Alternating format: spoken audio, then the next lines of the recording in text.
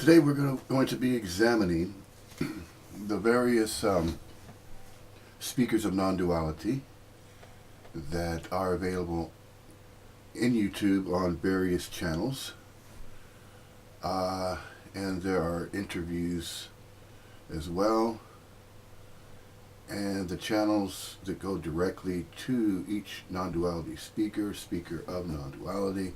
Some people refer them as teachers. Speakers, it doesn't matter what word you use.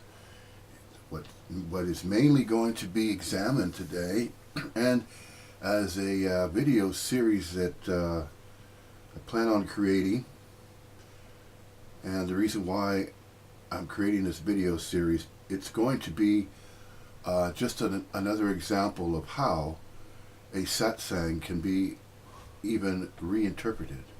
In other words, the English language is so diverse and so many meanings can be extracted from various approaches and perspectives about any idea, concept, any thought pattern, any thought form, any communication, any transmission, an energetic movement. There are so many ways to describe what apparently appears to appear as everything.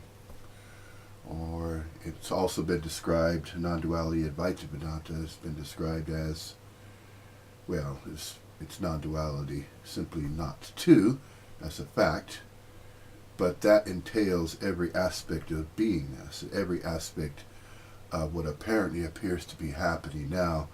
Since time is timing, the appearance of everything that appears as everything and as no thing, no particular separate thing, therefore it can be stated in this way, that no thing is every thinging, and everything is no thinging. That is one way of expressing what appears to be, apparently appearing to be happening, for no reason, no meaning, no purpose, other than of its own accord and volition. In other words, that which appears to be the appearances of everything is based on how time is seemingly timing those appearances to appear in various ways, depending on the frequency of resonance, you could call it, the energetic movement. Within the environs of time timing the appearances of everything, there are various frequencies of resonance, or an example of that would be radio transmissions, the various wavelengths. You can use, as an example, radio stations that broadcast on various frequencies.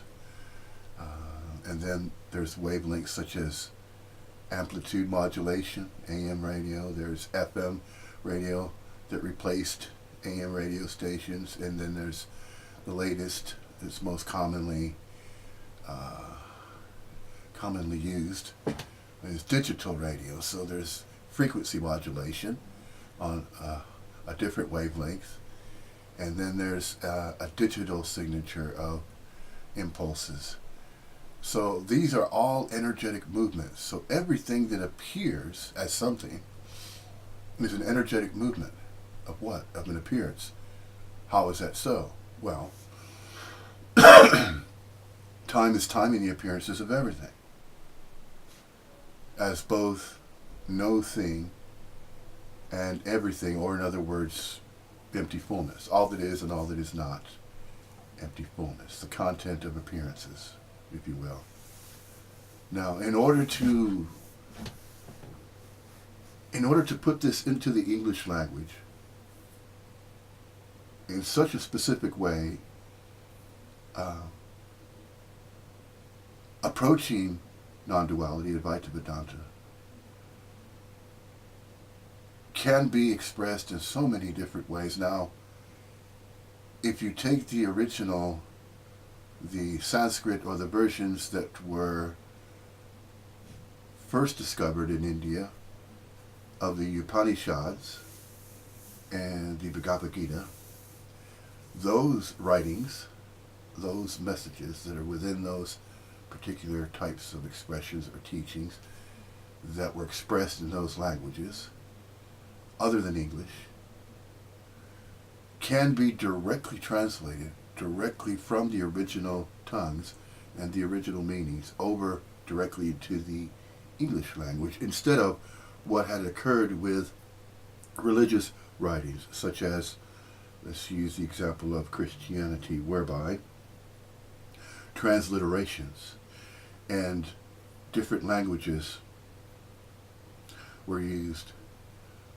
going back from Aramaic to Greek, Latin, and Hebrew versions, and then now there are so many different branches of religious and spiritual teachings and writings and things of that nature through the years, thousands and thousands of years of different interpretations, different philosophies. All of that has been seemingly happening as a way to try and make some kind of effort to explain the meaning of life, if there is any meaning, and then ultimately you can say that there never was any meaning for it. It just simply arises as life apparently appears to be happening. It's not for anybody in particular, because there is no separate sense of self to be found anywhere. Now, that is the message of non-duality. It can be explained, again, in various ways using the English language, which is a precipitous to bring up this idea of sharing satsangs with the general public that may have an interest in such, observations, these recognitions, a recognition of everything appearing as it does for nobody in particular, for no reason, meaning, or purpose. And yet, it can be discussed, it can be talked about, we can speak about it, we cannot know about it, and there's nothing to do about it either. So, what are we left with if there's no knowing involved and there is no doing involved? Well, there's the being. The presence of being, or the awareness of the consciousness. Aware to being aware. Awake to being awake. The awakeness. That which is observing reality is what you are looking for. In other words, you as a non-local quality of consciousness energy field, the projections that are visibly observable as humanly corporeal units of local quality of consciousness energy forms, those are temporal in nature. In other words, temporarily appearing, impermanently, and for an indeterminate duration in space and time, but not of space and time. Therefore, the appearances of humanly corporeal units of local quality conscious energy as body minds are each appearing as though separate and labeled as such, using the English language to describe each body mind and label each one with a birth name and birthright. And as an example, if you're in the United States, there's a social security number that is assigned to each body mind, each baby that's born, as an example of labeling. Why is that way? It's for the societal structure to operate in a certain manner so that there is some type of law and order to categorize all the various people that are economically viable. And what that means is on this grid system, which is associated with the academic system. So, every single person, okay?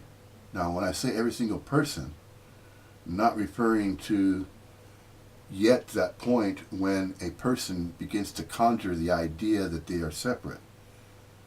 We'll get to that in a moment. What I want to, first of all, is bring up the fact that so much has been going on that has not been addressed specifically in this way about numbers and about labeling and about birth names and birthrights. I have yet to hear that being addressed. Observing all the different YouTube presentations about non-duality and the structures. This is just one of innumerable approaches and expressions and a way of interpreting what is being observed. That which is being observed is everything. No thinging and no thing everythinging.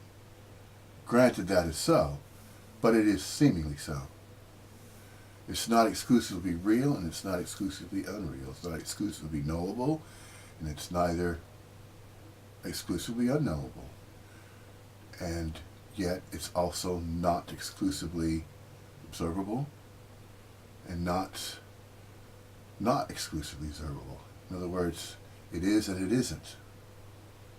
And all three of those aspects of beingness, the realness, the observing, the witness, the witnessing, and then there is that which is relegated to that which is knowable and unknowable. That which is knowable is observably visible in mirrors as an appearance. Now, the interpretation can be viewed or perceived in so many various ways if we are to use the idea of ideas, of thought patterns and thought forms and the mental thought system. So, this academic system that exists in the United States has been that way for many, many years when it was established that there would be a requirement by law for those becoming citizens in that societal structure of the United States to attend public schools. Either that or provide evidence that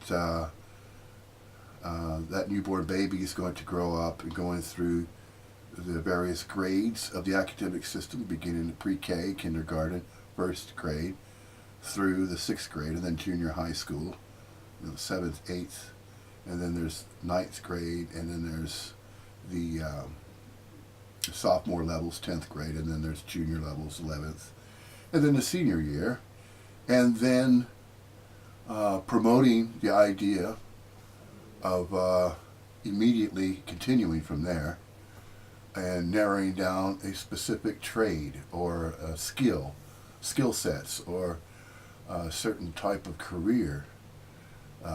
Was and has been the plan with that academic system in place in the societal structure of the United States. Now, it is similar here in the United Kingdom, but the academic system is a little bit different as far as the way that grades are and what is recognized as material that is studied throughout the years of an individual. That also, similarly, by the way, with the labeling, getting back to that, with the societal structure in the United Kingdom, they use what is called a national insurance number. The equivalent to a national insurance number in the United Kingdom is the Social Security number in the United States. So there's a correlations in two of the predominant English-speaking countries on the planet. There is, of course, Canada, yeah, and there is, of course, Australia, as some of the other predominantly English-speaking countries. And just not mentioning the European, because in European countries they have their own exclusive languages, of course, which is obvious. Pardon the dramatic sound of the mobile there. Okay, so what I'm trying to touch upon are many aspects of a societal structure that's attributed to predominant English-speaking countries: United States, Canada, United Kingdom, United Kingdom, Australia, parts of New Zealand, but then the rest of the world, such as South America, Brazil, Central America, Cuba, and of course over in Japan, China, their derivations, Japanese, Chinese, and the Philippines, Korean. They're kind of branched out from China, Japan, Thailand. There's those languages that are used there. Norway, Netherlands, Portugal, Denmark, Spain, of course, has Spanish. Italy has Italian. Mexico, of course, is a Spanish derivative of when the Spaniards settled over into when they went west, and the 13 colonies when that was established, and then of course they went further south from up in the New England states, which are called the New England states, the first 13 colonies, that kind of thing. Without going into too much detail into a history lesson, because that definitely is not what this is. What we're trying to focus on here, and what I'm trying to explain, is laying down a foundation of the English language and English-speaking ways of expression, which are seemingly focusing on an academia, because the credibility of a person in the United States and in the United Kingdom, not so much in Australia, but mainly these two countries, United States, where I was born, where this body mind was born anyway, and in Torrance, California, Los Angeles, a suburb of Los Angeles, and then spent the rest of those earlier years growing up in Texas, and then moving over here to Peterborough, United Kingdom in 2010. Okay, so in April of 2010. So this is just a story of this body mind, but what I'm trying to bring up here is laying a foundation that all experiences of a body mind are simply a story. Everybody has a story. But it all appears to begin, that separate sense of self, the moment the academic system gets involved, which is why I brought up academia earlier. And it apparently appears to be the case that credibility is measured based on education, how academically adroit a person is. And they seem to have more favorable treatment, or certain types of luxuries, perhaps you could say, or they are seen as more credible than a person that really has a poor education and really didn't go through the academic system. It should not be that way, because then that kind of reinforces the idea of separation. And focusing on knowledge alone and intellect is not what's happening. But that is part of a societal structure that has been going on for many, many years now. And that is what is being observed, and this is what is being mentioned, and that ties in with how this separate sense of self begins. Now, we'll lay down the foundation before we begin examining one of the other speakers that's out there these days, speaking of the message of non-duality, of Advaitans, which is Paul Hederman. Now, without going into detail about the birth names and birthrights and the stories of a body mind, we're going to focus on the manner by which non-duality is shared, or the words and terminology that are used in the interpretations taken directly from the meanings intact in the original writings of the Upanishads and the Advaita Vedanta. Ira Shepetin.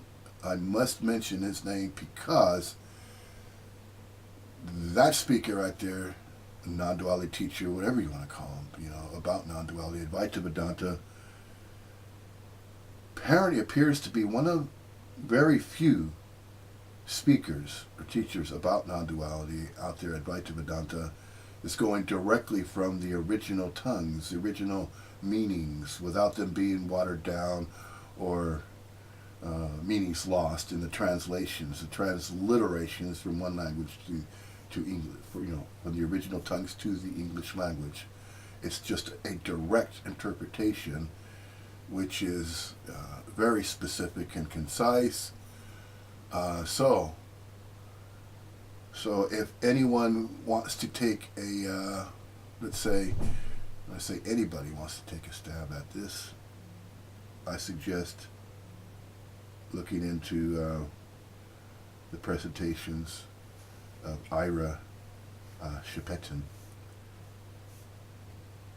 Pardon if I'm pronouncing that surname incorrectly there, Ira, but surname is spelled S as in Sierra, C as in Charlie, H as in Hotel, E as in Echo, P as in Papa, E as in Echo, T as in Tango, I as in India, and N as in November.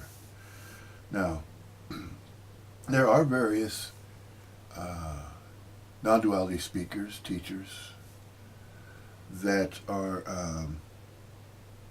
expressing and interpreting the teachings or expressions about non-duality in their own particular styles. Now, these styles and the delivery of the message vary based on how many years, or if there are any years. I'm referring to, of course, timing, because we're temporarily observably visible in mirrors as the appearance of a humanly corporeal unit of local quality of conscious energy.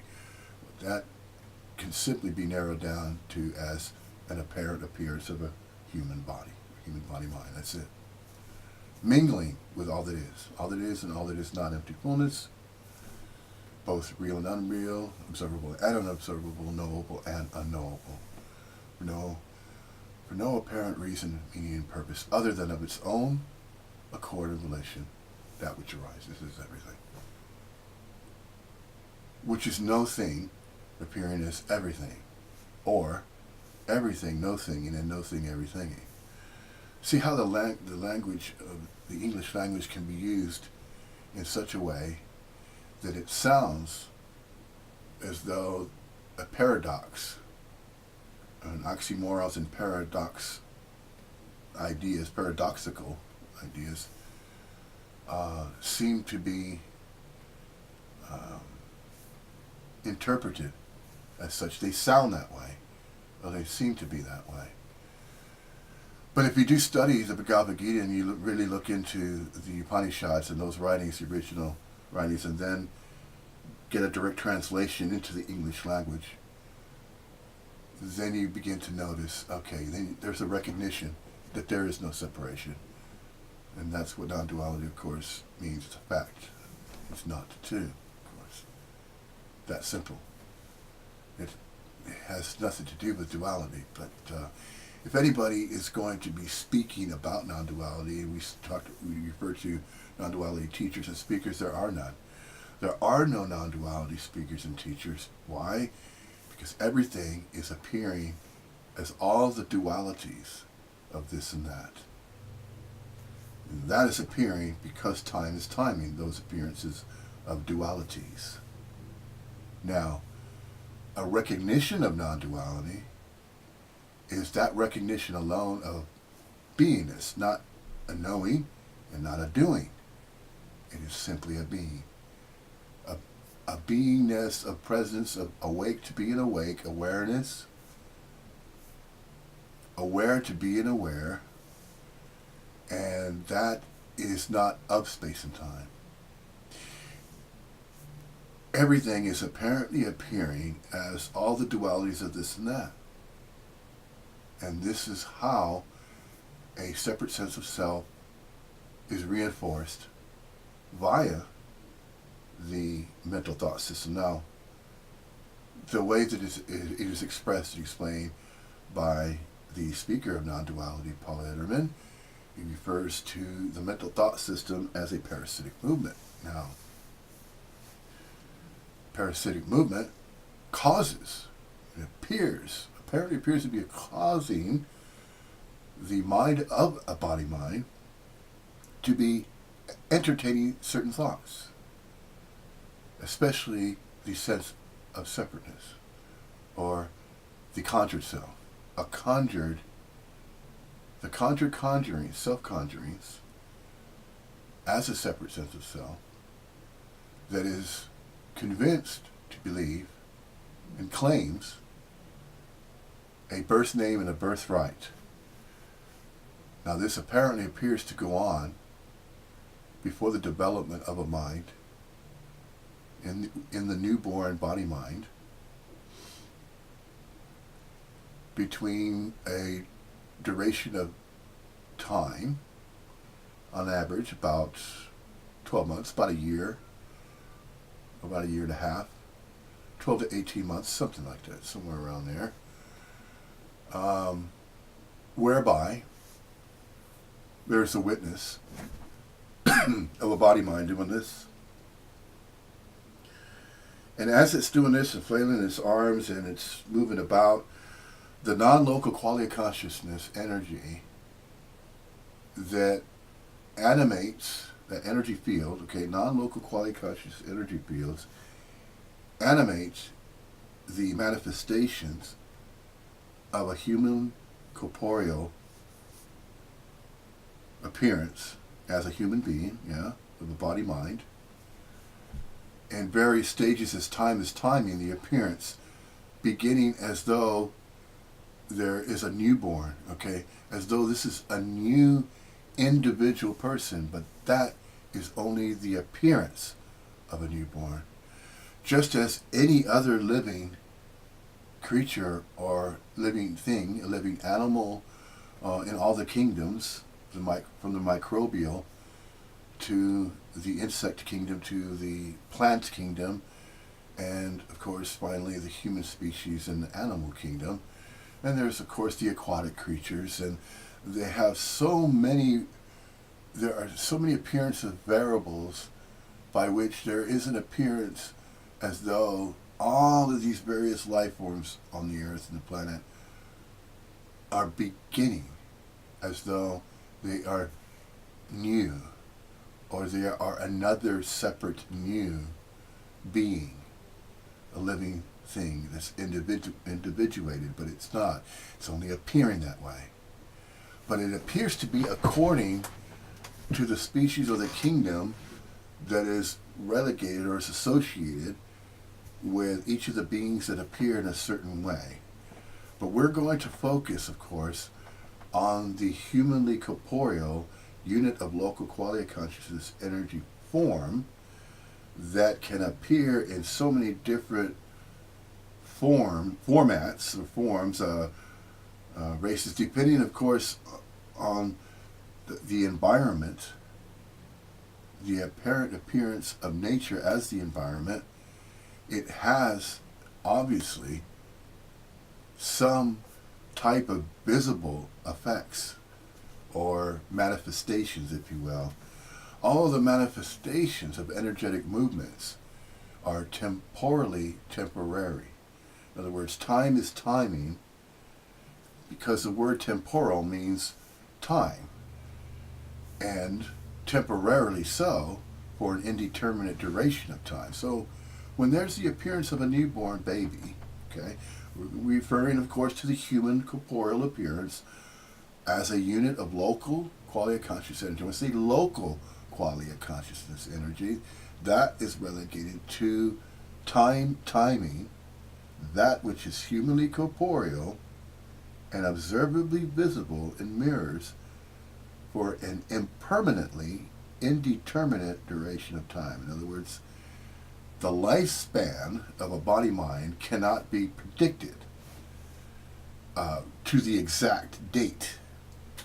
Now, it can be narrowed down based on information that is gathered, depending on the manner by which that body-mind apparently appears to exist.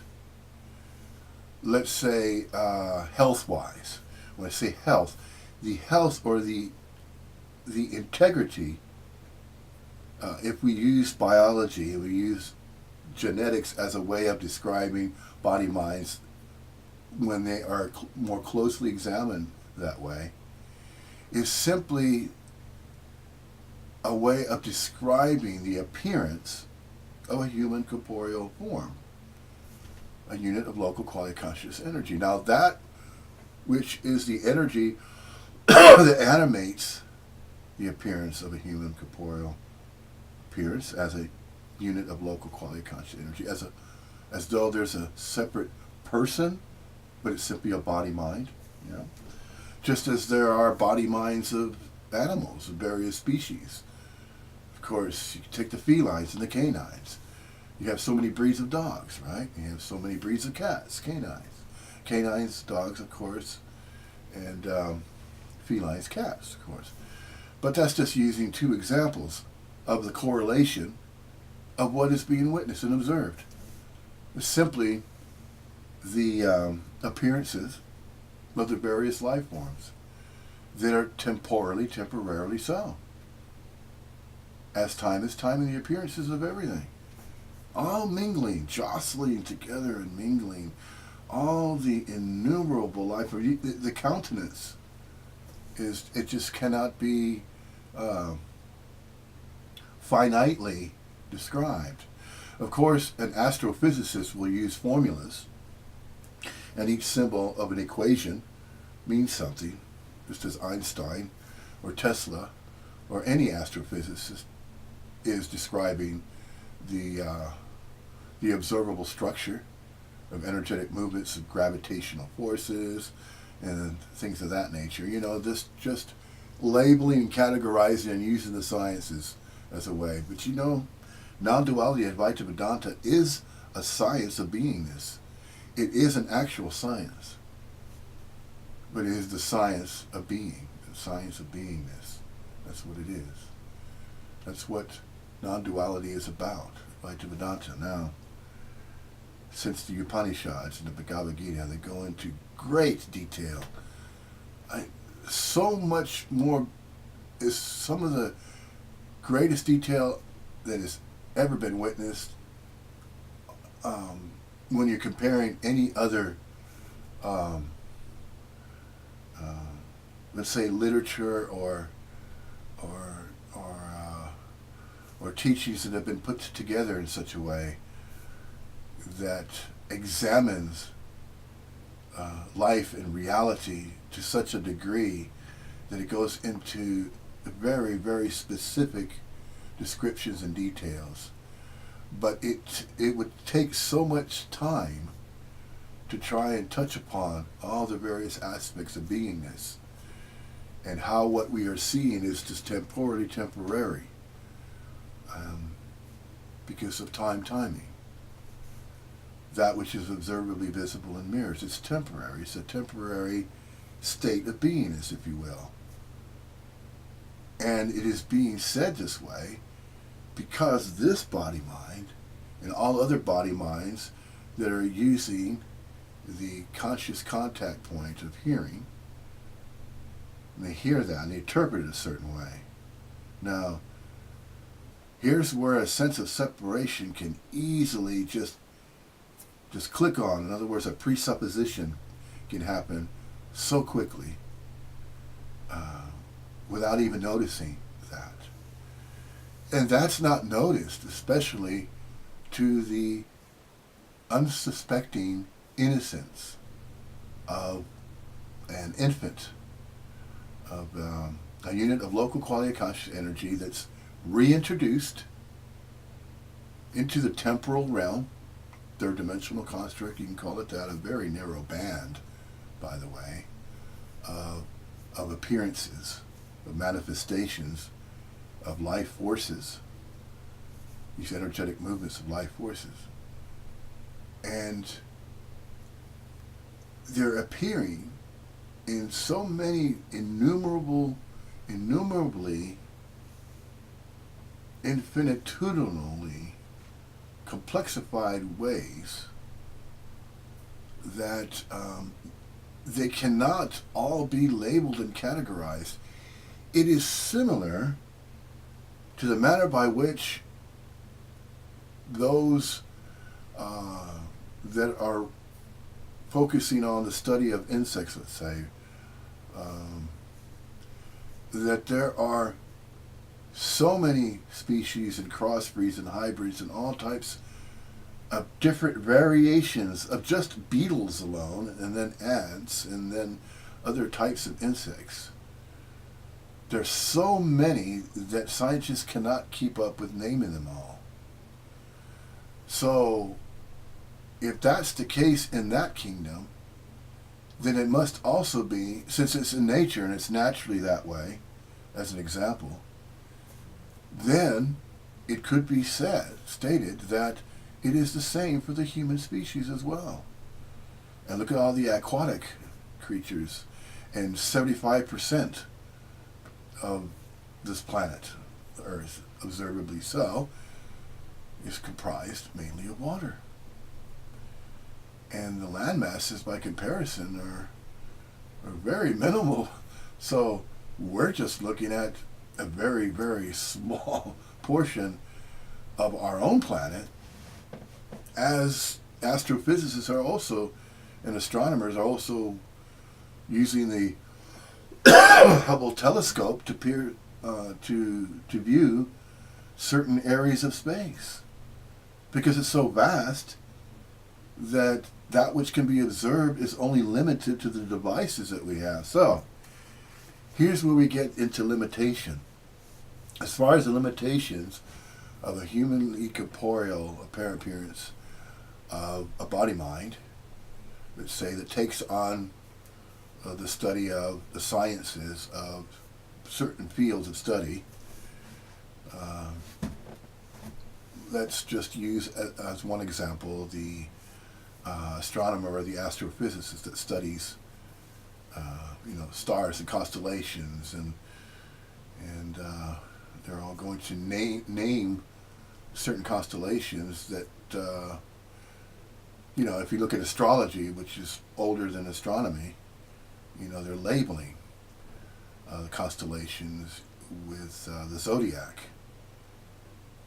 and then there's these certain patterns that have been points of light. Of course, have been the stars have been visible in such a way that they've been mapped, just as the land masses have been mapped on the Earth, and are gradually changing according to however nature imposes various energetic movements and meteorological effects and things of that nature. But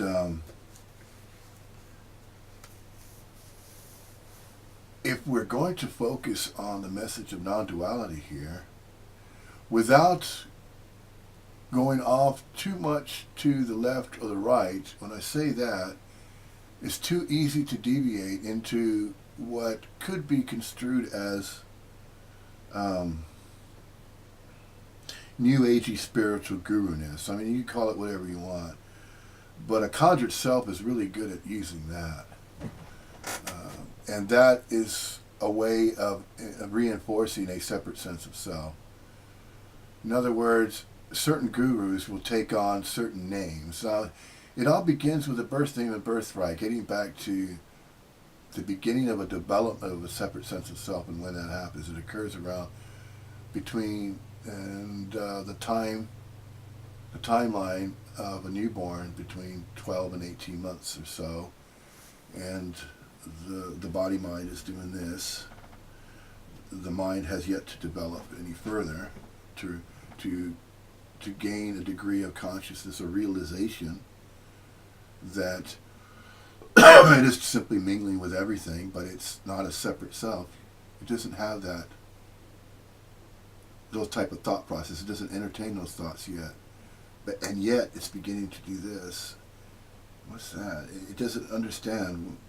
It doesn't understand that that's the body-mind hand of that body-mind as it's waving in front of its eyes. if of course, that particular body mind has vision. So we're going to focus on the open-ended conscious contact points. Okay, we're going to refer to the average body mind infant that has, a degree of normalcy without any other interferences such as genetic, conditions that inhibit the five conscious contact points of sight, of seeing, hearing, tasting, smelling, and touching and holding. So those five conscious contact points of a body mind are beginning to develop between 12 and 18 years of age. And I understand that in India, parts of India, there is this, I can't recall if it's an experiment or if it's just a way to demonstrate how a separate sense of self begins to occur. The conjured self starts and begins. And it's innocent. And it's not purposely done that way. It's, again, going back to mentioning the societal structure.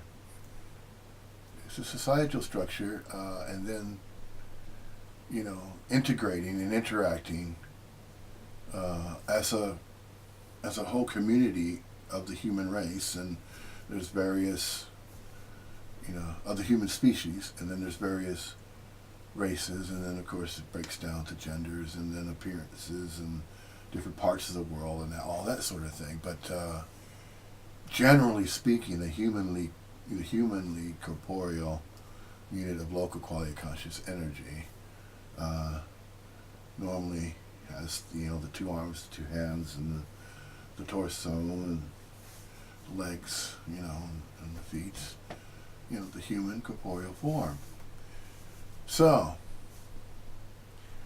12 to 18 months. Now, in India, I understand that they can place a baby between those 12 and 18 months, and once it, kind of balances itself to sit up, they place but between 12 and 18 months, something like that. I guess it would take a month or two or a week or two.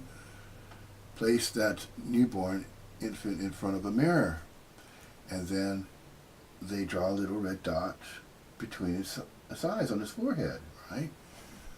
So the baby is placed and it's using its sight, and it's looking at its reflection, it's looking at its image in the mirror, and it's taking the hand that it's later going to claim and say that it's my hand, right? But that hasn't happened yet.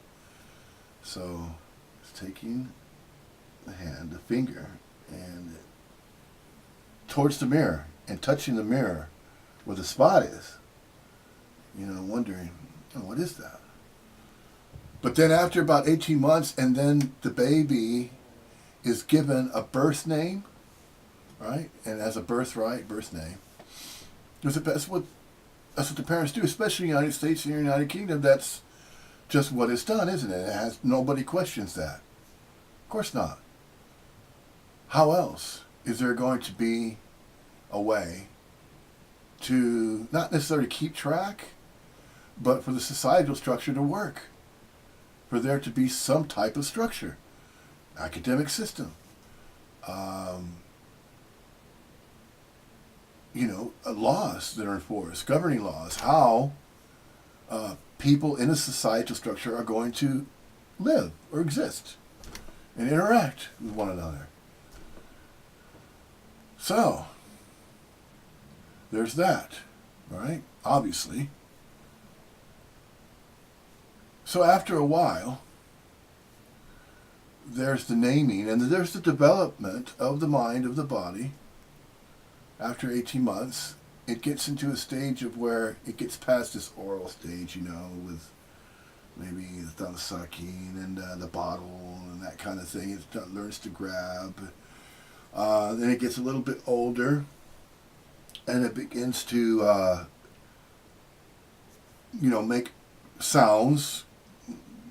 How else can a baby tell you know, its parents or parental figures, whoever might be raising the baby, of course, could be, an orphan that is with a family of either one or two parents. But what I'm trying to explain next is what happens regarding observing how a separate sense of self begins to develop. And that apparently appears to happen once they're introduced into the societal structure of the academic system. It seems to happen in public schools. Meanwhile, depending upon, of course, the environment and the language that's being spoken, it will be, that body mind will be conditioned to follow those various forms of expression or the language that is used, and whatever it is exposed in the environment. But let's just use the United States and the United Kingdom as the main examples for now. As I said earlier, two of the main English-speaking countries, where it's obvious that the societal structure is strongly entrenched with all the various ways categorizing and labeling and describing and naming.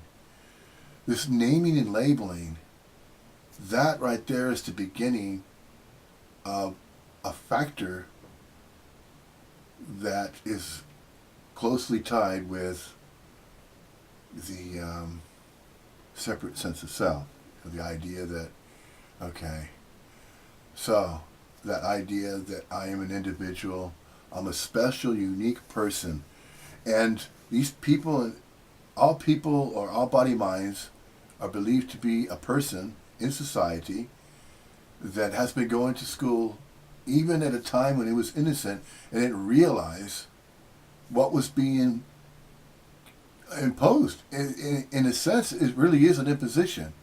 Without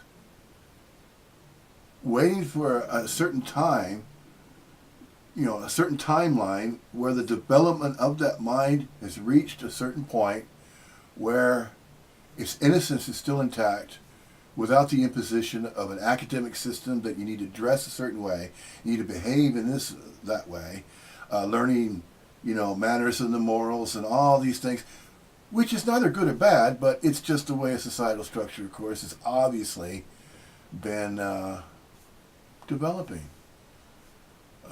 So that, again, the plan, of course, with a societal structure, is to follow a certain plan, to go through the public school system, to go through the various grades, to learn certain subjects. Now here's where it gets even more of another factor of reinforcing the idea of a separate sense of self. Okay, so it begins with using the example of the United States. I'll have to use that because this body mind is most familiar to the United States and the way the societal structure operates there.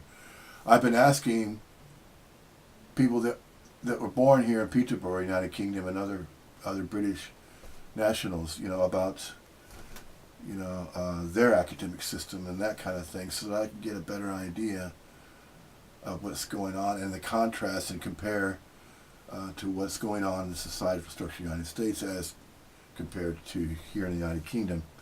It's quite similar. But yet, without going too far off a tangent on that, what we're focusing on here is that point at which these factors begin to be added upon and imposed upon a body mind to convince that body mind, and so that body mind uses its mind to believe that this is my brain, and the minus, the minus begins to seep in based on the environment, especially the United States, of course, with the academic system, pre-K, kindergarten, learning the ABCs, of the English language, so that that baby, of course, can grow up to be an individual person, so they can communicate with the others, its other body minds that it sees, that it is going to conjure up this idea that I am a separate person, a separate individual that has my own birth name and birthright, and I have my social security number, so I know I'm part of the society. And I'm focusing once again, on the United States, so we're going to refer to that, okay? So you get the idea, yeah? You must be able to recognize that much, okay? So this is simplifying it as much as possible to explain how a separate sense of self begins to develop. That's how it happens with the naming, first of all, the labeling by the parent. And they're innocently doing this because they believe, well, that's what's supposed to be done.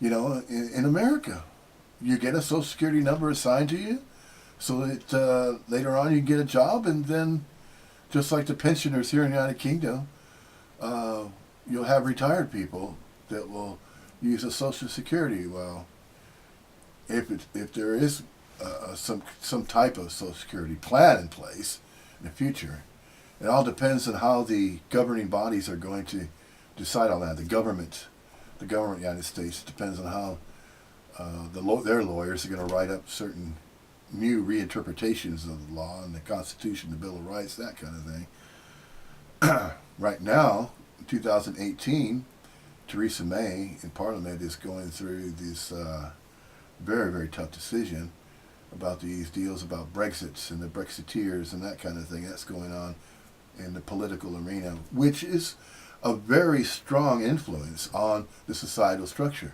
here in the United Kingdom, as the government with Donald Trump currently president, and without opinionating about that, I won't go into that, of course, because, as it's been said before, when speaking of these subjects of politics or religion or spirituality, they're very touchy subjects because each body-mind has a very strong opinion about that. And that is another way of reinforcing a separate sense of self. The opinion of an individual. Does that matter? Not really.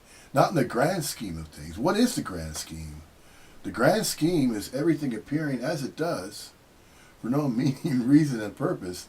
No exclusive meaning, reason, or purpose. And neither is it for any particular body or even groups of bodies. It is simply appearing as what's happening. What is apparently appearing to happen. Nobody can do anything about that. No groups of anybody can do anything about that. And it has been this way all along. It will always be this way. I would go so far as saying that it is being discovered now, and as time is continuing to time, the timing of the story of Earth. The story of Earth, with all the human beings and all the different races of human beings, and everything that's going on in societal structure, and the changes and the apparent appearance of change and things like that are going on, behind the scenes, nothing has ever changed. Still same energetic movements that have been going on for thousands and thousands of years, if not millions of years. These energetic movements have been in place. Now, whatever is going to be arising is a new energetic movement. However that occurs and whenever that occurs, nobody knows. Now, in the sciences, astrophysicists and some of the greatest minds about the story of Earth, when I say the greatest minds, referring to those that examine what is being observed using a scientific explanation, scientific approach. To give you one example, Dr. Thomas Campbell. This is how this body-mind recognized that it was never, ever separate from everything else and everybody else. And that this body-mind is no better or worse than any other appearance of a body-mind. There is, of course, the apparent appearance of change, and let's just call them finite, impermanent factors. The impermanence of a temporal, temporary unit of local quality of consciousness energy form is observably visible in mirrors, is that way for an indeterminate duration in space and time. So it's the temporal temporariness that cannot be predicted how long, that the observable appearances are going to be observably visible in mirrors of a humanly corporeal unit of local quality consciousness energy form in a certain humanly corporeal fashion. And depending on the energetic movements in the environment and nature and everything that arises as everything does, there's various energetic movements and various frequencies of those energetic movements that are not imposing, but they're jostling about and timing the manifestations of impermanence to appear in various ways according to the frequency of resonance. And when I say frequency of resonance, it is similar to the illumination or the illumination of light. Let's say the artificial light. Let's take that as an example. Because in a sense, the temporal temporariness of a humanly corporeal unit of local quality conscious energy form as a body mind appears observably visible in mirrors, yeah? And that can be explained using the metaphor or the, what can we call this? You know, as a euphemism or a metaphor, taking a light bulb and using that as an example of the body mind, okay? Now, we know when we put a current, let's say there's a ballast, there's a socket, okay, in a lamp or up in the ceiling where a light bulb can be screwed in, you know, or there's these new types. There's two different types of ballasts. They have these three little nodules, you know, little buttons, and you twist them and they turn into the ballast. Those are a little bit more modern type of light bulbs that are kind of curly Q, the different designs of them. But the first light bulbs, of course, appeared as the screw-in types of ballasts that had threads on them, and you screw in the light bulb. Now, using that metaphor, we can describe the various appearances of body minds in a similar way, similar fashion. Let's just use gender as an example. You know, you can have the female appearance of a female body mind and the male appearance, and then you can have a little of both, and you know, you can have transgender, and there's all different types of genderings and different appearances of femininity and masculinity. Yeah, but without going that far into detail, let's just refer to standard generalizations, yeah? Just standard generalizations.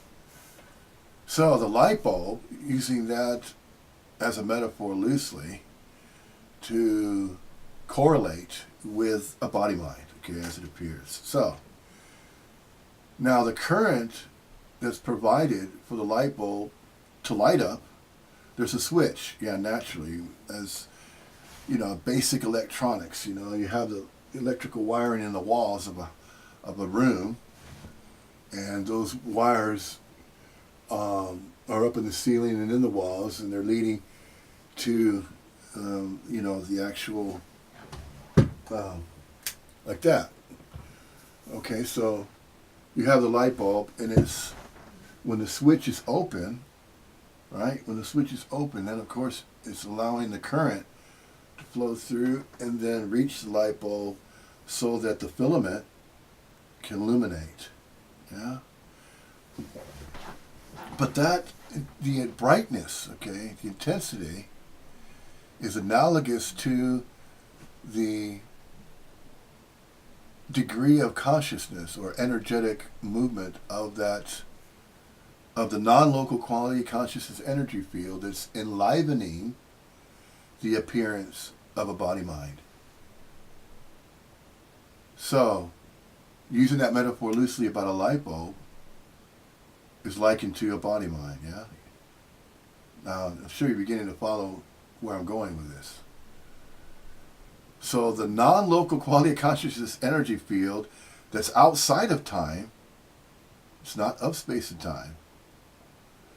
The appearances of a body-mind are in space and time, but temporarily, for an indeterminate duration, in space and time, but not of space and time. Follow so far, yeah? Okay. So, a brighter illumination, let's say, of a, this is referred to the wattage that that light bulb can handle. It has a certain wattage capacity, in other words. If you put too much wattage into a light bulb, if it has, it has a capacity to handle only so much wattage, right? There's some light bulbs that are designed where you put them in lamps and they have 3 settings. It has a 60 watt setting of illumination, a brighter medium setting up to about 75 watts, right? Output of illumination, of brightness in the light bulb, the light that's being emitted from the light bulb, and then up to 100 or 150. So, inside the light bulb, there's these filaments, and each filament can handle only so much wattage. So the electricity is directed, right, to each of those capacities of filaments that can handle 45 watt illumination of light, 75 or 80, and then going up to 100 or 150. So you have the 3 different filaments that can handle that. And that's according to the setting of the lamp. So you see the body, a body-mind, can be adjusted similarly by the degree of non-local quality of conscious energy that is surging through the appearance of a local unit of quality of conscious energy form. So what we are is likened to the electrical current that is going through the wiring. That is what we all are. We're all non-local quality of conscious energy fields. Now, time is timing the apparent appearances of the temporariness or the temporal nature or the manifestations that are visibly observable in mirrors as a way of witnessing or observing the different type of manifestations or different types of light bulbs, as an example. We can even use vehicles, automobiles, in the same way. We have different appearances of models of cars. Some have 2 doors, 4 doors, different colors, some are blue, some are yellow, some green, gray, and the appearance of different vehicles, of different models. Now the body mind, you can use that as a metaphor loosely as well to describe the appearance of body minds, of humanly corporeal units of local quality conscious energy forms, as appearances of body minds. So there's different types of metaphors that can be used to explain or to come up with an interpretation of what is being witnessed. Yeah, that's one way of going about it. So the academic system reinforces the idea of a separate sense of self to, let's say, again, going back to what this body mind was exposed to. Was given a social security number. I assign, you go to a government office and be sure. And back then, of course, before the internet in the 1970s, most correspondences were postal mail. You put it in an envelope, you got a stamp, and the postal service was thriving back then. Of course, we live in a completely different environment now with the internet, which is neither a good or bad thing. It's just a way that the societal structure is evolving. It's just evolving in that way with technology. We'll just leave it at that. It's just what apparently appears to be happening. Inventions come up, ways of improving what goes on in the societal structure. In the medical field, there have been improvements there. And most other fields, the powers of observation are increasing. There seems to be some type of, you could call it evolution, some groups of, say, scientists describe a type of evolutionary process that apparently appears to be going on that is influenced by various energetic movements. Here is where it gets kind of interesting, because then other new ideas and thoughts are entertained that haven't really been considered before. And when I say before, a timeline. Time is time in the appearance of the history of the earth. Well, the story of the earth, yeah? Well, the story of the earth is just like the story of a body mind. It's apparently appears to be born, it's given a name, birth name, birthright takes that along with it, interacts with society, goes to school, learns subjects, the basics, learns the languages, ABCs, learns arithmetic, mathematics, which of course can be applied to everything that goes on in the sciences and so forth and so on. Okay, that's the way it's been. But amidst all that, there's this kind of subtle change that is appearing to happen. In other words, it appears to be full circle as far as consciousness and awareness is going on, as far as recognizing that there is no separate self, and that it's all conjured, it's made up, it's all fictitious. So a separate sense of self, a conjured self, is a fictional character, an avatar, if you will. You can use that as another metaphor loosely about the matrix, that the temporal realm, or the temporal temporariness of everything that's appearing as it does of its own accord and volition is appearing according to various energetic movements that have been explained in the various sciences. So, there it is.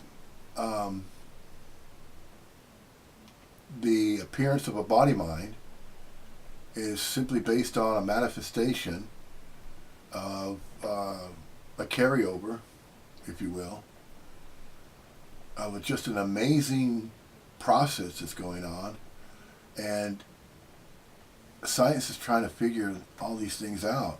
We're coming up with theories, because that's about as far as they can go with it. And then there's the idea of the string theory, and then the singularity, and then you hear about these astrophysicists with all these ideas. Of course, they're conjuring them because they're trying to understand that which is unknowable. They're going to reach a certain point where they can't go any further, because that which is relegated to that which is unknowable remains so, unless, of course, that which arises, as everything appears to be, changes in appearance of its own accord and volition.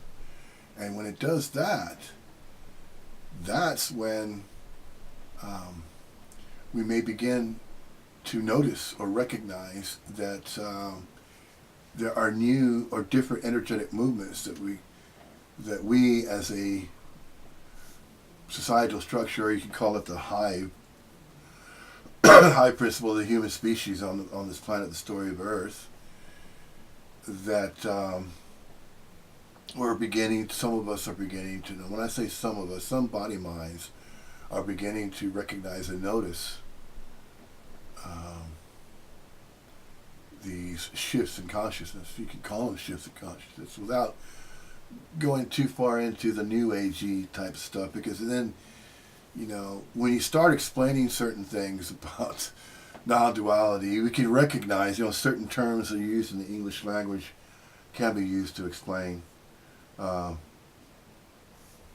that is being witnessed is simply this. But what we'll do at this point now, well, that was kind of an overview, but it was a real, just scratching the surface, so to speak, barely, about what is being observed and what can be labeled and, that sort of thing. But what I mainly wanted to begin doing is something similar to what Rick Archer with his Bat Gap, Buddha at the gas pump programs. He's interviewed, hundreds of spiritually awakening people, and he calls them ordinary.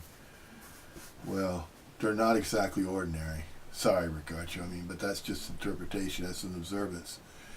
Because now it appears that just about, if not close to 95%, I would say, 90 to 95% of the people that are interviewed on that program are educationally, academically adroit. They all have a whole series of degrees, they don't have a master's, they have a doctorate degree. They go on to college, university, they were privileged. They come from privileged families, because it costs quite a bit of money in order to go through, unless of course you get a scholarship, but then, I'm talking about a majority of them. It takes quite a bit of money in order to get those type of credentials. And that seems to be one of the prerequisites to be on that program, Buddha at the gas pump. Or another one is writing books. If you haven't already published at least 5 to 10 books, and you don't have it, and if you don't have a degree, or if you haven't published 5, 10 books, don't expect to be interviewed on Buddha at the gas pump. I would be shocked and surprised if that were the case. But with Paul Hederman, somehow, if anybody is ordinary, that's not talking bad about you, Paul. Of course, you realize that.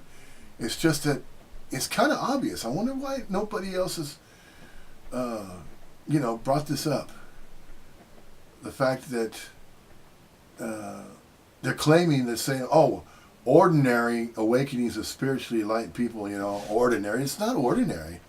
It's the academically adroit. If you have a degree, let's say a bachelor's or master's degree in a certain field of study, or if you've been in India and you spent 7 years in Tibet and things like that with some guru, that's another prerequisite to be on Bat Gap, Buddha at the gas pump. What else is there?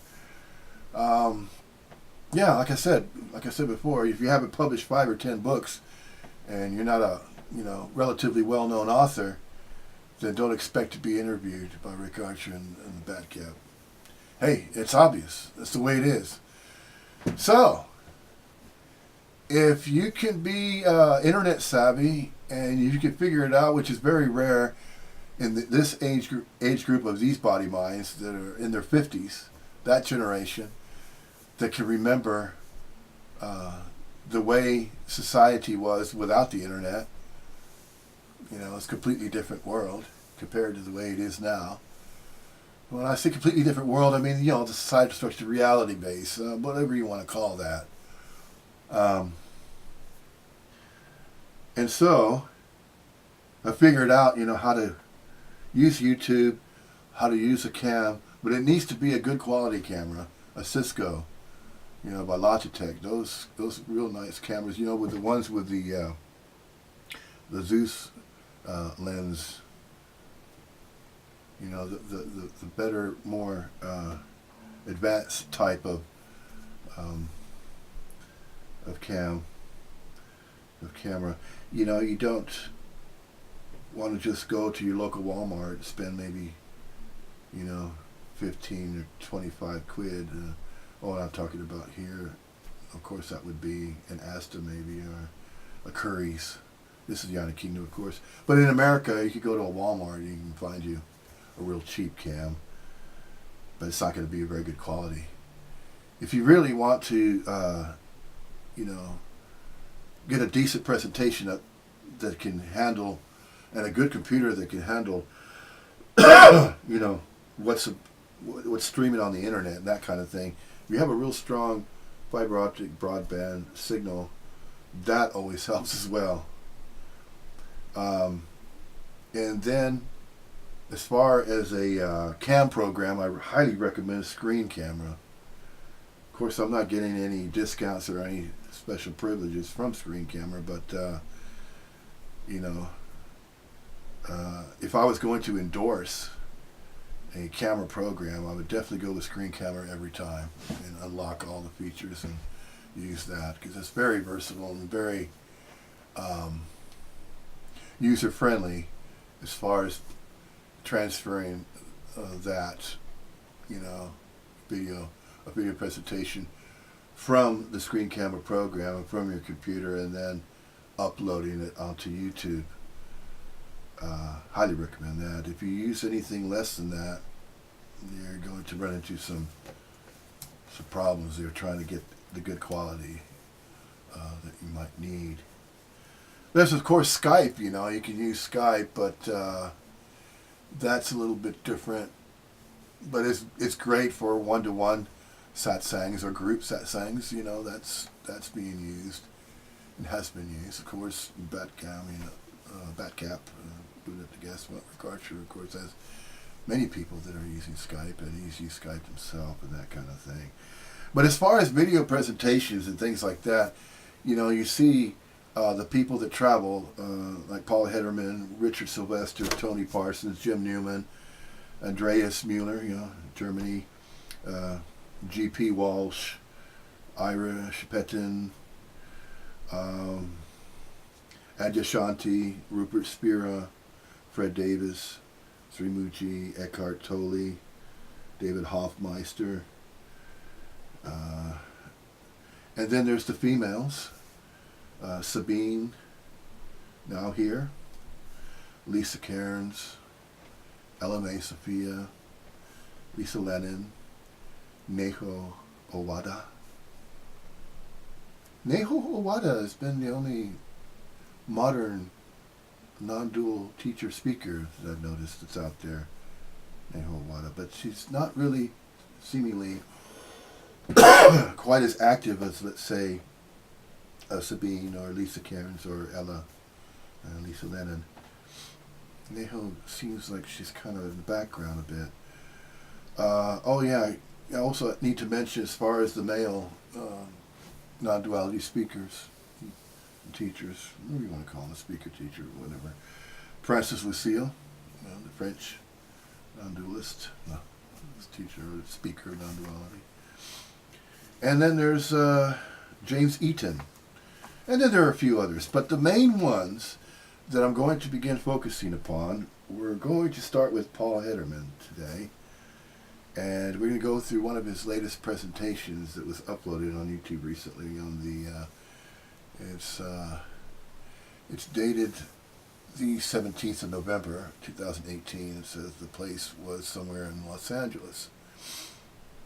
And so we're going to listen to segments of that, and then I'll provide an interpretation and just another way of stating the same thing that Paul Hederman states, but he uses his own unique verbiage and words and phrases and references and things like that, just as all other non-duality speakers do. Of Advaita but not or non-duality. We're just going to say non-duality from now on. But yeah, let's go ahead and begin doing that then. So let me begin playing a segment of Paul Hederman's satsang that was recently recorded. Here, I'll play that on the side. Let's see here. This is just how it started from zero. I'll go ahead and change the visual field over to the actual YouTube presentation itself, okay? And then I'll be back here on the cam and we'll talk about a segment of that presentation. Here we go.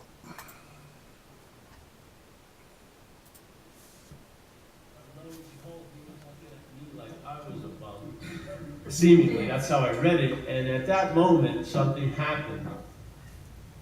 You know? And like it says in recovery, you know, no human power can relieve us of the addiction or alcoholism. And that was my case, that was my experience, because at that point, I wanted it to change, my mother wanted it to change, the state wanted it to change, and no human power could initiate this change. I always wanted to get loaded. You know, it was like a radioactive isotope in me that just drove me. And the alcoholic or the addict of my type was I was willing to pay any consequence tomorrow, not to feel uncomfortable now. That was the drive. I felt quite uncomfortable in my own skin, and I wanted relief, and I was willing to pay any consequence, and I did. So, you know, I sat there, I saw him, and something downloaded in me. It was just like that, and it just put a stop to my head. The thought stream sort of dried up, like instantaneously, and it was like a CNN news flash. It's just a headline, not a story, and it just said, I'm fucked, yeah? Now, I've been fucked for quite a while, but we're the last one to really know it, yeah? And so, and this captured a statement. I don't like how it says it in the 12 steps that you admit to yourself that you're an alcoholic. I've done that tons of times. But this was an admittance to the innermost. I don't know where that is, but I know where it isn't, and it's not in the head, yeah? So something bypassed the head and went somewhere, you know, that unsuspected inner resource, whatever you want to call it, and that's where the headline presented itself. And that's never changed. It doesn't come up for debate every 5 years or review. I'm just not managerial quality. Okay. Before we go any further, let's kind of discuss that part there of what he's stating. Of course, that's the story of the body mind. Paul Hederman is the early years before he began to recognize that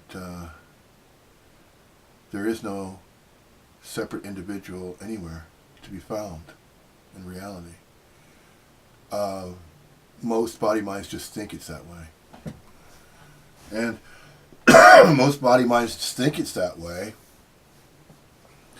because of that conditioning that I mentioned earlier about the labeling, about the naming, birth name, birthright, social security number, what school are you going to, what state do you live in, what city were you born, what city and state were you born. Okay, you got a birth certificate, there's your birth certificate.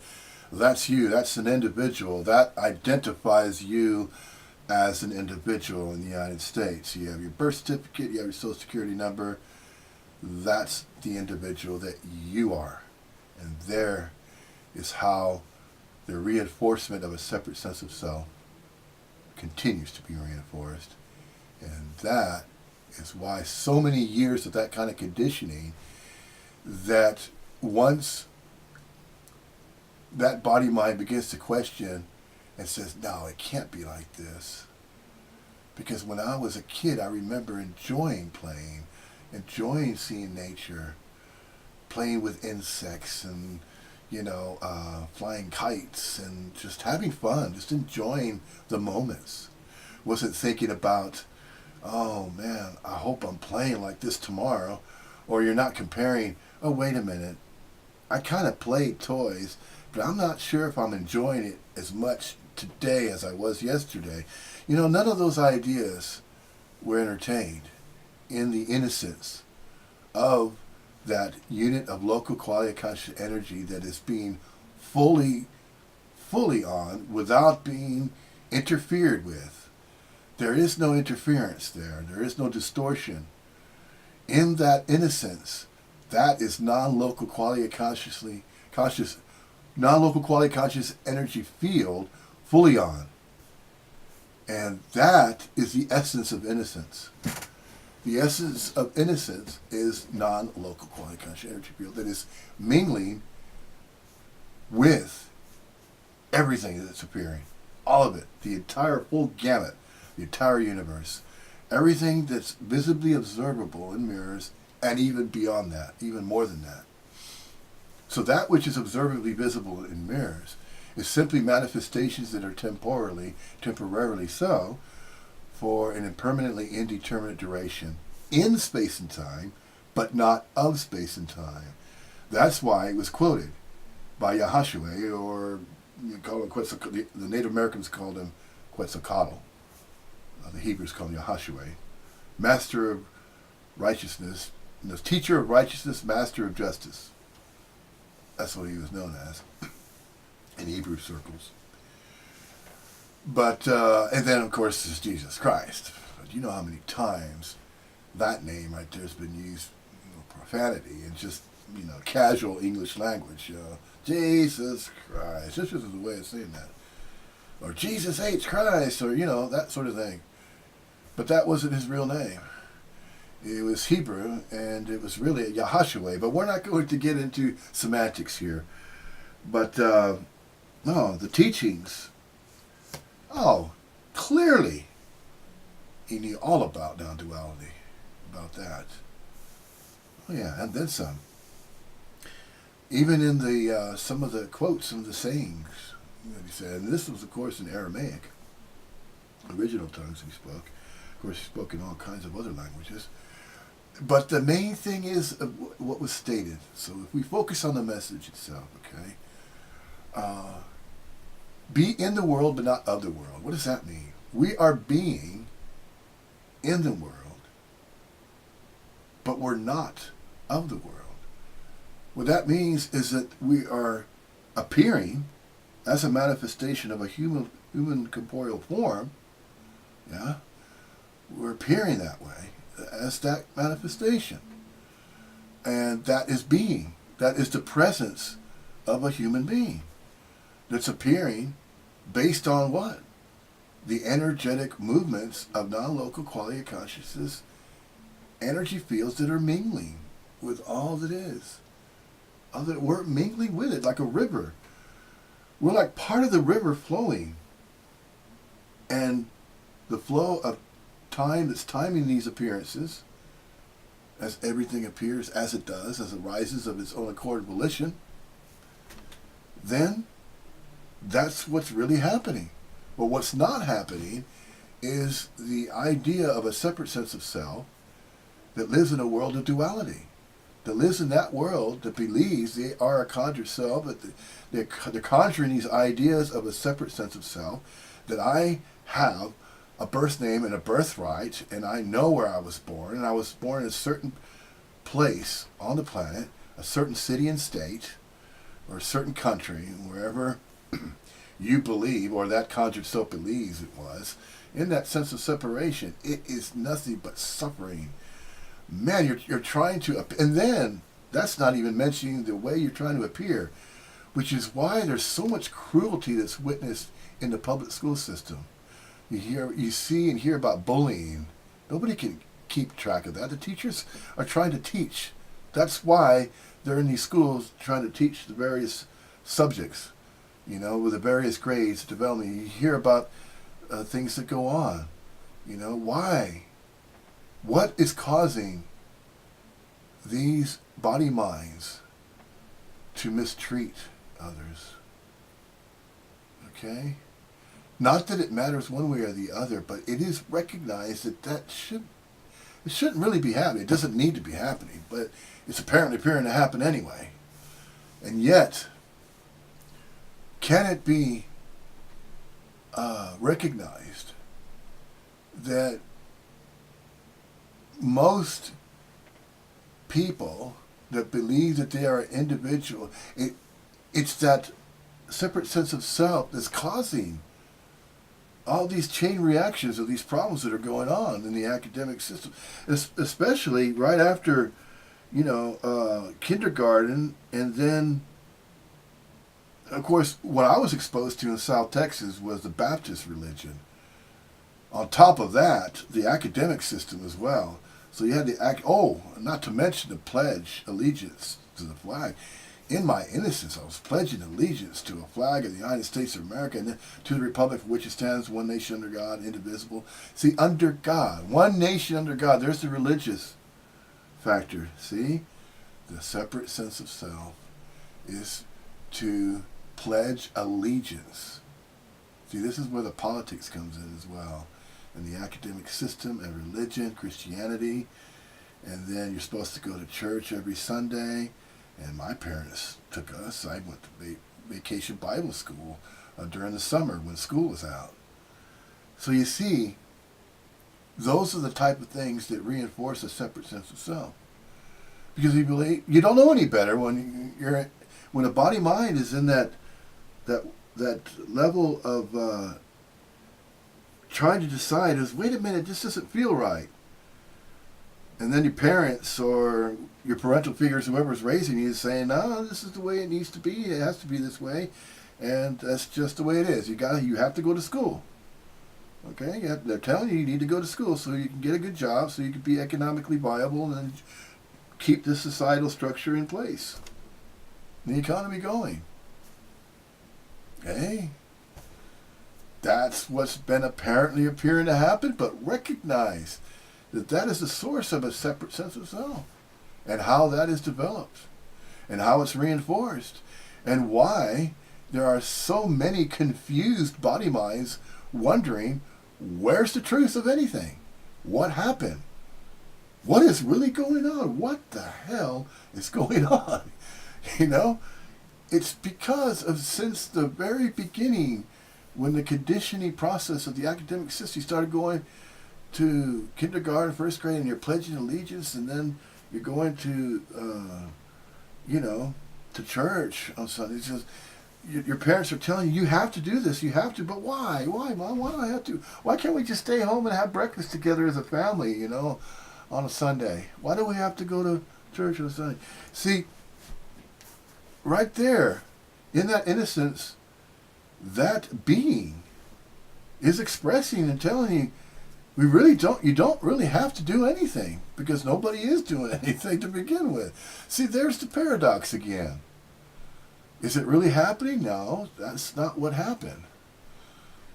So there's that recognition that although it appeared as though you were a character in a story, that story was just about that body mind that went through certain experiences that it could recall, that was imposed upon it. It seemed to be impositions at the time, but all along you were simply being. And nothing was affecting you all along. That's why later on, and in most things that Paul Hederman refers to, traveling lighter. Sure, of course, you're going to travel lighter once it is recognized that you were never a separate self. You never were. You just only thought you were. Why? Because you were convinced.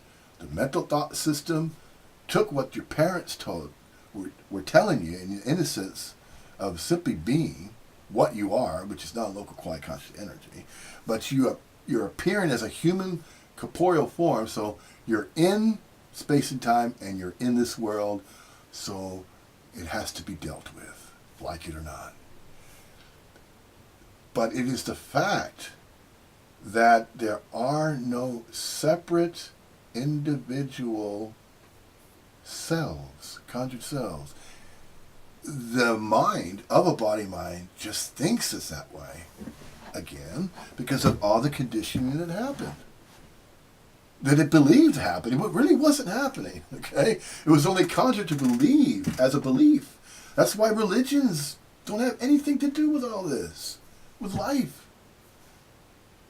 Those are just beliefs. Those are just thoughts that are entertained in the mind of a body mind that is not separate and never was separate.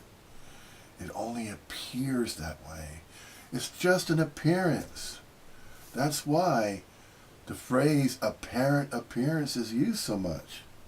See, the story of Paul Hederman, he's just sharing the story of that conjured self, and he's sharing what was going on. And it just so happened that he got addicted to drugs. He partied real hard. Hey, I did that too, I'll admit. But my story is similar to his, but not quite as extensive to getting into that much trouble. But, there's various degrees that's going to happen, and mainly to males. It happens to females as well, of course. But if we're going to share the story and refer to Paul Hederman's story about the addiction and to drugs and all that was, to me, that was a way of life for a few years when I was in high school.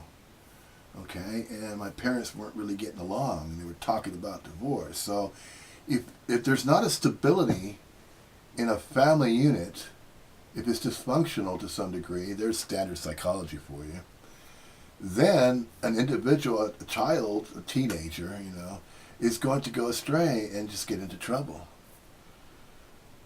Because there needs to be some kind of element there of caring. Yeah. Some concern.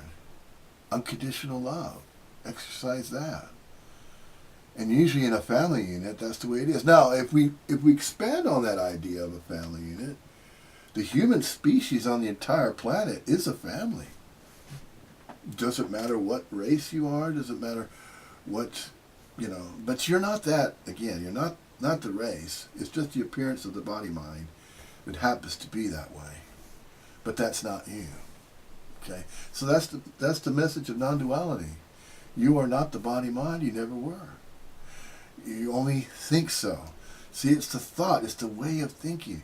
If you change that way of thinking and recognize that you are mingling, you're just an appearance, but you're mingling, and you're alive, you're awake to being awake, your aliveness, your energy, you're an energetic movement. And that's not religion. I'll tell you what religion is. Religion is reinforcing the idea of a separate self, that you have to go to church every Sunday, you have to practice certain rituals. It's the same with Buddhism.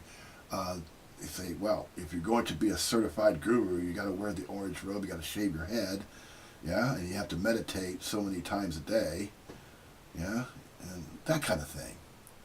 It's no different. Religious and spiritual, all of these belief systems, they're not necessary. They never were. They were just characters that were conjured. And even now, that kind of recognition is not recognized. Which is why in some satsangs, he talks about loving gazes. He's obviously talking about Muji. And I know that Ella May, Sophia, and Paul Hederman would agree with me on this, about the loving gaze and the love sprinkles and people weeping at his feet and things like that. Oh, come get hugs. That's ugly. All of that's not necessary. All that is doing is guruing. All that's not necessary. It really isn't. But then again, it's neither necessary or it's not necessary. It's just what apparently appears to be happening. Now, what is the destiny or fate? There is no destiny or fate. There's no such thing. We're just always inherently on as the aliveness to being alive, awake to being awake, as conscious. That's energy. It cannot be destroyed. It cannot. No. If you are recognizing the aliveness, the presence of inherent onness, you can't turn that off. That's why Paul Hederman refers to self cannot get out of self. What that means is the self that you thought yourself to be all along can't get out of itself, because if it does that, it's playing God, ad infinitum. God playing God, a reaction to reaction to reaction to reaction. So, whilst there is this appearance of a humanly corporeal body-mind form, if you stand in front of a mirror and it's observably visible that there's a reflection there, then that is impartial liberation. That's one way of putting it. That's partial liberation. It's not full-on liberation. Full-on liberation is no longer casting an image in a mirror. Then you're outside of time, and then you're back out of time, and there is no time in the appearances of everything. Because once this body-mind image is no longer observably visible in mirrors, and it goes through what has been referred to, of course, as a death process, there's no longer the cessation of blood surging through the body-mind, the biological process of breathing and all that type of thing, and being cognizant of timing, and in this particular realm, in this way that with this idea of a separate sense of self, all those are just what's mentioned in the Bhagavad Gita as Maya.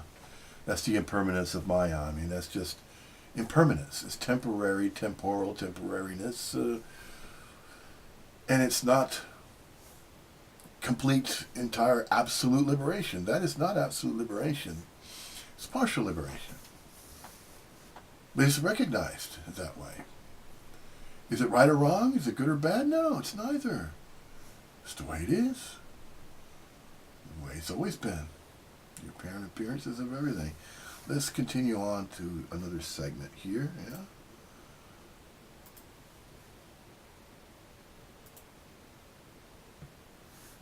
And from that point on, I've never had a strong thought or a feeling to get loaded, which is an incredible solution to a problem that had led me getting run over twice by the same car at night, freaking tons of shit, I've never had a strong urge since. It's going on 31 years now.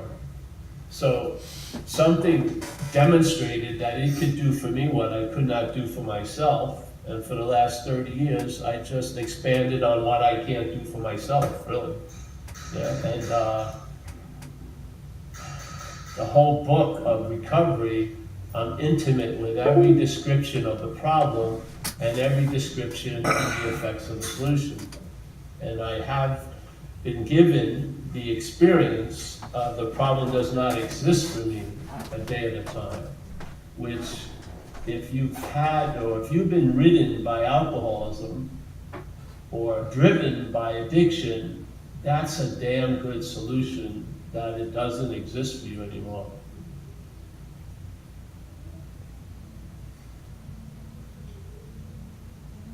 So that led me in about 8 years of sobriety. And after about 3 years, not even earlier than that, I had the ability to articulate stuff that people have a difficult time articulating. And the head of my type is I see patterns, not particulars. So I can see things more in a pattern or more in a blueprint than the consequential level. Yeah, I see why things are happening. So I was starting to share, and I was being put to good use by AA, which is an incredible recycling event, because after the last few years of my life out there, I could find no value in my life whatsoever. I was just ripping and roaring, like I was like a parasite, really living off of everyone I could meet. And yet, those 4 or 5 years that I had condemned to having no value, as soon as I entered AA, they were put to great use. See, this is it. There is a better way, trusting something infinite rather than finite self. And that's the movement of AA. It's allowing us to move from the reliance on a failed system to rely on something that works. Yeah? And if you were content and satisfied right now, a lot of your drive to seek would be diminished greatly. Okay. So, right there, that bit was beginning to get into referring to recognizing that doing and knowing of anything is not necessary for everything to simply appear as it does.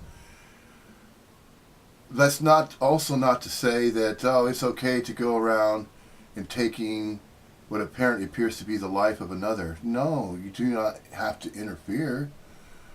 Uh, you should already, and you know, body mind already recognizes that which is not, you know, causing any further interference against the appearance of some other humanly corporeal body mind that may be suffering. Now, is it good or bad to help them or to think that there's going to be help? In a sense, that is considered to be compassion. And here's where religion kind of has a little bit of credence to it as far as relevance, in a sense. That if you're naturally just being, yeah, being in the present moment of all moments, because there's never a moment that we're out of, and you know, Paul has said it many times, and I definitely agree with that. That that we have never been out of a moment, that we've always been in, and we're in the moment now. We'll always be in these moments, and when we say these moments, it's timing these moments. Yeah, so we're in space and time, but temporarily. So it's just temporary, which is partial liberation. That's fine. There's nothing wrong or right about that. It's just the way it apparently appears to be happening. It's not a happening that's suspended as, okay, so there's a happening, there's an event, that happened. Okay, now it's going to stop happening, and then I'm going to wait for the next happening, the next event. No, everything is happening constantly. It's everything that could ever happen or apparently appear to happen to a body mind, but it's not happening to a body mind. Everything is simply appearing, not for a body mind. It is simply appearing as everything.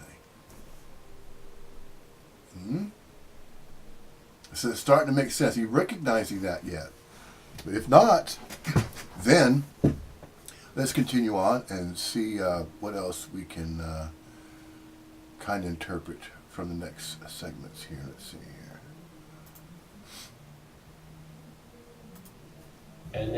And you would have an immunity to what's not happening, because what's happening is so damn obvious as the only event that's going on. You would have immunity to the thought system's forays into yesterday and tomorrow, and you would lose interest in the thoughts. You know?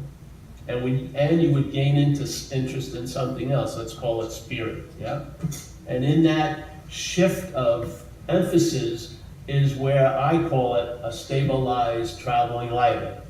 So this is the mode of traveling here, this action figure. I'd say it's more like you think you're on a ride, but this is the ride. Yeah. So this ride can basically go either one or another way, and with a lot of different degrees, traveling heavy or traveling lighter. Yeah. And so now I'm reporting back after years of traveling lighter, it can stabilize. That. Okay, I want to comment on that section there. Well, he's referring to traveling heavier or traveling lighter.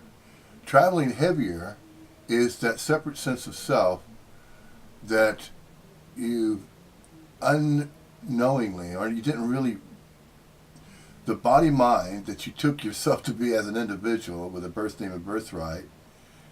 So you were thinking in that way, that you are an individual person separate from everybody and everything else with your own experiences.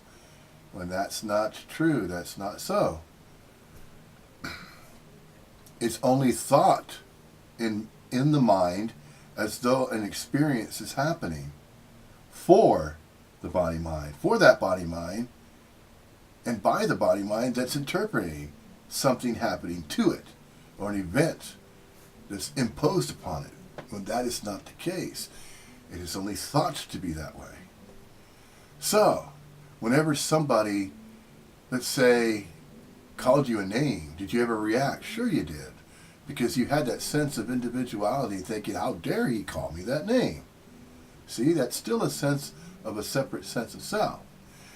So to be called certain names, let's say profanity or something like that, that doesn't matter. How and why would you react to that? See, cruelty hatred, and anything negative is a distortion of a natural way of being. Nobody's naturally evil, and nobody is naturally... Do they choose to be that way? Well, in some cases, it apparently appears to be so with the serial killers and people like that. But you know what? You notice when you do a psychological profile and you look into the details, how did that body-mind get treated? Was it mistreated? And 9 times out of 10 you find out that the background of that body-mind was severely mistreated. So all it did was reacted to that by going around and randomly killing, and it felt better about itself. I know it's a twisted way of perception of looking at what's not happening, but that's what is conjured. So, traveling heavier is that sense of separate self that believes, well, I need to appear this way for certain people, and I need to behave and act this way or that way around a certain type of group of people, and when I go to work, I better put my business face on, the work face, and then when I'm away from work, I'll put on a different face. No, putting on faces and masks and things like that, and all of that is not necessary. That's just a portrayal of an expression of a body-mind. And it believes it is choosing to do that so that it could appear a certain way around certain personality types that it believes is imposing on itself. But nobody's thinking about you. Nobody's being focused upon like that. Unless, of course, it's a family member. They might be thinking of you. They could be thinking of you fondly. So, oh boy, I miss my brother, or I miss my sister, or I miss mom. I haven't talked to them in a while. That's different than a stranger that you, or acquaintance you kind of met at work, and you're wondering, wow, I wonder what they're thinking about me now. They're not thinking about you at all, really. If it is an idea or a thought, maybe it's a fleeting moment. But look what we have now, the internet. You want to immediately communicate with somebody. If you have their mobile number, you can call them the mobile, or you can text. You can send a text message, or an email. So, in social circles, that's what's seemingly different. As far as communication is a lot more immediate, which is neither a good or bad thing, but it appears to be a more effective way to communicate. The communication, the transmission, and communication between one body, mind, and another is obviously improved.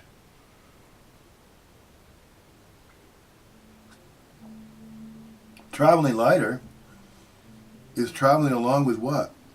When Paul Hitterman mentions traveling, traveling is being. Not traveling as a doing, not traveling as a knowing, but traveling as a being. Being in the now, fully on, inherently aware to being aware, awake to being awake. Consciously conscious of the consciousness of beingness. The onness of inherent onness, of inherently being on all the time, at all times.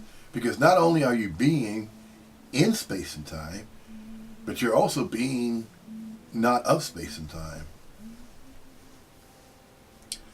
So that, of course, nobody knows what to expect or what awaits, if anything's going to change. When the body-mind goes through the death process, is no longer able to sustain the non-local quality conscious energy field, it enlivens the manifestation of the appearance, the apparent appearance of a humanly corporeal appearance of the body-mind that's observably visible in mirrors, for an impermanently indeterminate duration of space and time. In space and time, but not of space and time. So whilst there is the observable appearances that are observable in mirrors, which are also observable by other body minds. Now, a majority of body minds believe that they are individual and they're separate from everybody and everything else. But that's changing. It's apparently appearing to change once it is recognized that there is no separate person or conjured self or body mind, anywhere. There are no fixed positions either. It only apparently appears to be coordinates, longitude and latitude points, if you will. geographical locations on the planet Earth. That's the story of Earth. What is being observed is that there's ground, and then there's ocean, and there's a greater percentage of water, of oceans on the planet, seas and oceans. And then there's land masses, and we labeled them all. And if you're educated to some degree, you know geography, you learned it. Is that good or bad? No, it's just what happened. Did it happen to and for that body mind? No, it's just information. It's educational information that was learned. Okay, so where is it stored? It's stored in the mind. Does it matter? No. That's why I was mentioning earlier about the Buddha at the gas pump. If you haven't written a whole series of books yet, or you don't have any degrees after your surname, then you're not worthy to be on that show, that program. Is that ordinary? No. I thought that was the theme of that program, Buddha at the gas pump. I thought that was about ordinary awakenings of ordinary people. Oh, how is that ordinary? No, it's far from being ordinary. But hey, that's an interpretation, isn't it? There it is. A body-mind has an interpretation of what it witnesses. It's seeing something going on and the societal structure, and so it opinionates. And then it interprets what it's witnessing, and they'll call it that. They'll call it whatever it's going to call it. But once the separate sense of self continues to unravel, the interest and attention gets diverted. You really don't care about that. You don't care about the spiritual books, religions. None of that matters anymore. All that matters is being in the moment. Because that's all that's been happening all along anyway. You just didn't think so. So if you're believing that you were born with a birth name and birthright, and you were to carry on the rest of the life of that body-mind that you took to be your own body, my arms, my hands, my name, my life. No, there's just life. You can't claim life and say, oh, this is my life. No. Yeah, there are experiences that can happen to a body-mind, but that's not yours to claim. They're simply experiences. That's all they are. Just like the hearing, the seeing, the 5 conscious contact points. There is no hearer, there's no seer, there's no toucher, there's no feeler, there's no taster, there's no smeller. There is simply hearing, smelling, touching, as it has been stated. There's so many such things that fall over and over and over again. Once it is recognized, then you're definitely going to be traveling lighter. Definitely, because I really used to care. It mattered to me. And this me that I thought I was as an individual me believed that I had certain ideas that I thought were private, that were privately held, as original ideas of my own that nobody ever could possibly have thought of, could entertain the thoughts that I entertained, of course, probably even more so. I mean, surely the ideas that a body-mind entertained have been entertained by other body-minds. But does that mean to join a club of some kind and then find out, well, what kind of thoughts? So let's have a meeting of body-minds that have had similar thoughts, and let's call that a group and call that a club, and let's just continue being in the moment that way. No, it's not necessary. Besides, it's not what's happening. You only think that it should be happening. Should or should not, perhaps. All the shoulds and should nots, the could have, would have, should haves, that's not necessary for this to be as it appears to be. Yeah. Let's go on with a little bit more of this presentation. That sense of irritability, restlessness, and discontent as the baseline can flip over to an ease and comfort. And it's a whole different starting point. To start from the ease and comfort than to always start from the irritable restlessness and discontent is a huge difference where what's displayed there is a new attitude and a new outlook, yeah? And a new freedom and a new happiness. Now, we could go on a little one-day retreat and change our experience, but to change your attitude and outlook, that is a massive operation. Now, the reason why changing your outlook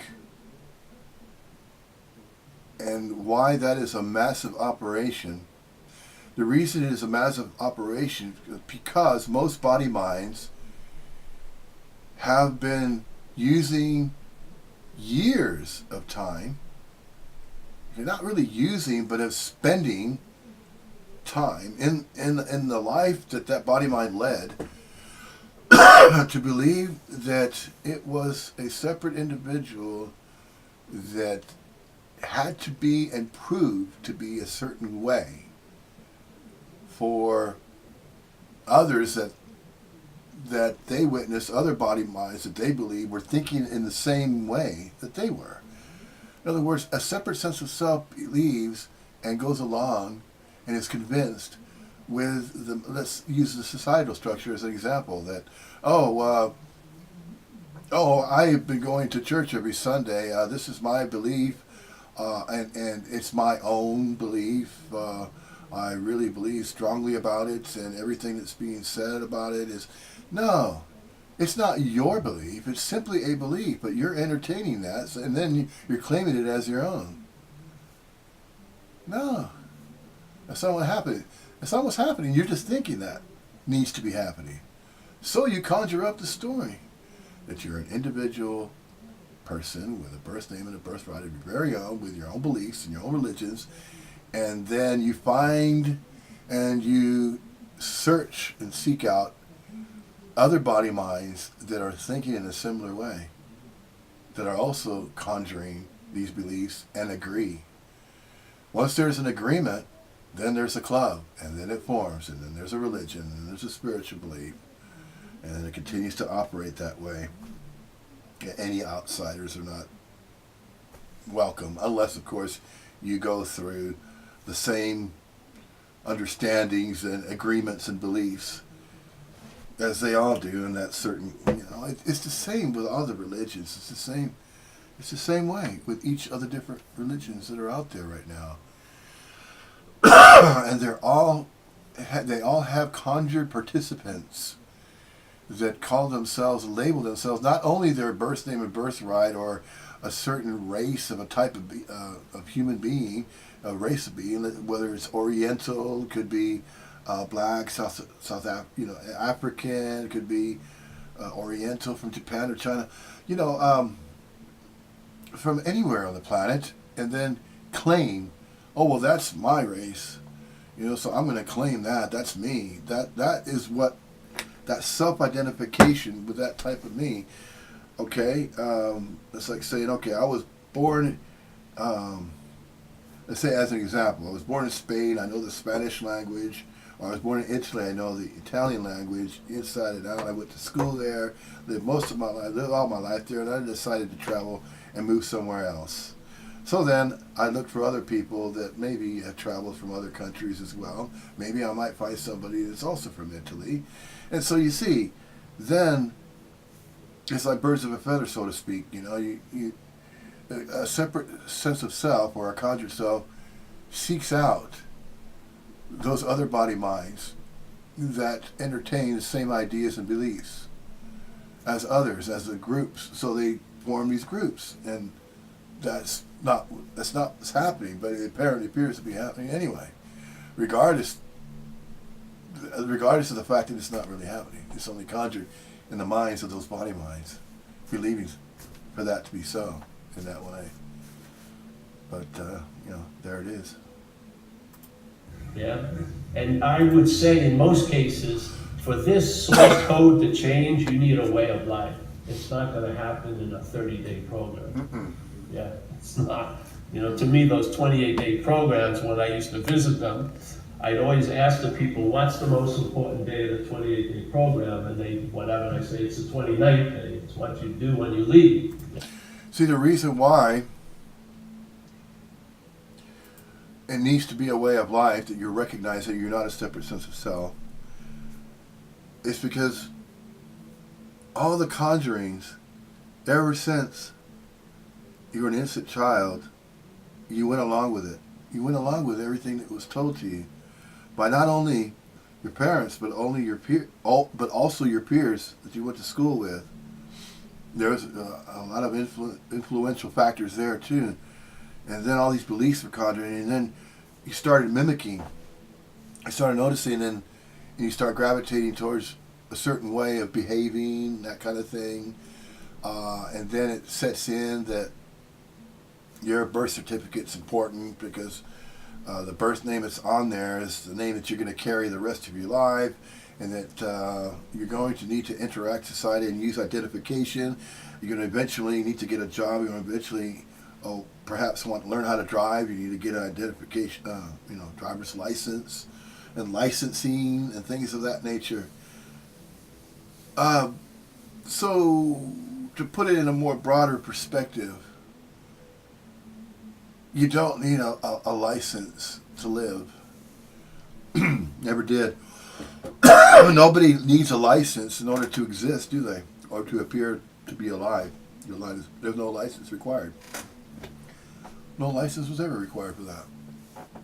And yet, look at how many licenses and how many conditions that need to be met for a separate sense of self to uphold individuality to so many degrees and in so many ways. And then get locked in to believing that life has to be that certain way for you. Life is not for you in any way. Never has been, never will be. It's only thought to be so. So if there's a body mind that believes to be an individual as a conjured self with a birth name, birthright, that's not what's happening. It's only thought to be so. It's a mental thought system. And it presupposes, as Paul puts it so eloquently, so many times, it's a presupposing of a non-existent thing that wants to get salvation for the non-existent thing, for that body mind that believes it is a separate individual to think in a certain way that's unique of its own conjurings, and that's not what's happening. There it is.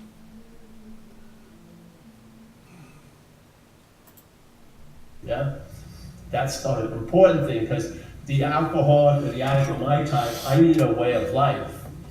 My problem is to stay sober, not to get sober, to stay sober. And because life on life's terms seems to overwhelm me. So AA has given me a way of life and sound principles like North Stars. And a principle is something that overrides circumstances and situations, yes? It's not affected by circumstances and situations. It does the opposite. It affects circumstances and situations. Yeah? So the principles are sound in AA, and it works, or whatever, AA, whatever it is. The 12-step vehicle works. You will get relief from the insanity that precedes the first dream. And really, the program isn't about stop using, it's about not starting, basically. You just never start again.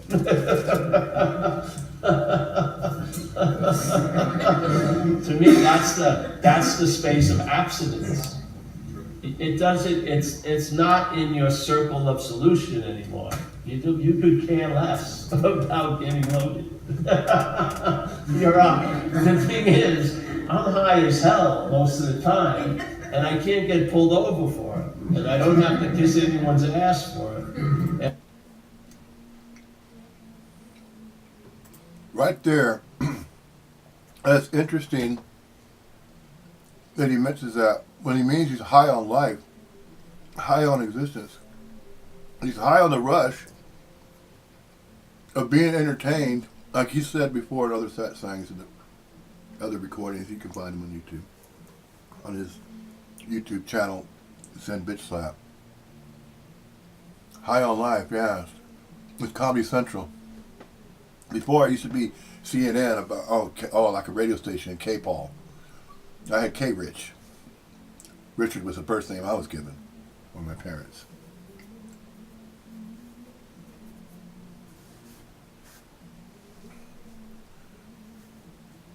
So I was listening to that radio station for a long time. But then, eventually there was a recognition that, that was a story that was conjured. It was fictitious. It was all made up. So, if you still believe that you are a separate individual, separate self, okay, with your very own birth name and birthright, and that you can claim that body mind that you visibly observe in mirrors to be you, and that's all that you'll ever be, God, I have news for you. That's not what's happening. You just think so. You're just thinking that way. It's either good or bad. It's just letting you know. Okay, now this message about non-duality is going to really increase. I mean, so much quicker than ever before. Now that we have the internet, now that information is being shared.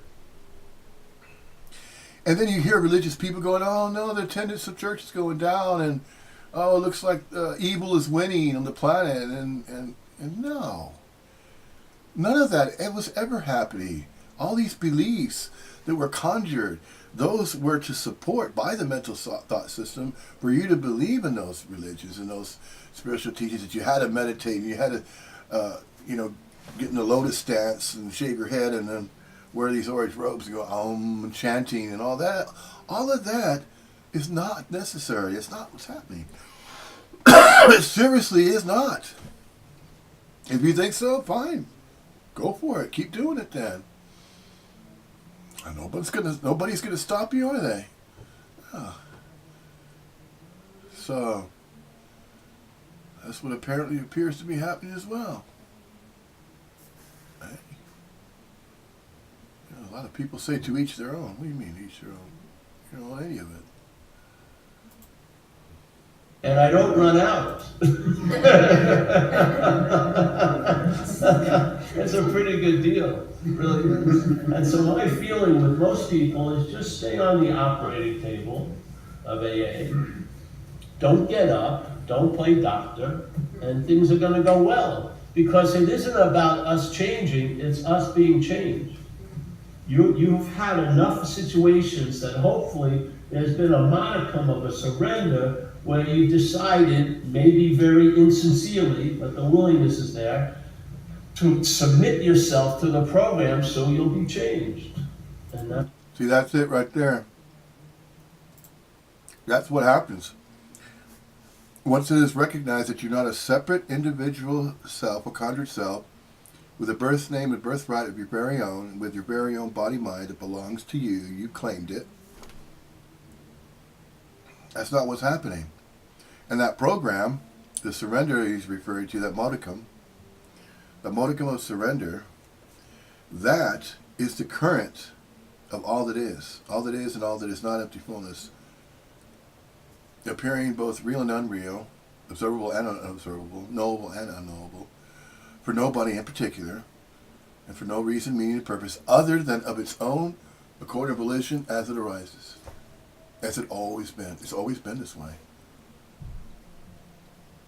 It's always been this way. It's just there's so many body minds around, and you see them. They're just going about doing the thing that they believe that they need to be doing. And they're going about learning about things and knowing about things that they believe they need to know. No. Just simply be. I mean, that's not even necessary. I mean, how can you help it? You're just simply being. Being in all the moments you'll always be in. And then even the moments that will be so subtle. Perhaps that's what it might be like.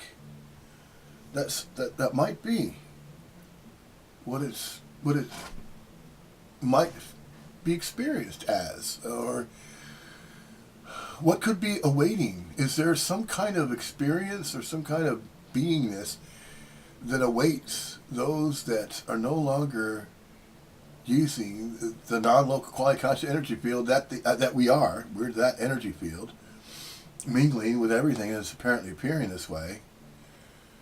Once this manifestation of a human corporeal appearance of a body mind is no longer visibly observable in mirrors, yeah, it's no longer being enlivened, with that non-local quality conscious energy field, and then it just slips away into nothing, into nothingness. But does that mean that you are nothingness? Yes, you're both. You're everythingness and nothingness. You're mingling with it all. So, perhaps it could be said that incarnations, when reincarnation is mentioned in the Bhagavad Gita, what that means is simply the appearance of a body mind again, but you still didn't change. Are you going to retain anything at all? There's no retention to retain that which you never were to begin with. Oh, now there is something to consider, to realize that this is all a dream, okay? That the experience of manifestation, as though you're appearing as a reflection before a mirror, is simply happening, apparently appearing to happen in space and time. But you're not of space and time. So since you're not of space and time, it doesn't even matter. Yeah?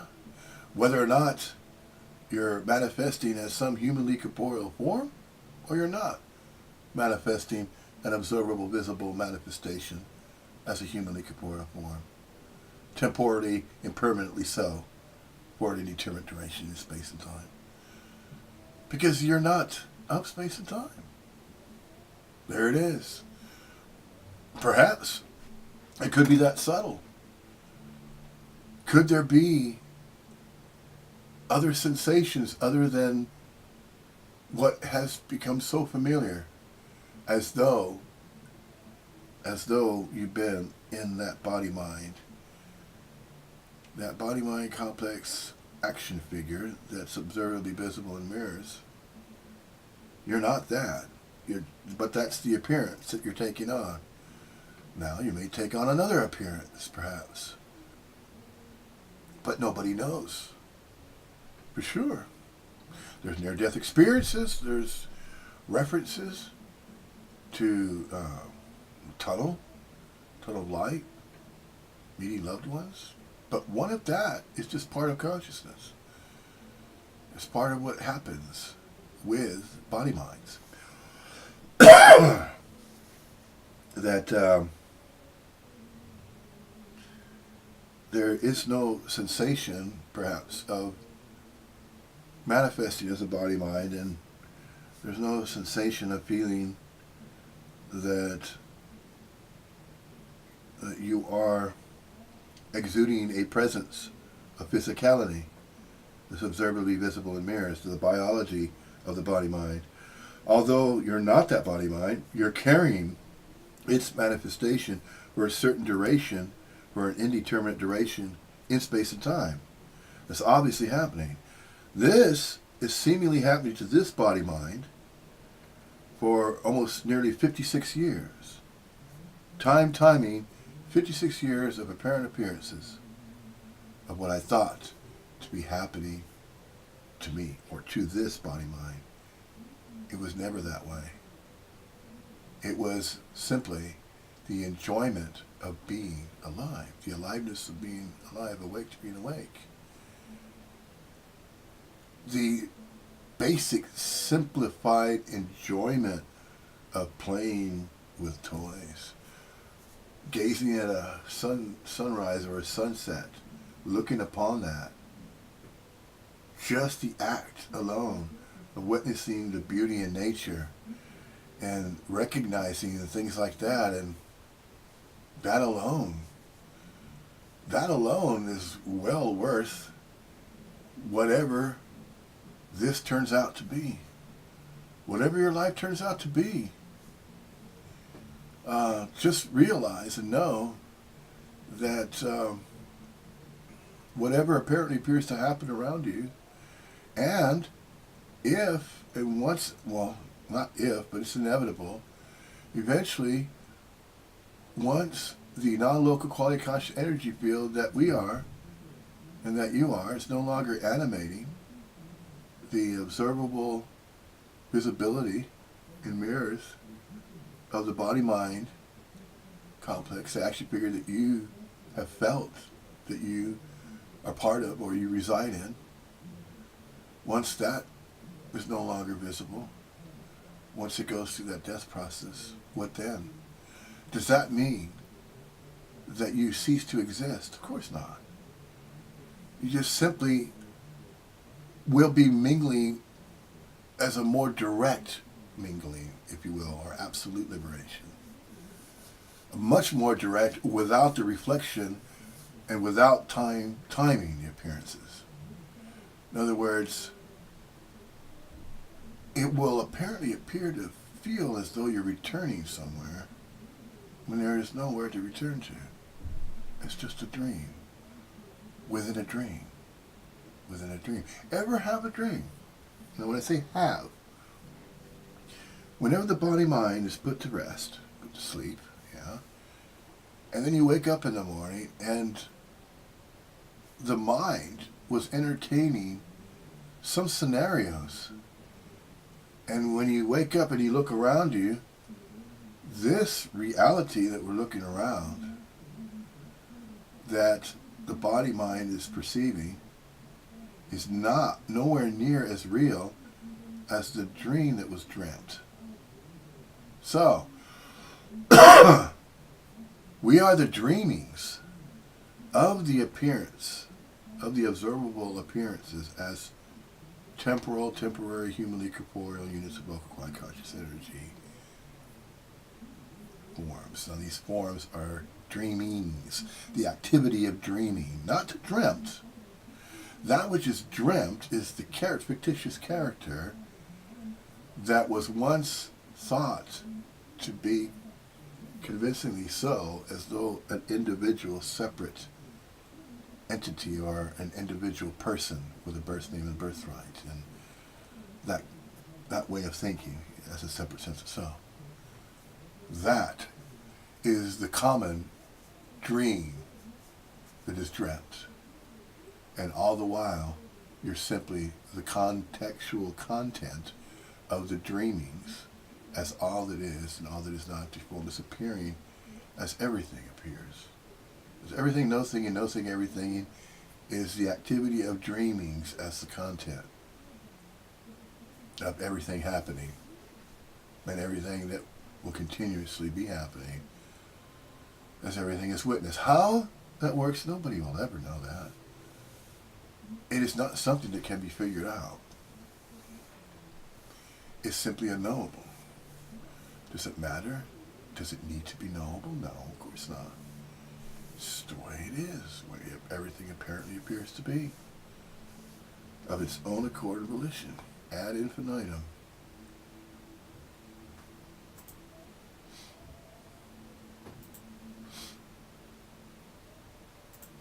That's what happens, you know? And there's no point where you take over and start changing. It's just constantly being worked upon, and then you change. And then you can become of maximum use to yourself and others, not by a huge amount of interest in it, but actually a large lack of interest in it. Yeah? Now, what's important to understand is when he says you change, you're not the director of that change, by the way.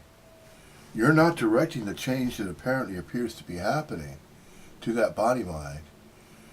You're simply going to seemingly find yourself in situations that body-mind would not have otherwise traversed had it not recognized that it is part of the every-awareness, as the nowness of now, as awake to being awake, the presence of beingness, and an infinitudinal array of nowness moments stretched out forever. The infinitudinal flexification of nowness that can apparently appear as though there's change happening when nothing has ever changed, nothing has ever happened. It only appears to be that way. So, in that modicon of surrender, Paul was referring to a while ago, is how the change apparently appears to happen. And then what is that change? It's a shift in a recognition that you have never been anything other than what you are, which is non-local quality consciousness energy, which is a non-local quality consciousness energy field. Not separate from everything, but blending with everything.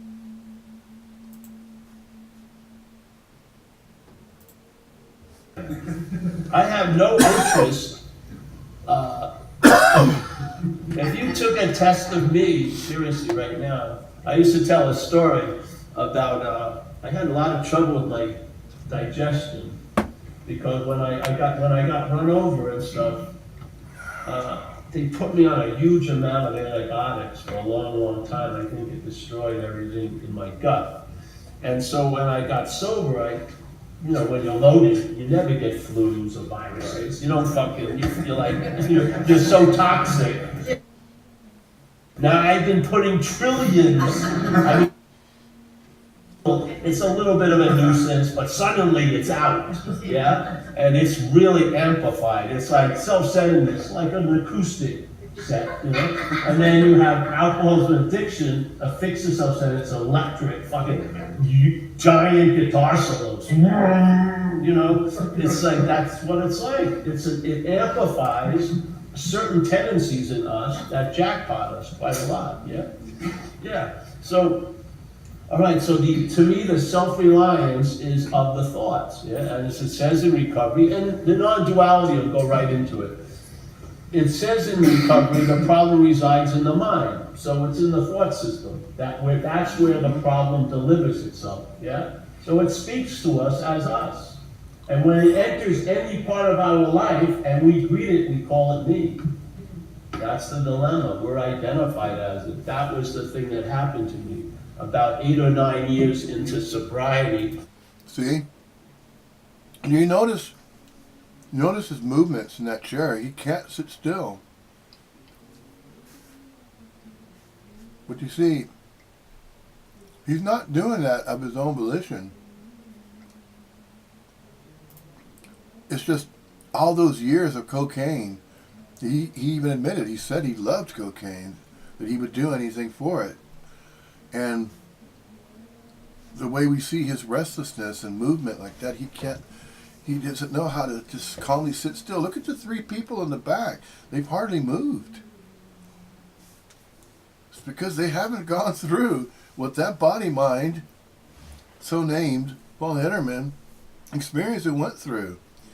That body-mind still has, the signatures of memories in that mind, of that body-mind, so named Paul Hitterman. He was obviously affected by so much cocaine that he can't sit still. He's always constantly moving. If you ever observe, just check out all the previous satsangs, Paul Hitterman and Zen Bitch Slap on his channel. You'll notice he cannot sit still. Does that matter? No, of course not. I'm just pointing out something that's observable. But you see, it does not matter what a body-mind thought itself to be as though it was separate. It doesn't matter whatever it thought it was experiencing or it went through. That was not happening to it or for it. For that body-mind. No, of course not. It was simply thought to be a certain way. The experiences that were thought to be happening to it, it thought that it was going through the ideas of the experiences that it thought it was going through when that wasn't ever happening. And it's even not happening now. So what's apparently appearing to happen now is simply timing the appearances of everything, just as it appears to simply be. And there's nothing that anybody has to do about that. You don't have to do anything about it. You don't have to know anything about it. You have to figure out how it works. How is this operating? how is everything appearing to stay in these various forms as they appear?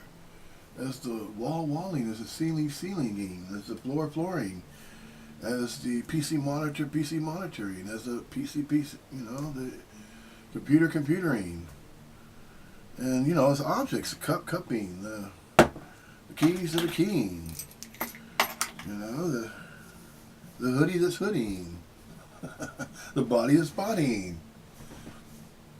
I know it's a funny way of looking at it, but man, look at the entertaining value, the simplicity of things. And then one day is not, the next day is not like Groundhog Day at all. No, it's always a surprise. It's a renewed, it's as though you're reborn every single day. Because there is a new body, a newborn, the apparent appearance of a newborn being born. And in time and timing it's happening. And there's also deaths. There's accidents. There's things that happen in your environment, intentionally or not intentional. There's car accidents. There's elderly people that, lived out as much life as they could, and they pass away in natural causes. The natural cause, what is the natural cause? Age. Why is age happening? It's because time is timing. What is time timing? Time is timing everything that appears as it does. And it's not happening for any exclusive person or any exclusive body. It's just simply what's apparently appearing to happen everywhere. It is this way everywhere. And it may apparently appear to be a little bit different in nature, and then you go to different parts of the planet, the story of Earth, you go to different parts of it, and geographically, I'm not saying that I'm here in Peterborough, United Kingdom, and then if I walk from this room into the hallway, or if I go downstairs to the living room or the kitchen, I'm still here. And when I say you're never somewhere else, there's no such thing as a one coordinate space and time and then another coordinate. It only apparently appears to be that way because time is timing the appearance. So, we use devices. We could use a compass. A compass points to magnetic north. What is magnetic north? There's magnetism. That's a force. That's an apparent appearance of a force. Gravity. That apparently appears to keep objects on a platform, on the ground. If it's not on the ground, then it's on the floor of a structure. And so on and so forth. You go in an elevator, and then you're on another level of a building. You're still going to be on the floor of that building, on different floors maybe. Skyscraper or whatnot, whatever. You climb a mountain, you're still on the mountain. You're not going to fly up into the air. And even if you're in a plane, there's a floor, there's a ceiling on that plane, it doesn't mean you're someplace else altogether. You're still here. As long as your human corporeal appearance as a body-mind complex, as an action figure, is visibly observable, visibly visible in mirrors, then the dreamings are going to continue. The dreamings of aging, the body-mind. You look in that image of the face, you don't recognize the way it used to appear before. It's because time is timing everything. It's moving it along. It's moving energetic movements along. Along where? Nowhere. It's moving it everywhere. Every awareness on the planet. Maybe there are different types of awarenesses and different types of realities and weather patterns and atmospheric conditions on other Earth-like planets throughout the universe. Could be. Could also, nobody really knows, but it could also be that after there have been so many incarnations or apparent appearances of a human corporeal appearance, you're still that energetic movement of non-local quiet conscious as a non-local quiet conscious energy field. manifesting and appearing as a human corporeal form, reincarnated, being apparently appearing to be born, infant, going through the whole process all over again, and perhaps it's these dreams within dreams within dreams.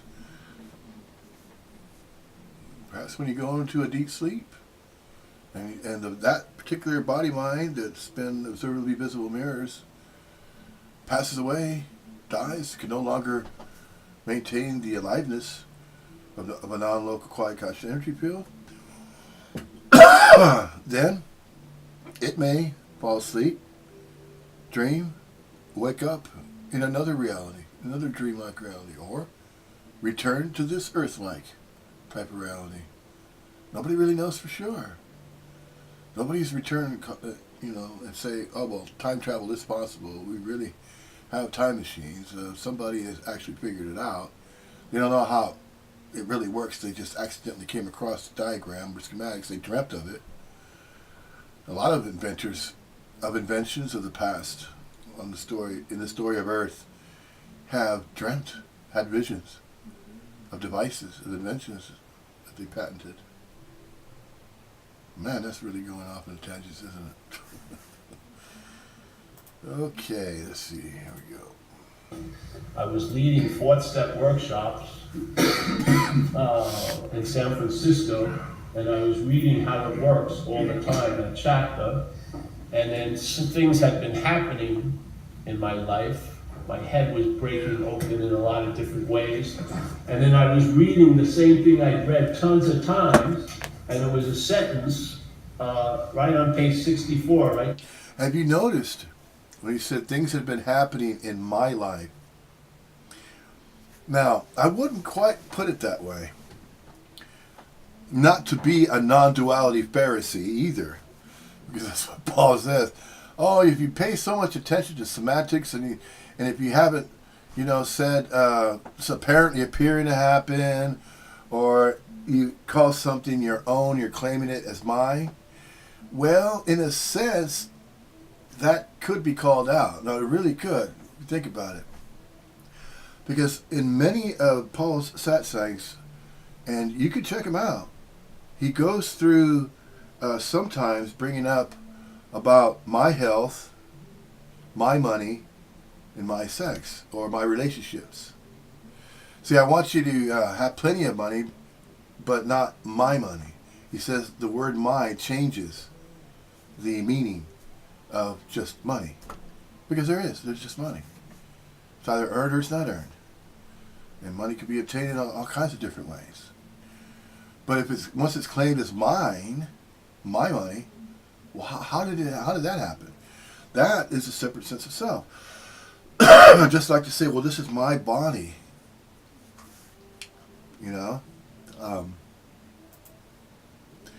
So you say, my money, my health. I want you to have good health, but if my health is good, I wish you to always have good health. But that's not always the case. My relationships, once that word "my" is put in front of it, it changes the meaning.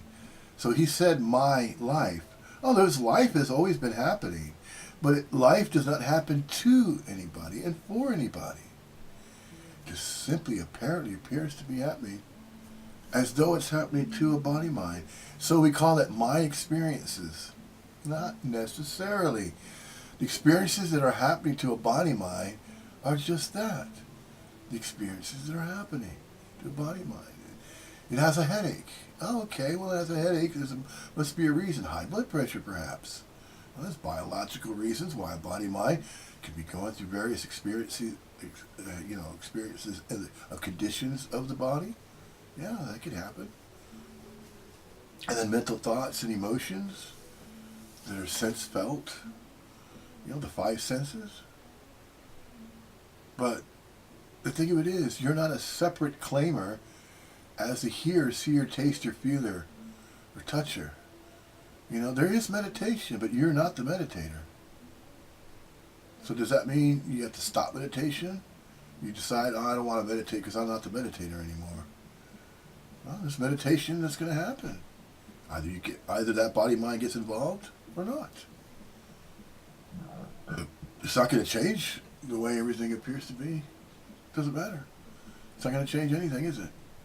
Even though a conjured self is riddled with a sense of separateness or a sense of as a separate conjured self, even though it continues on that way, it's not going to change the way everything continues to arise as it does.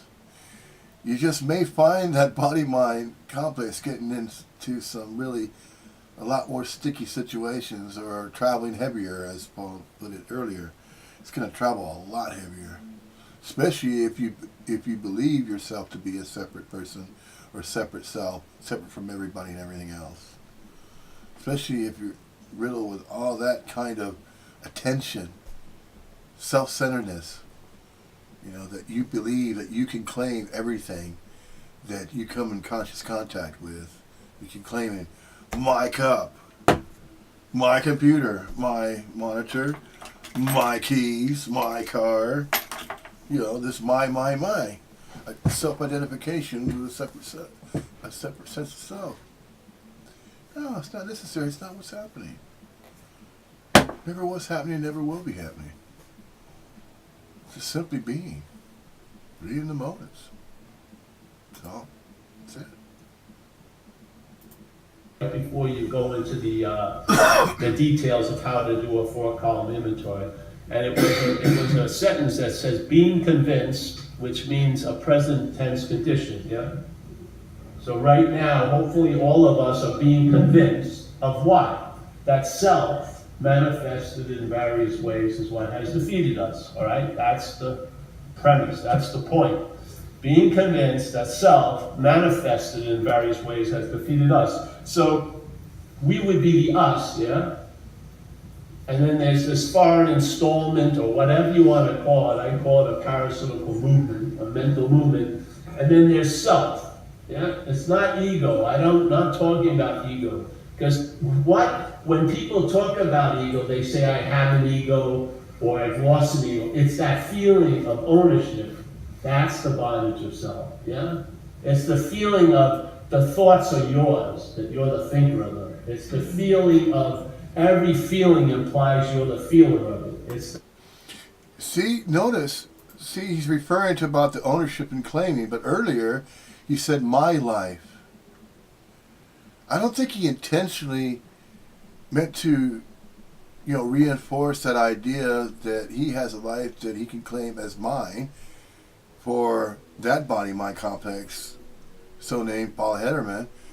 He wasn't really saying that. I think what he's just simply trying to explain how he was living his life as though it was his own life to call his own, or the life that he used to believe to be his own mind.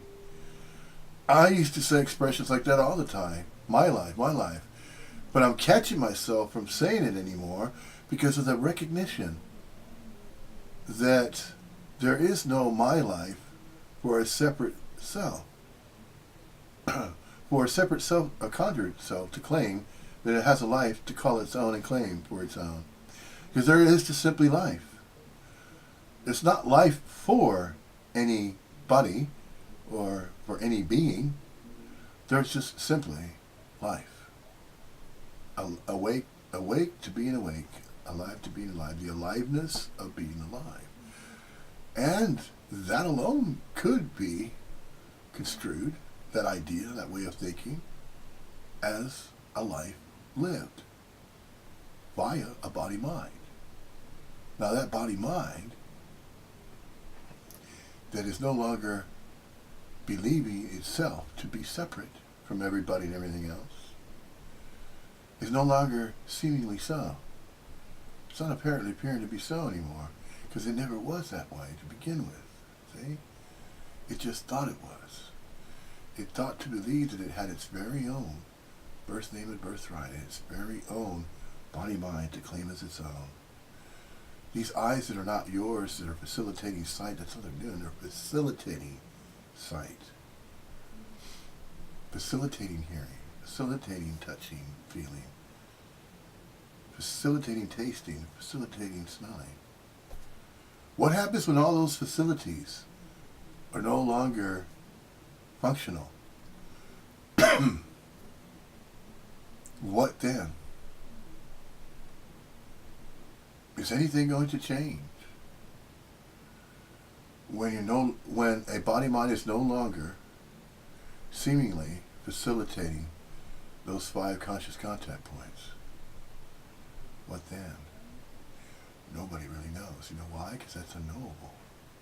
Does it matter? Well, not necessarily, but there are groups of near-death experiencers that get gathered together, and they go to NDERF, the Near Death Experience Research Foundation. That's the acronym. The abbreviation is NDERF.org.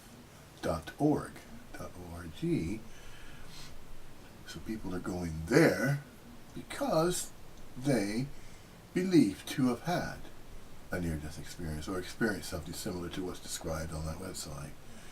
And there are also after-death experiences of witnessing a loved one and then witnessing the loved one seeing a previously passed away family member at the foot of their bed. You're there present in that room with them on what they refer to as their deathbed, and they're seeing, but you don't see it with those eyes that are facilitating sight. I'm not saying your eyes, but the eyes that facilitate sight. So how is that? So how can a body mind that is just barely hanging on, when I mean hanging on, it is just barely having just the last bits of energy of an energy field of that which it is as the energetic field of aliveness that's been animating the apparent appearances of a humanly corporeal body-mind complex action figure observably visible mirrors, which is no longer going to be doing that anymore. It's going to be seemingly leaving. That energy is going to be leaving the appearance of that body-mind, and is no longer going to apparently appear to inhabit that or to coexist with it as a presence. It's an energetic movement. It's going to somehow seemingly return and blend even more directly with all that is, and all that is not empty formless, disappearing as everything. Somehow, in some way. Nobody really knows, because there is nobody separate to know that. There's nobody separate anywhere to know anything, really. There isn't. There is just simply knowledge. Knowledge of things. What kind of knowledge? Well, just, information. Information about what? Well, just labeling, describing, definitions. Does it matter? No, of course not. You're simply being. You don't have to know anything, and you don't have to do anything about the beingness that you are. You're simply inherently on, travel lighter, and there we are. That's it. That is that. The sense of being the doer when an action is noticed, yes? That's the bondage of self, in my view. So, all right, so being convinced that self manifested in various ways, can you see me back there? Manufactured in various ways is what has defeated us. So here we are, we're the us, yeah? And we've been defeated, yeah? We can't see the defeat, we see it through the manifestations, yes? There is no self-deceit because it's an activity. But the activity of self manifests in our lives, and in those manifestations we're defeated. All right? We're convinced of that. The next paragraph, it goes to resentment. It says resentment is the number one offender. All right? And then the next would be fear and harms done to others in the pursuit of what you want. That's the topics of the inventory. Yes? You look at resentments, fears, and harms done to others, looking at our sexual behavior, also our sexual actions. Yes, that's the introductory inventory. So if you read it, it says being convinced that self. It doesn't say being convinced that Bill, Mary, Sue, Jim, and every other alcoholic name manifested in various ways and defeated Bill, Mary, Sue. It doesn't say that. It says self defeated us. So there's two things. Yeah? So what's defeating us by its manifestation isn't us, it's self. This is where the dilemma is, because when people look at resentments, they call them yours. Yeah? They're my resentments. They're my fears. They're my acting out. But in fact, if you read the statement, they're saying they're self's manifestations. Yeah? So the resentment I'm seeing something in a skewed manner that's reminding me of a past feeling, and in that little perceptual trick, what's running the camera then is self, not you or I. So you see, when he's referring to that self,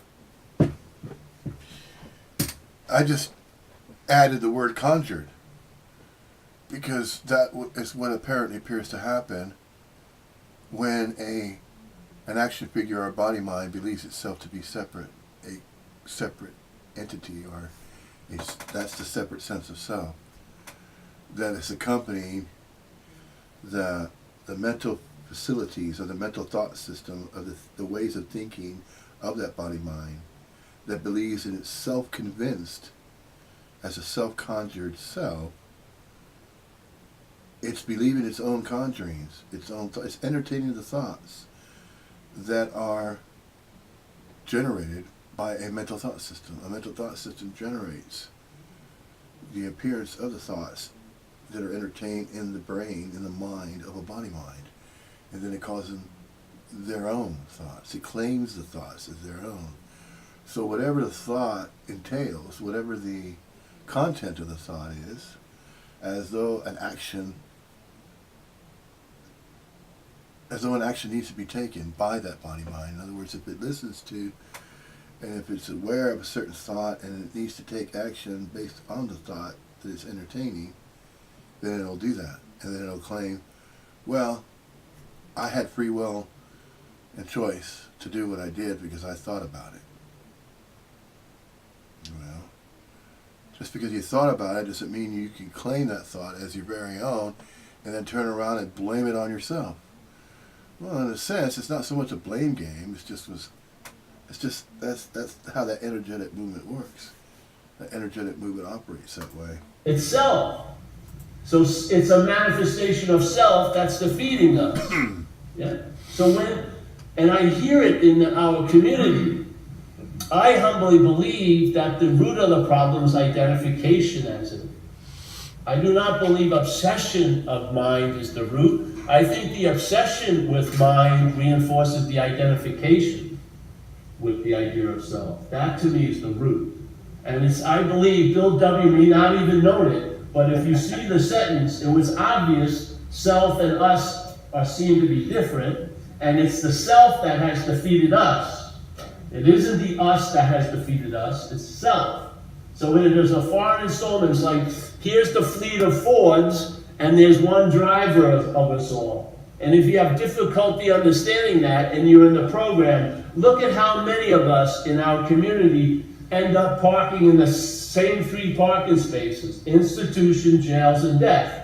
Different ethnicities, different intelligences, different upbringings, but we land in the same freaking places because there's one driver driving all the Fords. The problem is each Ford has self-centeredness, so that we all think we're doing it. Yeah? And so even here, when we're at a meeting of recovery, I came into AA, I had a very thick shell of terminal uniqueness. Unbelievable. It was like an M&M, but fortified. Clean freaking shell. And I really believe, humbly, seriously, that no one thought like I did. No one felt like I did. I didn't want to get high with anyone I was meeting in AA. I did not. I wouldn't get high with that fucker. No way. I had class and culture.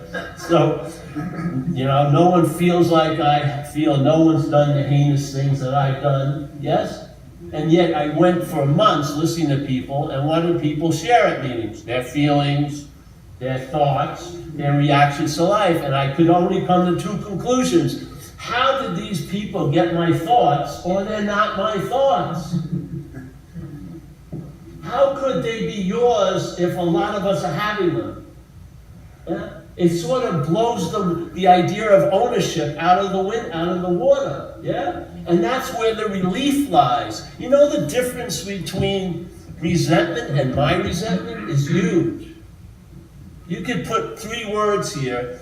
Let's put money, relationships, and health. Everyone would have a vague sense of it, yeah?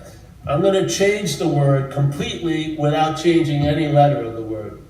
My money, my health, my relationship. See, there it is. So I wish every one of you to have a lot of money, but I don't want you to have any of my money. You see? The mind changes the whole thing. That's the selfing. The selfing's footprints in our life are the mind. A problem is a problem until it becomes your problem. Then it's a 40 fucking year story. Yeah? Yeah. See what people do with resentments. See, you have a miracle happen, you forget it in an hour. But you remember something as a resentment for 30 years. There's a bias that we're not starting on a playing field, even playing field. We're like about -5. Yeah? Really, and look at the theme of the head that's attempting to run your whole show. If everything's going well, you feel like they're gonna figure it out. You're a fraud, you don't deserve it, yes? But if you have a little tinge of uncomfortability, you think it's the beginning of a lifelong depression, yeah? So it shortens the supposedly expansive, and then it fucking teases out the contraction. It's slavery, literally. We're enslaved to the thoughts, and therefore we're preoccupied by yesterday and tomorrow at the expense of now. If you're flipped out right now, it isn't because of tonight, it's because of yesterday or tomorrow. Most of us have been living an interpretation brought to us by the narration in one's head, all the while calling it us, and it isn't. It's a foreign installment. See that that narration, that foreign installment, is that separate sense of self as a character. And that character has been self-identified as the birth name and birthright that you always believed yourself to be, with your very own body, your very own mind, you can claim as your own, and the free will and choice to not only claim body, mind, and everything that goes along with it, but also every single thought that was ever entertained by the mind of that body mind. And so you've taken yourself to be that conjured self that went along with all the belief systems that were influential in the life of that body mind.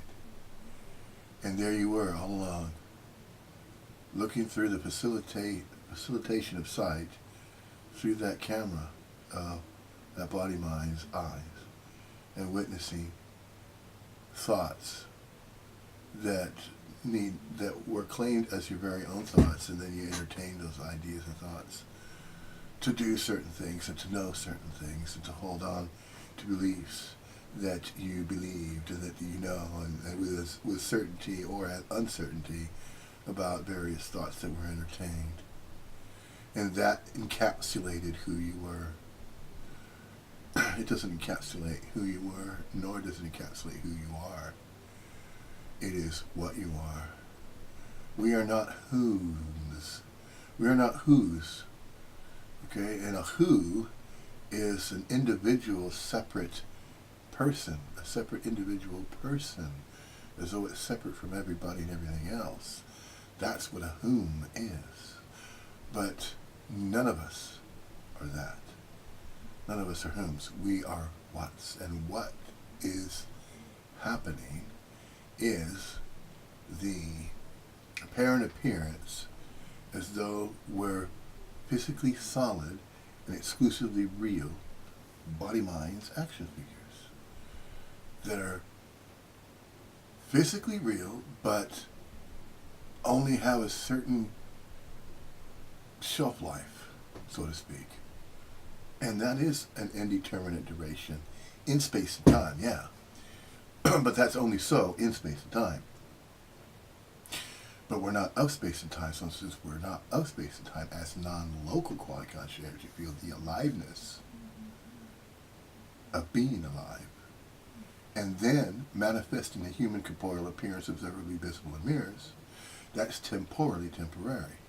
So you're traveling lighter across all that, no matter what apparently appears to be happening to that body mind, even while it dies. It's going to go, if it's going to lose its non-local quasi-conscious energy field that you are, which is what you are, if it's going to lose that, it's not a loss. It is simply an energetic movement. It's no longer going to support the manifestations of appearances as a humanly corporeal, temporally temporary appearance, observably visible mirrors. It's no longer going to be observably visible mirrors. Once what happens? Once the non-local quasi-conscious energy field moves away from that principle of manifestation as it's been mingling with time, timing the appearance. It's been mingling with within the environs of space and time, in space and time, and all along not being of space and time, just observing from way back here, not really in a place, but other than the body-mind that's manifesting. We're not this body-mind that's manifesting. Where the seeing, the activity of seeing, is looking through the eyes that are not ours. It's the camera. In other words, to use that metaphor more loosely, the camera is the body-mind appearance as a camera, but as a body-mind, the camera is a body-mind, using that metaphor loosely. And what we are is the camera operator. That's non-local quasi-consciousness energy. That's the camera operator. That's what we are. It's what you are. It's what I am. Yeah? I'm that. I'm that which is not a whom. You're not a whom either. Never were a whom, never will be. There are no separate body minds anywhere. No separate body mind complexes. It's not what's happening. It only apparently appears to be so. It's just thought to be so that way. So the body mind, the mind of a body mind, conjures up a belief, and it trusts in those thoughts that it entertains in the mind of a body mind, that the mental thought system claims that body mind to be a single entity, separate, individual, conjured self, when that is not happening. Okay, so that's the duality. We can know what we're not. We can study what we're not. We can describe what we're not. We can know about what we're not. But we cannot know, describe, or do anything about what we truly are. We can only know about what we're not. We can only study about what we're not. So, if anything, there are duality teachers out in reality, out in the world. The apparent appearance of a reality as though it's outside of this appearance of as a body mind. But we're not separate from that. We're mingling with all of it.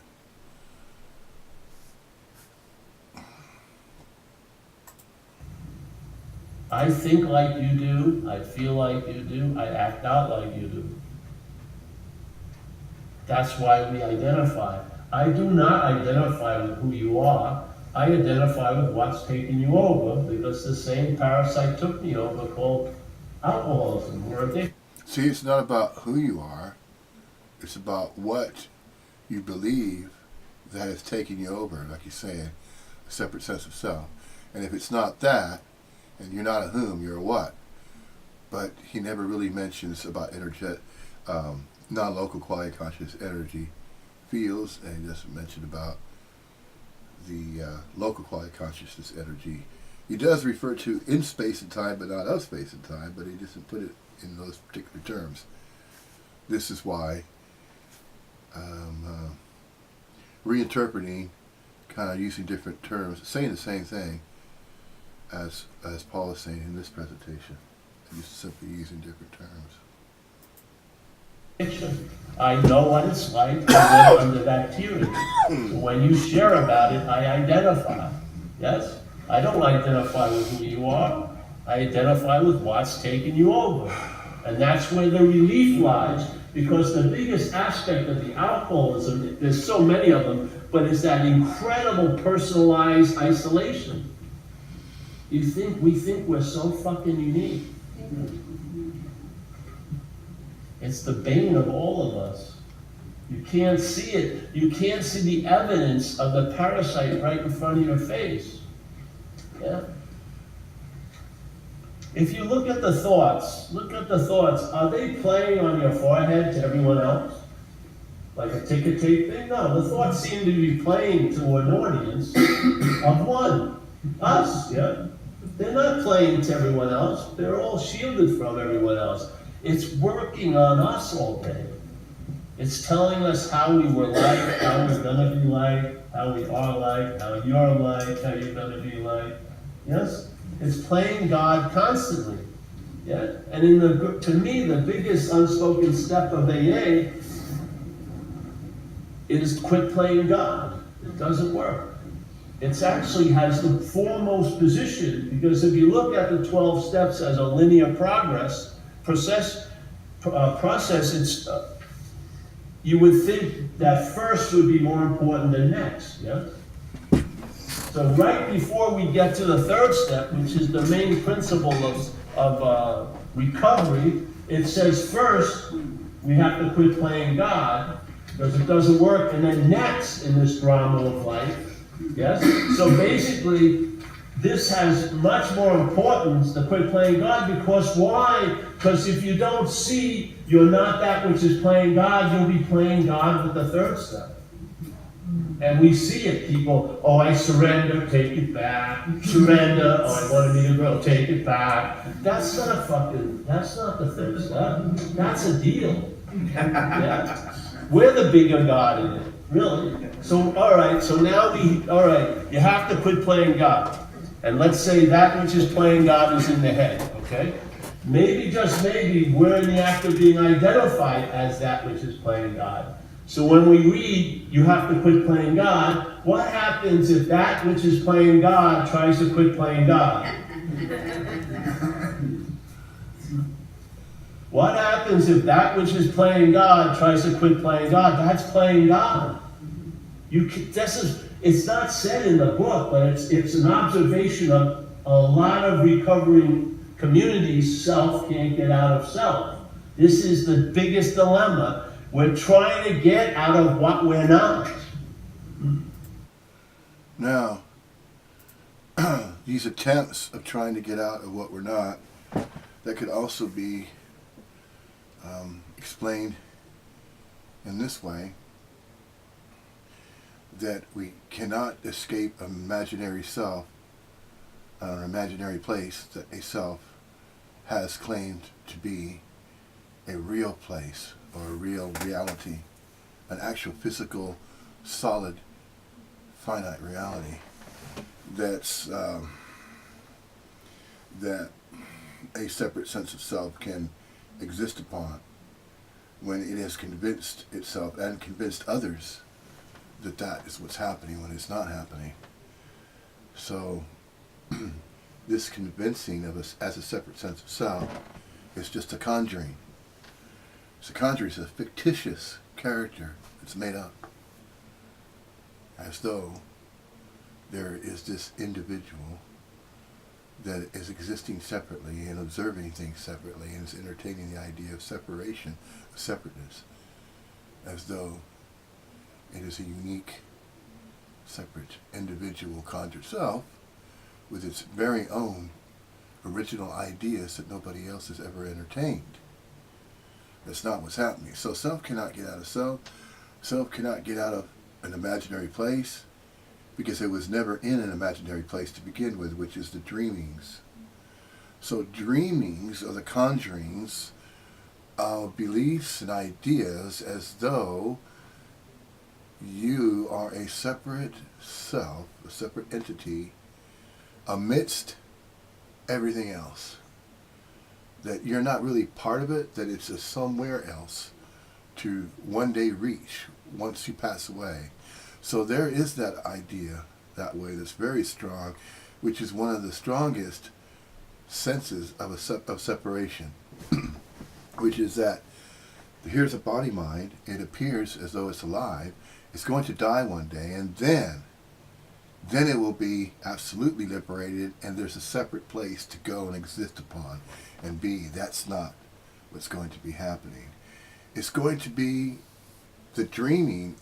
You're continuing to be the dreamings of the reality that is being witnessed, as all this is simply arising of its own accord and volition.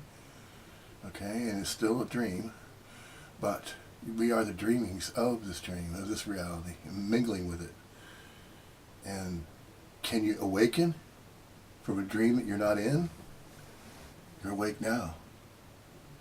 And the same alertness or awakeness of being awake continues on. Even though there's no longer the apparent appearance of the body mind that you used to take yourself to be.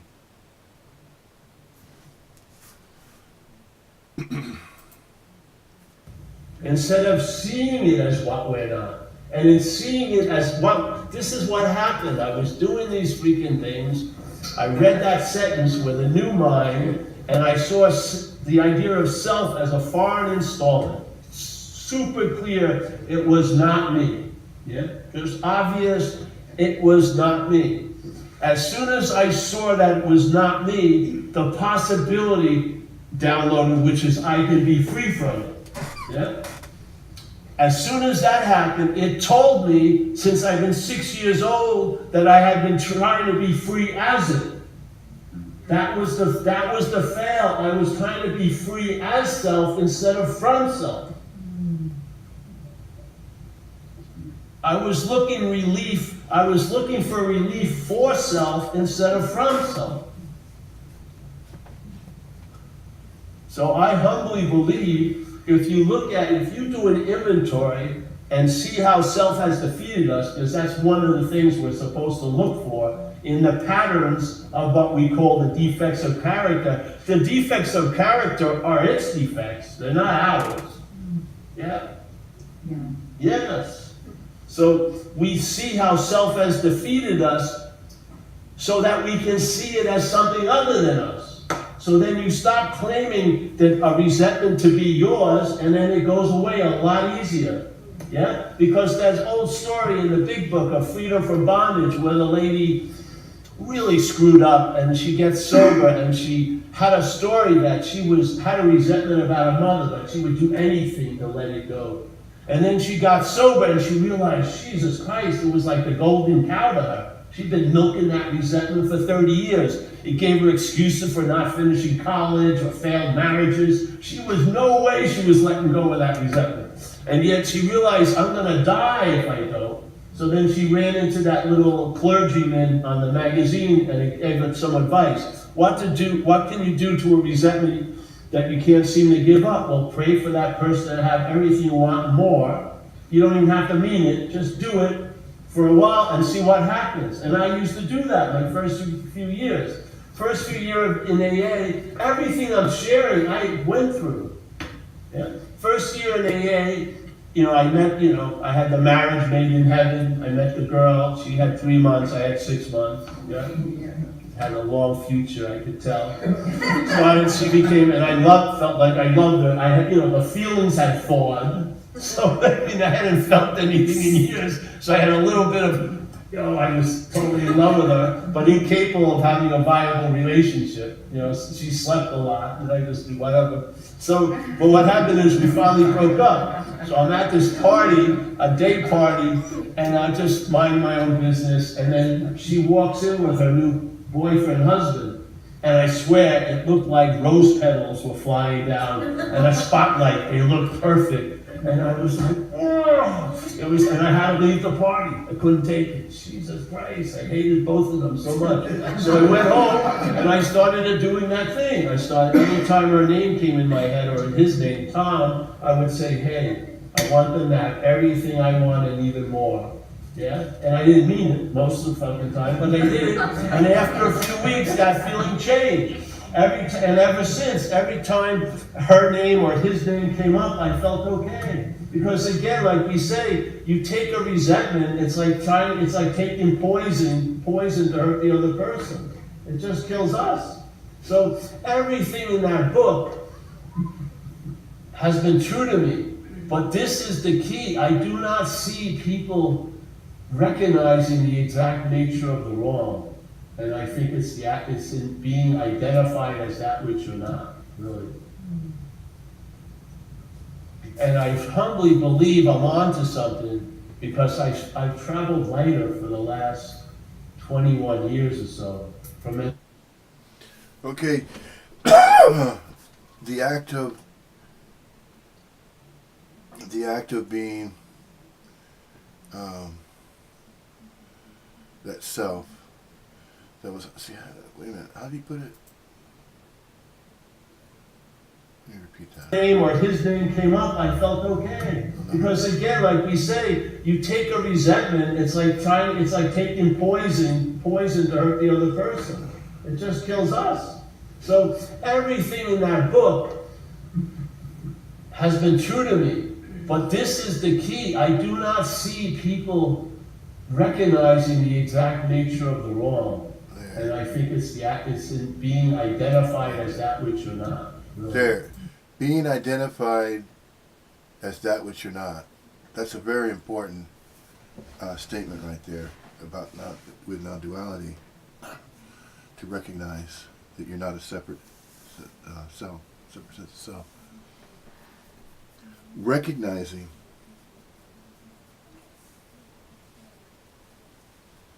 that you are not that self-identification with everything that's associated with a separate sense of self. That includes a birth name, a birthright, habits, inklings, interests, that a body-mind has certain urges and desires and wants and needs. It doesn't need anything. Doesn't require anything to simply be what it is. It's just a body-mind, and it is just appearing that way. But we are not that. We're not that body-mind. What we are is the energetic movement of the non-local quality of consciousness, enlivening energy field. With the energy field that enlivens the appearances, the apparent appearances of a humanly corporeal unit of local quality conscious energy field. A unit of local quality of consciousness energy form, that is, there's a difference. The form is in space and time, appearing as a form. That which is formless is not of space and time, which is non-local quality of consciousness energy. That's the energy field. That's the enlivened energy that is causing the manifestation of a unit of local quality conscious energy form appearing as a form. The reason why it's appeared as a form, because it's mingling with everything that appears as time is timing the appearances of everything that appears as something. Or everything that appears as no separate thing, and yet is no thing every thinking. In other words, every object that appears to be separate as a separate object is not separate. It is part of all the scenery of everything. It is the appearance of the contextual content of everything that appears to also include that which is unobservable as an appearance, which is outside space and time. So these are energetic movements. Some manifest as an impermanent, observably visible manifestation, as observably visible mirrors. Some energetic movements appear as some type of manifestation, and then others don't. Other energetic movements continue on outside of space and time. And so It's not that they're exclusively outside of space and time. It's that they can be both. And how that works, nobody really knows. It's just as quirky as a double slit experiment where you shoot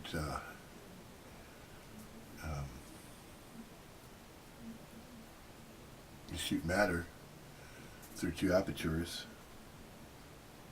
and then, well, particles. Shoot particles through two apertures, and then the back screen. It creates it creates a wave pattern, and the particle turns into a wave. It collapses. That wave is collapsed once there's an observer. The observer that's mingling with all that's apparently appearing collapses what's appearing once it observes the activity of an appearance of some energetic movement. Then it calls it something, and it causes it to collapse, and then it changes, collapses away, it turns back into a particle, and vice versa. The particle will simply create a pattern if it's not observed. That particle changes to a wave, and that wave's collapsed when it's being witnessed by an observer. Therefore, that energetic movement, or the act of observance, is an energetic movement that superimposes a reaction to happen in space and time, or to apparently appear to be a causation of a change to happen. That's why everything apparently appears to be changing when it's time that's timing that. And once it's the same principle of paying close attention to the passing of time. It's the same as that.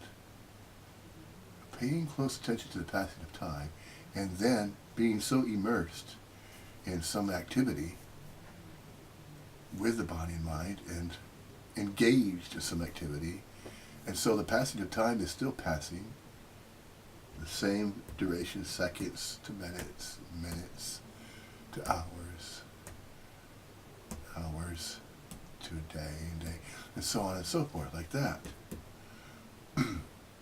But let's say an hour has gone by, and you're so immersed within that hour of an activity, when not just 1 hour has already traversed and went by, but actually more than 1 hour, 3 hours. In fact, even now, in this presentation, 3 hours and 22 minutes have passed, and it doesn't even seem like it. Especially if you replay this, and you just watch it all the way through in one go, and don't pay attention to the passing of time, just turn off any type of time devices, like the lower right corner where it has the time there, or your watch. Don't observe your watch, or a clock on the wall. Try not to look at any of those timepieces, and just be engaged in listening to a presentation. Or it's the same that could seemingly happen when observing or watching a movie. You're watching a 2-hour movie, and it doesn't seem like as though 2 hours have went by when you saw the entire movie. It felt, you couldn't really tell. It felt like it was a lot shorter duration of time. So it's the act of observing. It's the act of observance and then the engagement with all that apparently appears to be happening. You're mingling with it anyway. That's why time, this timing, the appearances of everything can seemingly be witnessed as, so many different variables. It's really quite a interesting observation that can be recognized, it can be noticed that way. And I humbly believe I'm onto something, because I've traveled lighter for the last 21 years or so from entertaining these ideas. As this action figure, it didn't change the geography of my life, but I noticed I travel lighter with whatever life had in store for me so far. And that's a pretty damn good solution. Yeah? I keep losing interest in the idea of self. Because it's so easy to if it's not you.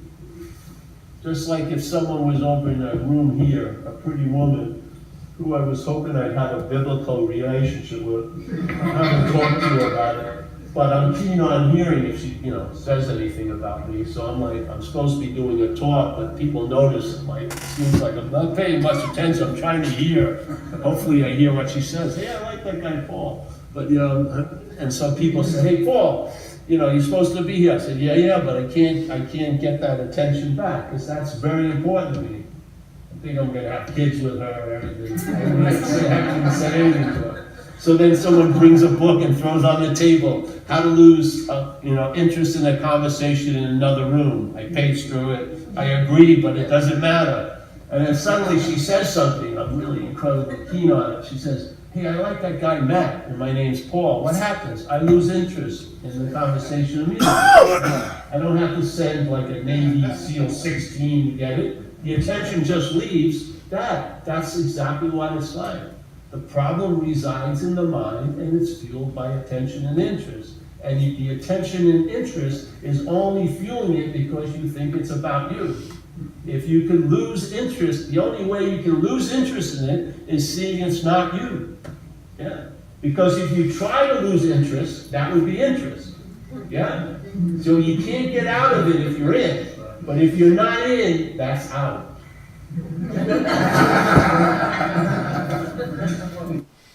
Okay, did you catch that? Now that was quite a paradox with that statement. So if you realize that you're not in, that's out. Okay, so it's the recognition that the beingness of being is the aliveness, okay, that's the dreamings.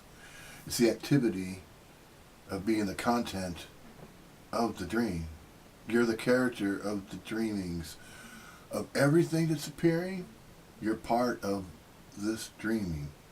This dream. This is a dream, but you're the dreamings, the activity of everything that's mingling as it appears. It's appearing as reality, but reality itself is a dream. Now, the reason why it's appearing, but not always recognized as a dream, is because time is timing that. In space and time, it's timing the appearances. And so time timing the appearances of everything is the dream. And the activity of dreamings is the action figures, energetic movement as the content of the dream. So we're the activity of the dreamings of reality. We're mingling with that. And as we continue this way, the dreaming will get happier because you're not really surrendering. You're not doing anything about it. You're just simply being, and as you are a natural content, you're just being used as service because you're mingling. You're going along with it, just like just going along with the current of a river flowing. Say you're like like a raft that's going along with a gentle current, and that is traveling lighter. Because you're not going against the current. You don't have oars, and you're trying to prevent from going along with the stream of life's streaming, as the appearances of everything appears to be. You're not going against that. You're just going along with it now. But a separate sense of self that believes it is a conjured self, as though it's a separate individual, separate from everybody and everything else. What is that? What is that trying to do?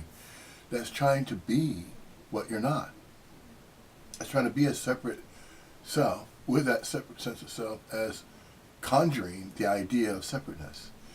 And that would be labeling that I am doing. I'm doing something, I'm knowing this, I'm knowing that. I'm claiming these ideas of knowing as my own. This is my own knowing and doing, activities of doing. You're claiming to do what is simply appearing as what's appearing, as everything appears to be what's apparently happening. That doesn't need to be claimed for everything to be what it's apparently appearing to be. Nothing needs to be done about that. Never did. A separate sense of self, a conjured self, just believes that there should be something to do, and that there is doing that needs to be done, and that there's knowing, there's knowledge that needs to be known about how this is apparently appearing to be as it does appear to be. So, there you have it. That's it. That's it right there. Just be. It's that simple. Just let everything be, and let everything, allow it to appear as it does. Don't think it needs to be a certain way, or don't believe or think that it has to be some other way other than how it appears to be. Because it's going to appear however it's going to appear anyway, regardless of what a body mind thinks about that, about what should be happy, or what should be known about what's happening. Because what's not happening is only conjured as an idea of what's not happening in the mind of a body mind that's entertaining ideas of what it believes should be happening, and that it should be doing something about that. It doesn't have to. Never does. It's just focus, stay. You don't even have to focus. Just stay in that presence of being. It's that simple, isn't it? So in a way, this idea, many of us are trying to get into the moment because we believe we can be out of the moment. I don't believe that. I think you and I don't believe has ever been out of any moment, to tell you the truth. You may think, oh, he's really out of the moment, but the surveillance cameras see you. It doesn't matter on your little magic mental carpet. You're here, yes? Yeah. So this whole idea of getting into the moment really reinforces an insane idea you can be out of a moment. I don't believe you can be out of a moment. So therefore, there's no effort that I am presenting to get in the moment. Yeah? Exactly. So I have the experience of being in the moment, but it's not based on I got in it. It's based on I can't be out of it. Yeah? And therefore the experience stabilizes because it's not based on me getting out of anything or getting into anything. Yeah? And the same thing, a lot of us are trying to get out of self, but my feeling is you've never been in a self. It's just an activity. Yes? It's telling a story about you. It's telling a story about you, and it pictures you as a body. But in fact, there isn't any true evidence that you're a body. But if you go into memories, they picture you as a body. If you rely on thoughts, they think of you as a body. And if you rely on perceptions, you're going to see things, but you don't see spirit. Yeah? Now what happens? You see what you're not, and then you find out what you are. So what we do here is you finally admit you're fucked. You finally admit you're an addict. You finally admit you're an alcoholic, and therefore you let it all land, and then you go to, and I'm not. What we're trying to do is get right to am I not without letting all that accountability land. We're trying to use like a new philosophy as a drug. So people are now trying to grab non-duality because non-duality is there is no self. So then they go, well, there's no one who needs to do the steps. But what I do is I see Buddhists that try this, and I see non-dualists, and they end up drunk Buddhists and drunk non-dualists. Yeah? So here you fucking let it land. Yeah? We're all frauds. We're all going to be hypocrites in this life. We're all going to get dirty. That's just the way it is. You let it land, and then therefore you're not. Instead of trying to say, I'm not. Because if you don't want to be a fraud, you're going to feel like one thousands of times. So what happened then? If you look at the fourth columns of the inventory. The first and second column is a person and then who, what they did. You're mad at a person, yes? Now, everyone who's at a bar tonight in LA do the first two columns. They know who they're mad at and why, but does it lead to any relief? No. What does AA do? The whole movement of early AA is just to see you rolling things. That's really it. That's the big rock. It's just taking it from the second column to the fourth column where you ask those questions. Where was I, or am I being selfish? Where was I, am I being self-centered and frightened? And where was I, am I inconsiderate and dishonest? And you just answer them, yeah? And if you can do one name all the way through, you can do thousands of them. It's a formula, yeah? So there's Wendy.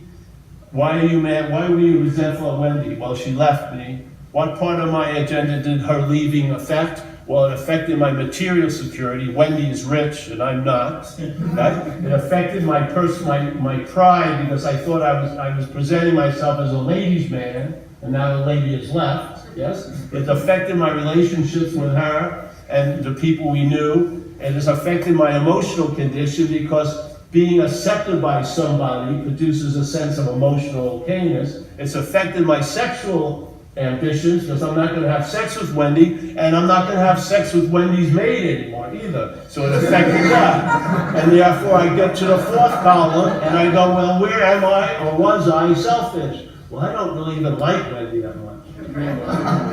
I didn't. But I'd rather drive the BMW than the Pinto. I wouldn't. I was self-seeking and frightened. I knew it was going to fuck up, but I was hoping I could just keep milking it to the last minute. Yes, and there's the self-seeking and frightened. Was I dishonest? I was definitely dishonest. Was I inconsiderate to myself and to her? I've just done a 4-column inventory. That's it. That's how you do it. The fear is the same basic thing. Sex is a little different. You ask yourself a question at the end, what could I have done instead? So you can grow to a new ideal of how you're going to relate to others. That's the whole drive. Now you've done the basic inventory. Hopefully there's a pattern of what self takes to be very important. And what I found was most of my sexual acting out had nothing to do with sex. It had to do with self-esteem. I felt so bad about myself when I was out there. The only way I could feel good is if a beautiful woman or a nice-looking woman would go horizontal with me. That would give me a certain sense of okayness, but then I'd see a mole on her cheek in 3 weeks or something, and then she'd be disqualified and have to go out again. And I was basically going out every night, not to have sex, but to get self-esteem. Okay, I don't know if any of you noticed that the woman there at the far end behind the lamp directly kind of nodded her head no, as though, oh man, I'd be curious to know what she was thinking at that moment that he said that about the mole. That he noticed a mole and then that threw him off no, just because of her appearance that way. And so she's probably thinking to herself, wow, so you thought you were that much better or that you were that superficial and that shallow that a mole on somebody's face mattered that much? Because it really doesn't. And yet that's where he was. He's just sharing the story of the path that his body mind took. His action figure went through that. Well, and this is because of the addiction, and he had to go. He didn't have to, but he's recognizing that he had to go through these AA steps, and that's what he was doing. He in another earlier satsangs, he was referring to going through these spiritual groups, and he went visiting gurus and that kind of thing, and that he used to go to spiritual retreats and things like that. So, and then in the other satsangs, he shared stories about his story of, his history of his action figure. That amidst the seeking, that he was going through, he was also using. So he was doing a little of both. Then he went to spirituality, and he went back to using again, and then back and forth like that for a while, till he finally committed to the steps. And then after that, this discovery, or this recognition, that's not so much a discovery, but it's a recognition that he was not that all along. He was not a separate self, conjuring all these things, and it had to be conjuring, that he needed to keep seeking spiritual teachings and things like that to find answers to whatever he was seeking answers for. And usually it's for the seeker. So that seeking energy wants to find something that it believes it's missing. So there's that separate sense of self that feels unfulfilled, as though it's missing out on something, when it's not missing out on anything, because there's nothing to be missed, or nothing that can be missed.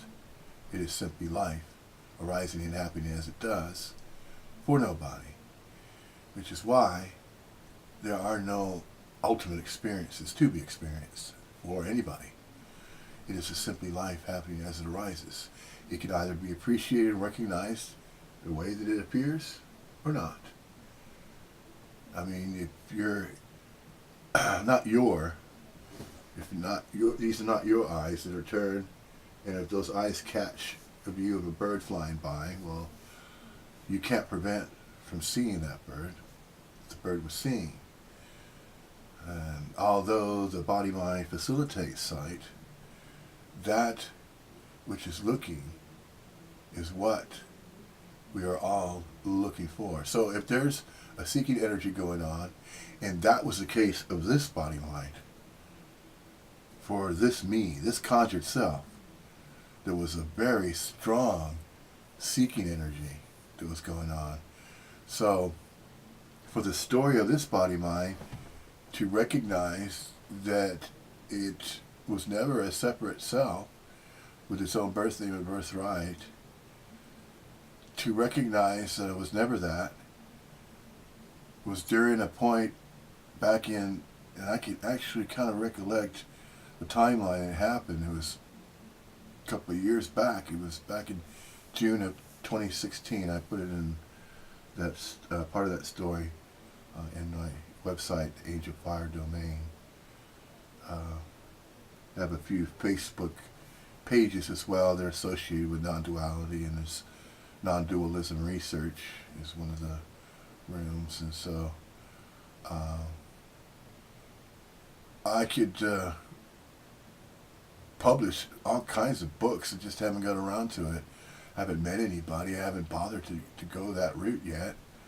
I attempted to go through Amazon with Kindle, The Matters of Mattering and Not Mattering. But for some reason, the content of the manuscript, it was in a supposed to be in a Word format. It didn't go through when I pressed send, and all it did was just send the cover, and then the price it was going to be, and things like that. And before I could have a chance to retract it, there was no way to take that back. So what's being offered out there is just a cover of a book, and then there's a preface, an introduction, and that's all there is. There's no pages of content of the book. That wasn't purposely intentionally done. It's just that the steps by which I was trying to publish the book on Kindle and Amazon wasn't straightforward, and didn't allow me the ability to edit it and to really interpret what was going on there. So what I thought about doing instead, and I'm a firm believer, when I say I feel that it's unfair to even ask for a free will donation. Any satsangs that I used to hold here locally to Peterborough was in a local library. And in order to reserve a room in the library, it's £5 an hour. And of course it's sterling here in the United Kingdom. I don't know what the equivalent is in the United States, but that's the way it's set up here if you want to rent a room in the library. So I was holding satsangs there, and I had a little money box, and I said, you know, it's a free will donation. You don't have to ever contribute. It would just help with the cost of continuing to have further future satsangs. And I didn't even want that pressure for people to think, oh, well, you know, why should I have to give? And the only thing that there was nothing for sale, of course, and there never is anything for sale in satsang. But what's really interesting, it's funny that people like, for instance, for example, Tony Parsons, you say, well, there's nothing here for sale. There's no help. It's hopeless. You know, and it's as though that, you know, should be laughed off. It's not that I disagree with it, but there's so many different ways of sharing the message of non-duality. That's not an approach that this body mind would use anyway. Or it seems kind of I don't know, it just seems kind of unfair, especially to charge anybody for anything. Now, to place a price on a book, yeah, there's effort that's involved, and you know, there's a lot of typing and things like that. So what I decided to do was just enter all the pages that would have been in a manuscript and put the title of the website as the title of the book and put all the content on the Age of Fire domain and just let it in there. If anyone wants to freely read it, they can, and just sharing information, and this sharing of information is just one of several other ways of interpreting the message of non-duality, Advaita, and that's what simply has been done. So the website's available for view anytime for free. I have no PayPal anywhere at all. I never charge for anything.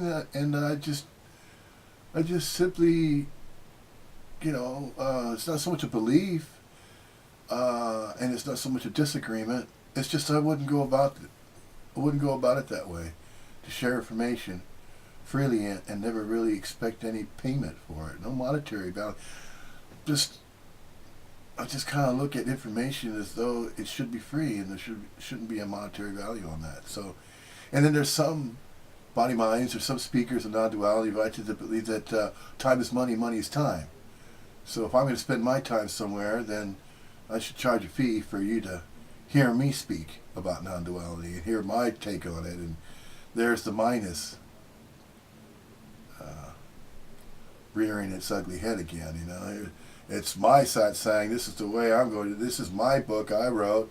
This is my degree that I got. I got a master's degree, and you know, English lit or whatever, you know, it could be. Yeah, that's just you know, it's kind of tooting your own horn, so to speak, that you don't even have. It doesn't really matter. Any of these achievements that you think are achievements, they're not achievements at all. No matter what you do and you think you've done, you think that's important. There's no importance behind any of what you believe to be achievements. If a conjured self believes that it has, that's ego. That's not only ego, that's a separate sense of self saying, oh, look what I've done. Look at me. This is what I have done and I've achieved. It's an achievement, so you need to interpret that as an achievement and then recognize that and you know, praise me for it, and that kind of thing. No, that there's no individuals, and you see it going on. It's just fantasy land, where you, I'm not saying that actors or actresses that are famous, they have no right to do that, or they don't deserve to. It's what apparently happens, of course. It's been happening that way, but that's to entertain the idea of a conjured self that says, look what I've done. I have acted in a movie, and then there's other people that were involved in the production of it and that kind of thing. So that makes me a little bit more special than somebody else who was in that movie that I was in. That kind of way of thinking. That's not really what's happening. That's more conjuring. More conjuring of boosting a self-esteem of a separate sense of self, as though that really matters to everything that appears as it does. Doesn't really matter. It doesn't. There are no achievements necessary to be achieved for this to be life as it appears as it does. But yeah, then again, there it is. What apparently appears to happen are achievements. And they're perceived that way by all types of different body minds. That's the thought that they're entertaining. They're going to entertain that way of thinking, that thought, as though they are a special individual and should be recognized that way. Okay, well, is anybody going to stop them? No, of course not, because it's just the same way of thinking as beliefs, as religious beliefs and clubs and organizations, and where other body minds are gathered together and saying, okay, this is what we believe in, this is what we support these ideas, do you agree with us or not? Okay, so if you do agree with us, join the club, sign up for membership, and there you are. Or just don't get involved at all. Not involved in absolutely no clubs, no organizations, none of that. Some people could view non-duality circles as though that's a club of itself. In a way, it is and it isn't. Although non-duality is a fact, there aren't a bunch of non-dualists getting together with the same exact way of expressing the non-duality message. That's not happening. It appears as though different speakers and teachers about non-duality, Advaita Vedanta, are expressing and using the English language in various ways. They're conveying similar meanings behind the fact that non-duality simply means not two, and expanding on that in various ways. Now, when it starts turning into guruing, that's not really what non-duality is all about, because then that's kind of supporting a separate sense of self that has a certain name, such as, I'll give you an example, Eckhart Tolle, very, very popular name in non-duality circles, Eckhart Tolle. When you hear that name, people go, oh, it's Eckhart Tolle, he's so wise, and I just love the way he expresses this, that, and the other. That doesn't need to be described that way, and there doesn't need to be this great emotion to pontificate and then put Eckhart Tolle on this pedestal and say, oh, almost treating him like a deity, almost, or like a master, like a guru. They don't have to be worshipped. They don't have to be recognized that way and saying, oh, let's put a picture on the wall and let me sit, in front of that picture, and there's going to be a picture of a guru there, and then we're going to take some time and we're going to practice breathing exercises. No, be still for 5 minutes. And let's chant Om. Now breathe a certain way. Meditate. Try this. Meditate. It's all that wishy-washy New Age crap. It is crap. And when Tony Parsons said, I agree this, if I'm going to agree with anything that the body mind with that name, Tony Parsons, when he says it's crap, sure it is. Definitely. It's obvious that it is crap. It doesn't matter whatsoever how a body mind is going to express and what language they use to express it, and using these words, they're empty. They're as empty as thoughts are. Thoughts that are entertained as though they have some degree of importance, they don't matter at all. They really don't. Neither do any of the teachings on all this guruing. But you see, there are still people that practice various religions, and there's Buddhists, and there's Hindus, and there's Sufis, and there's other self-proclaimed conjured selves as gurus or as teachers of a certain persuasion or of a certain subject matter, and they're calling it this teaching or that teaching of spirituality. All of that is not necessary. It never was. And if that's happening, well, then that's apparently appearing to happen, and it's just the content of what can happen. But that doesn't matter. In the grand scheme of things, none of those things matter. So go ahead and continue to, chant Om, meditate, whatever. I mean, if you don't realize that you're not that, and that doesn't matter, whatever you're doing and whatever you think you know, then exercise that will to do that then. Free will and choice. If you believe you have a free will, you better exert it then. And I agree when Paul Henneman says that, the body, mind, action figure, in many of the sayings, he says, if you believe you have free will, you might as well exert it. If you think you have to do something, go ahead and do it. It's not going to make any difference anyway in the long run. It really won't. Never has, never will.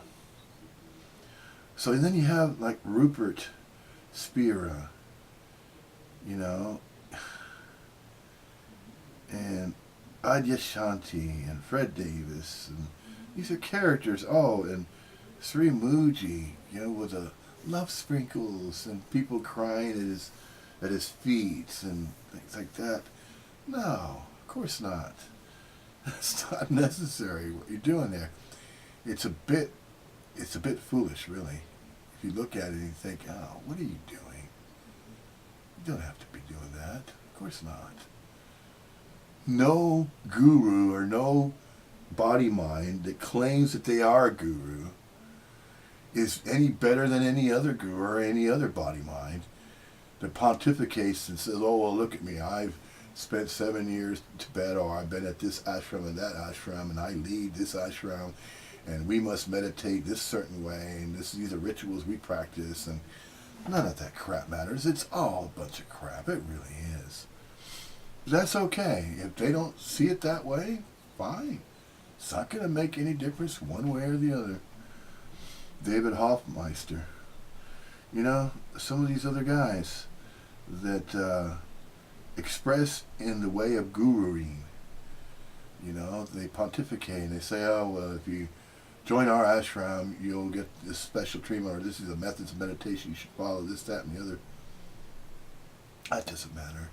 Never did and never will. That's all right. Let's just go ahead and continue with this particular presentation here. See what else we have. No idea that was what's going on, just by doing the inventory. Yeah, just by doing the inventory store. So, and I also saw, they said when I came in AA, they said, hey, you got to be willing to save your ass instead of your face. But I thought my face was my ass. Really. I was living on that image, on that narration. Yeah, it's amazing. As a down and out junkie, I had a lot of pride. I did. Speaking of having a lot of pride, before this recognition that this body mind, as I was professing to be an individual, separate entity or separate self that mattered in different ways than some other body mind that called itself whatever its birth name and birthright that it believed to be as a separate sense of self, a conjured self. There was a point where I was seeking, and I was involved. This body mind was involved in a very strong seeking energy, with the idea and the beliefs that I needed to continue on and publish as many books as I possibly can, but I had to figure out a way to begin doing that.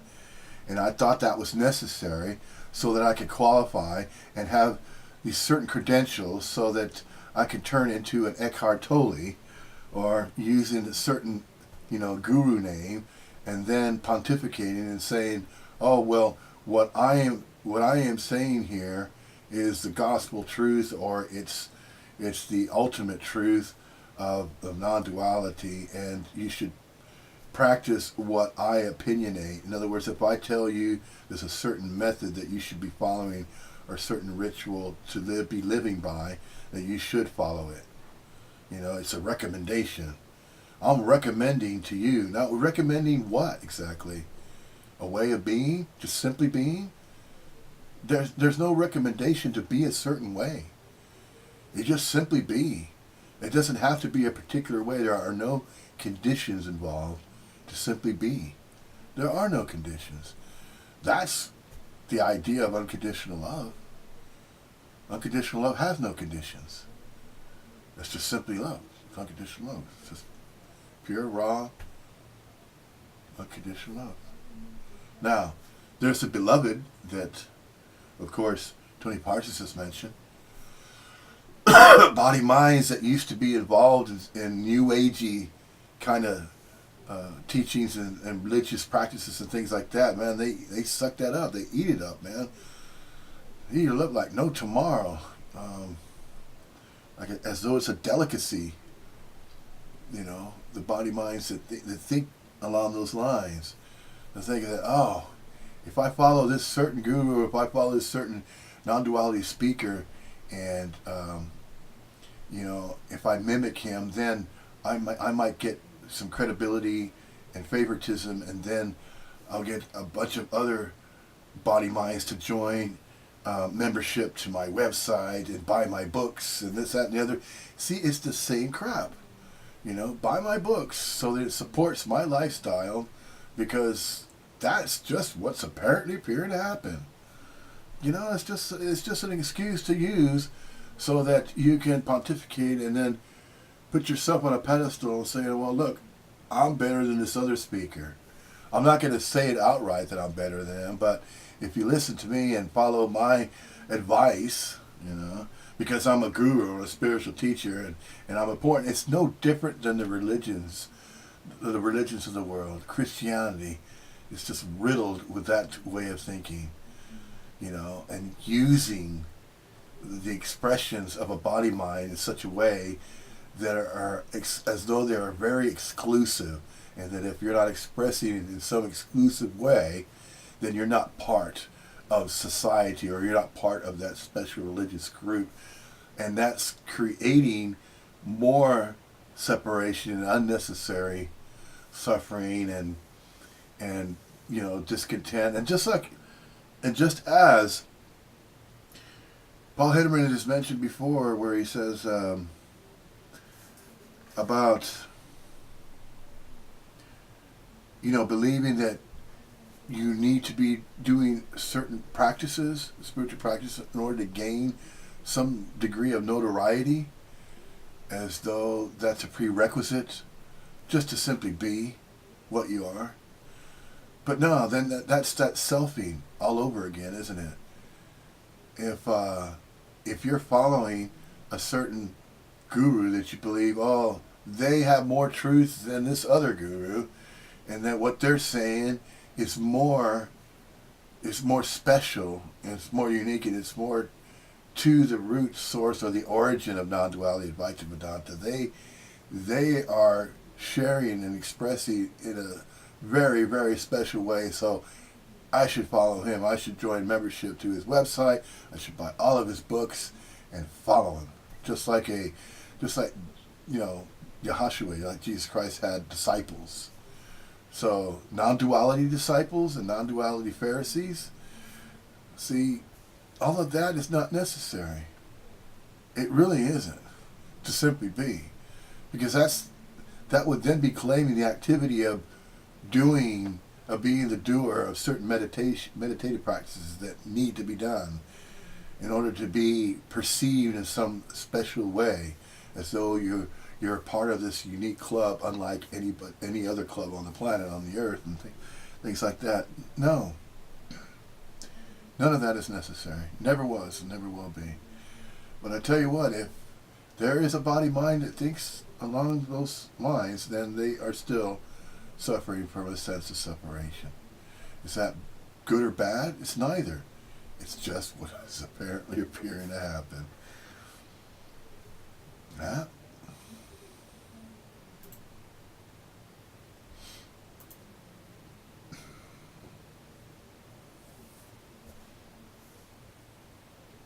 And I wanted relief, and I was willing to take any consequence, and I did. So, you know, I sat there, I saw him, and something downloaded in me. It was just like that, and it just put a stop to my head. The thought stream sort of dried up, like instantaneously, and it was like a CNN news flash. just a headline, not a story, and it just said I'm fucked. Yeah. Well, I can admit that it wasn't that traumatic for this body mind. When this alleged awakening or this recognition that I was never a separate sense of self, or I was never that conjured self that I believed that was a separate me, uniquely of an original form or format with an original birth name and birthright, unlike any other body mind that's ever walked the earth, you know. That's not the case at all.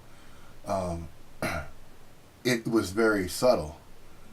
This shift, or an apparent appearance of a shift, or this appearance of a recognition, where the unraveling and the sense of separation just fell, and this foundation, as though there was this separate sense of self that needed to maintain itself in a certain way, just fell apart, because I was comparing, when I was in that strong seeking energy back in June of 2016, and I was looking into Dr. Thomas Campbell's work on the big theory of everything, and he has a three part book series, My Big Toe, My Big Theory of Everything. You can look this up and find out.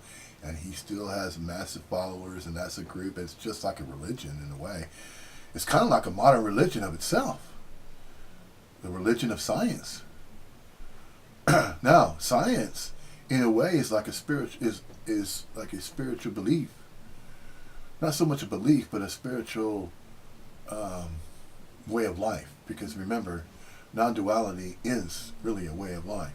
And the Bhagavad Gita Upanishads mentioned that the science of beingness is the Upanishads, Bhagavad Gita. Science of beingness that explains all the intricate energetic movements about beingness, about consciousness, regarding consciousness, and then it talks about the Bardo and reincarnation and the different happenings throughout the universe that apparently appear to be happening. But how does anyone really validate that and know that for sure? Nobody can validate that, because there is nobody separate from everybody else to claim that they know that. That which is unknowable. You can't turn around and say, well, I died and I came back and now I'm reincarnated as this other personality now, and I'm in this different body mind. I'm not in the body mind, but I'm appearing that way as a different person in a different part of the world now, and I can remember and recall a past life, and I can go back and no, don't think that it was quite explaining it in that way. And the Bhagavad Gita explains these interpretations, but a lot of it was mistranslated, the same way that the Old and New Testament was grossly mistranslated, especially when the scrolls were seized by the very first pope that was put into power in Constantine. In Alexandria, Egypt, there was a time of the Earth's history where there were there's those massive libraries of scrolls and tablets that contained information, evidence of past civilizations going back thousands of years. All of those scrolls were seized, and the entire library was burned after that, burned to the ground, because those Roman soldiers were sent so that the first Pope would be put into power and the Vatican City would be created, and they operate to this day under their own laws. They created their own laws in their own city, and they have their own wealth and their own privileges, unlike most other parts of the world. They live in the lap of luxury.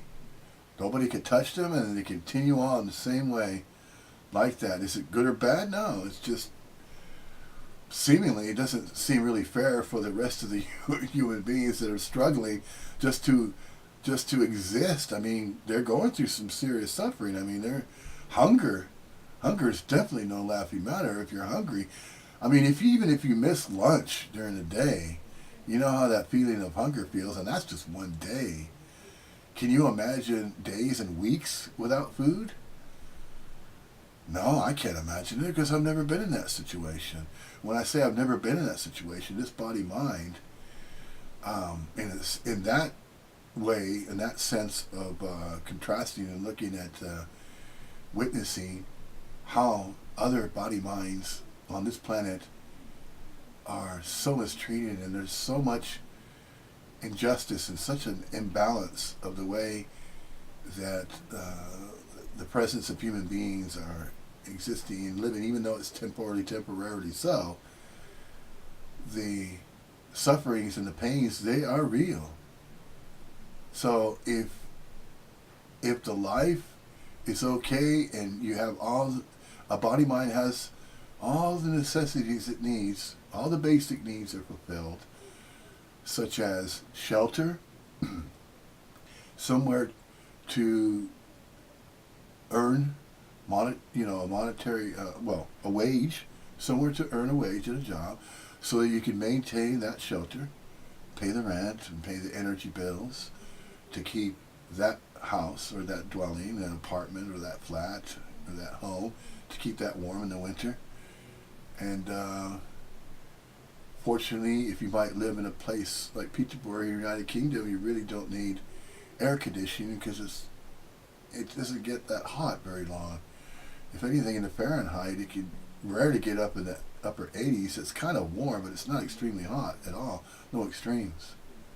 There's other parts of the world, obviously, that it's unbearable heat, and hardly anything grows, and there's certain places where that's where the starvation and the suffering is really prevalent. So a lot of these people are trying to flee from these harsh environments.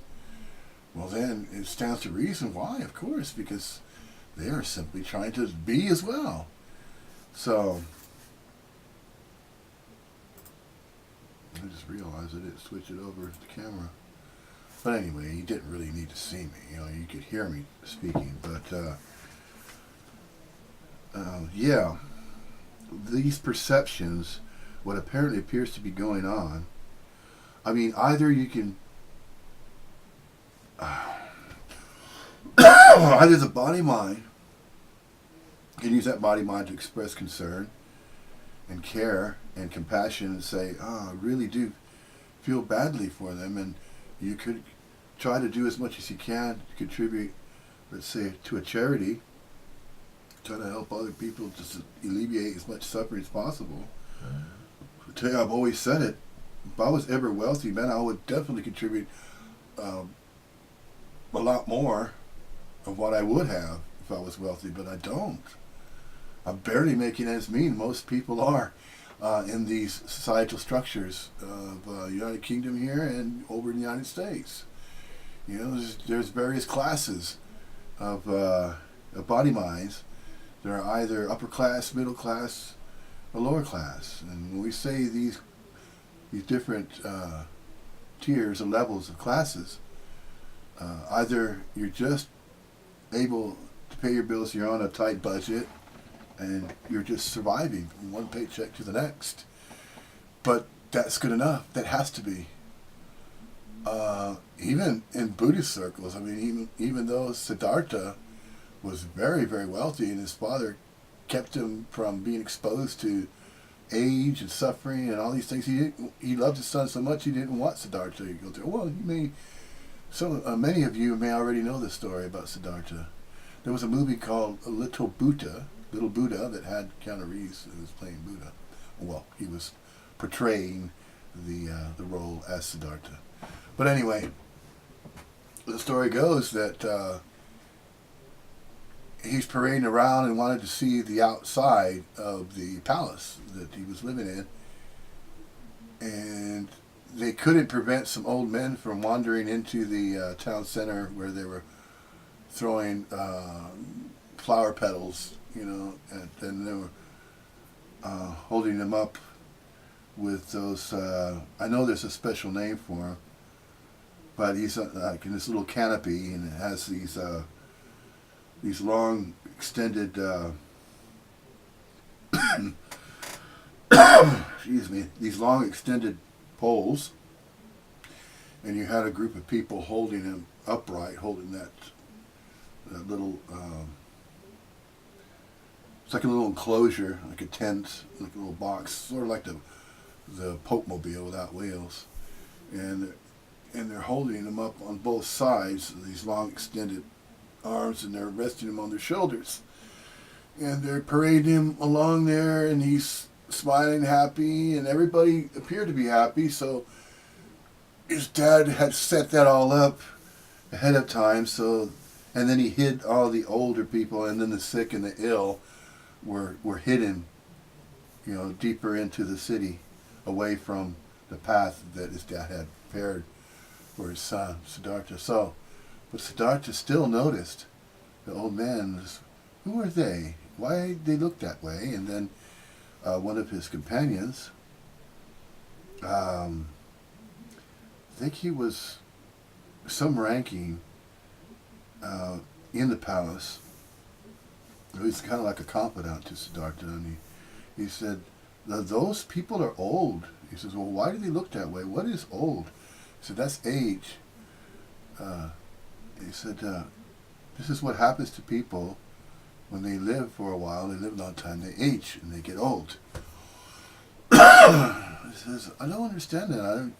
I need to know more about that. Can I? So he gets off of that raised, that little. I need to find out what those are called. But he steps down anyway, and he walks towards the old people. And then, as he further travels down the street that was where the people were hidden, then there was people that had leprosy and illnesses and skin disorders, all kinds of things, ugliness and age and conditions, medical conditions that could not be cured, stuff like that. And he's like, what's wrong with these people? Why are they suffering this way? I need to find out why this is happening. This should not. Why can't they be living like us? And and that's when he decided to go on that spiritual quest, because what he wanted to do was alleviate suffering for the entire planet. Now, that's kind of far-fetched when you think about it. But then again, if you take the message of non-duality, realize you're not that body-mind, so whatever happens to it, even if it gets cancer, you do the best you can to go through it. Even if you have a cold, you're feeling sickly and ill, you just try to ride it out, take as many medications as you can, and keep going. But you can't prevent certain accidents. You can only be so safe out in the world. There's traffic that goes by, cars, and a car can steer out of control, or a bus doesn't stop in time, and you may walk in its path, or a car, or whatever. You could be in a car that gets struck by another car that's out of control, or truck drivers and things like that. These things are going on all around the world all the time. Accidents happen. The thing of it is, if you believe that you own and are claiming the suffering that's happening to this body mind that you believe is what is all of what you are, then the pain's really going to matter to you, and you're going to be questioning and wondering, well, why? Why me? And then you're going to start asking yourself, it's not really yourself to claim as yourself, because that's conjured, of course, but just to use that figure of speech. Before the recognition that you're not a separate sense of self, there are still, of course, body minds that are under the parasitic movement of the mental thought system, entertaining thoughts of or as a separate sense of self. They still believe that they're an individual with a birth name and birthright, separate from everybody and everything else, in a reality that they have conjured for themselves, and they believe that, and they are convinced of that. Presuppositions. The mental thought system taking your body mind as though it is a separate individual entity, but it's not. But there are a majority of body minds that are thinking that way. They're thinking that they are a separate individual self, a sense of a separate self, and that causes unnecessary self-conjured self-afflictions. And these are the sufferings. The middle way is the path to enlightenment. Now, that even Buddha has said that before. what that means, after he hung out with the aesthetics, these guys that purposely went without bathing, they went without cutting their hair, their nails, they went without eating hardly any food at all, just little leaves, berries, things like that. Sorry about that, interfered. It's just an automatic thing that they're trying to promote. You know, pop-ups can sometimes show up. Anyway, that's what that sound was in the background. So the way the movie goes, well, the story about Siddhartha is that when he was joining the ascetics and it had rained and he sat under a tree when it started to rain, and he was with his folded legs and he was in a lotus position and meditating. A cobra shielded his head while it was raining, and the ascetics were in awe of that. So it's kind of similar to the story of Christ, the Christed one, Yahshua, the teacher of righteousness, the master of justice, as he was known in Hebrew circles, the Old Testament stories, as that avatar, as the avatar, the Christed one. Quite a similar story in the Buddhist tradition with Siddhartha. And then Siddhartha, of course, later on he would have followers, and the way that worked, that was going on, if you think about it, thousands and thousands of years prior to Christianity springing up. There were all kinds of deities, Roman deities and Greek deities, all kinds of deities were being worshipped, and all kinds of spiritual practices, things like that. And in a sense, it's the same today. It's kind of like that even now, where there's certain parts of the United States that even the family that this body mind was associated with, I had aunts and uncles. I had a very religious auntie back over in Harlingen, Texas, when I grew up parts of the lower Rio Grande Valley there in America, and she was extremely religious. She used to profess that she could speak in tongues when she was praying. That was all an act to tell. You know, when you're an innocent kid and you're seeing, your auntie convulsing and speaking in tongues, that's all made up. That doesn't happen. No. I mean, if it does, that's just, just being a certain way just to attract attention. And, attention-seeking personalities of body minds are like that they're very, very naive and very susceptible, even to this day. My sister, bless her, but she's found a group of people that would accept her, because mainstream society won't accept her because she's a little bit different, maybe. And she's criticized and judged just because, she just simply believes in the religion, and she feels safe with these beliefs of Christianity. But it's a misinterpretation. It's the same as how non-duality can be misinterpreted and then pontificated, and then the guruing that could go on, and then it turns new agey, and then it goes off in these tangents in which are not necessary. But see, that's another subject altogether, isn't it?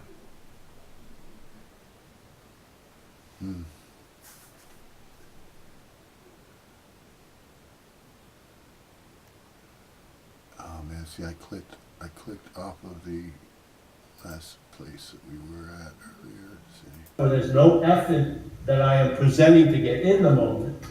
Yeah? Exactly. So I have the experience of being in the moment, but it's not based on I got in it. It's based on I can't be out of it.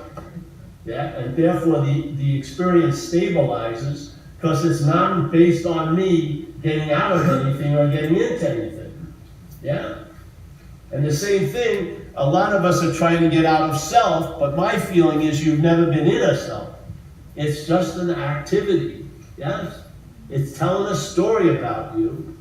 It's telling a story about you, and it pictures you as a body. But in fact, there isn't any true evidence that you're a body. But if you go into memories, they picture you as a body. If you rely on thoughts, they think of you as a body. And if you rely on perceptions, you're going to see things, but you don't see spirit. Yeah? Now what happens? You see what you're not, and then you find out what you are. So what we do here is you finally admit you're fucked. You see, what we are not, to expand on that, and that definitely needs more expansion, more explanation. What we are not. Okay, so what we are not is the duality of the appearance as though reality is filled with nothing but dualities. A separate sense of self reinforces these ideas of duality because that maintains the sense of a separate self. In other words, a sense of a separate self has certain desires, wants, and needs that the way that it feels in a body that it's claiming as its own needs to feel a certain way. It needs to appear in a certain way. It needs to wear certain clothing. It needs to behave in a certain manner, a certain way. And that's why the guruing is tied in with that separate sense of self.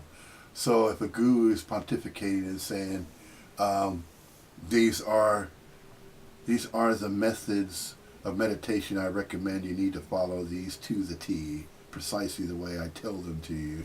Now we need to go through exercises. And he says, I am the leader of this ashram, and so you will follow what I'm saying because it is recommended. You know, this is the Buddhic way, or they use Buddhism as a way that Christians use Christianity to pontificate and say, oh, our religion is the one that you should be following. So you have different branches to different denominations in the United States, such as the Baptists, the Catholics, you have the Protestants, you have the Mormons, you have the Seventh-day Adventists, you have the Jehovah's Witnesses. It just goes on and on. You have all these different branches. It's no wonder that so many body minds are confused on which belief that needs to be followed. None of them do. Just drop all of them. Just simply be. That's all you need. It's all. It doesn't even need to be done. You've already been doing it all along. You just think and believe it has to be a certain way. That you need to be involved in some religious belief. That you need to be practicing and saying prayers and chants and practicing certain rituals and you see it too clearly. You can. When I say you see it clearly, I'm not referring to the individual body-mind that sees that. The seeing is what you're looking from. In other words, what's looking is what you're looking for, and what you're looking for is the witness and seeing of that which is not happening. So the duality of what's not happening reveals and exposes what you truly are, and that you're not an individual conjured separate sense of the self as a whom, as a separate individual entity with certain beliefs that need to be followed in order to maintain that degree of individuality, because that's what you believe you have to be doing. You have to be doing, and you have to be knowing certain spiritual practices or certain methods of meditation and that type of thing. None of that is necessary. None of the knowing, none of the doing. It is just in the beingness, in the presence of simply being in the now. You don't have to chant Om, you don't have to light candles, you don't have to have a bunch of Buddhas and statues. It's just all just appearances. It's just cosmetics. And it's all temporary anyway. These are all temporary appearances. But you don't have to identify with them. You don't have to identify with them, just as you don't have to identify with a self, a separate sense of self that's conjured. It's not necessary. Because it simply isn't. It's not part of being. Being the presence, awake to being awake. It's that simple. There it is. That's that. Finally admit you're alcoholic, you finally admit you're an alcoholic, and therefore you let it all land, and then you go to, and I'm not. What we're trying to do is get right to am I not, without letting all that accountability land. We're trying to use like a new philosophy as a drug. So people are now trying to grab non-duality, because non-duality is there is no self, so then they go, well, there's no one who needs to do the steps. But what I do is I see Buddhists that try this, and I see non-dualists, and they end up drunk Buddhists and drunk non-dualists. When I was out there, the only way I could feel good is if a beautiful woman or a difference of separation. That's what non-duality is like. And they know it's not there. That's a real crime. That's a real pity. So, all right, that's the end of the AA. But see, the thing is, AA just led inexorably to this idea of non-duality. Because if there is no self, there is no other, in a way. Yeah? So the whole idea of non-duality, it comes from the oldest scriptures in the world. But it's an idea that there is no two. There isn't me and you, there just is, yes? And so to me, the whole AA life brought me to it, pretty obviously, because if self is the root of the problem, and it isn't so, that's non-duality. Yeah? Self is what dictates another. Yeah?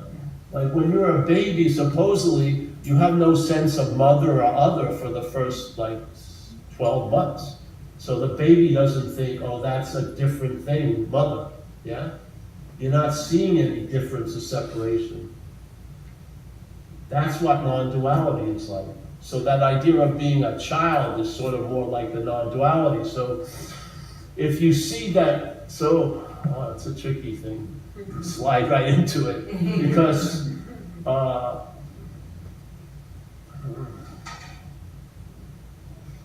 really think in a sense it's best not to even be introduced to it. I think life will lead you there. And maybe now is the time. So you can put a seed in. But I find... Yeah.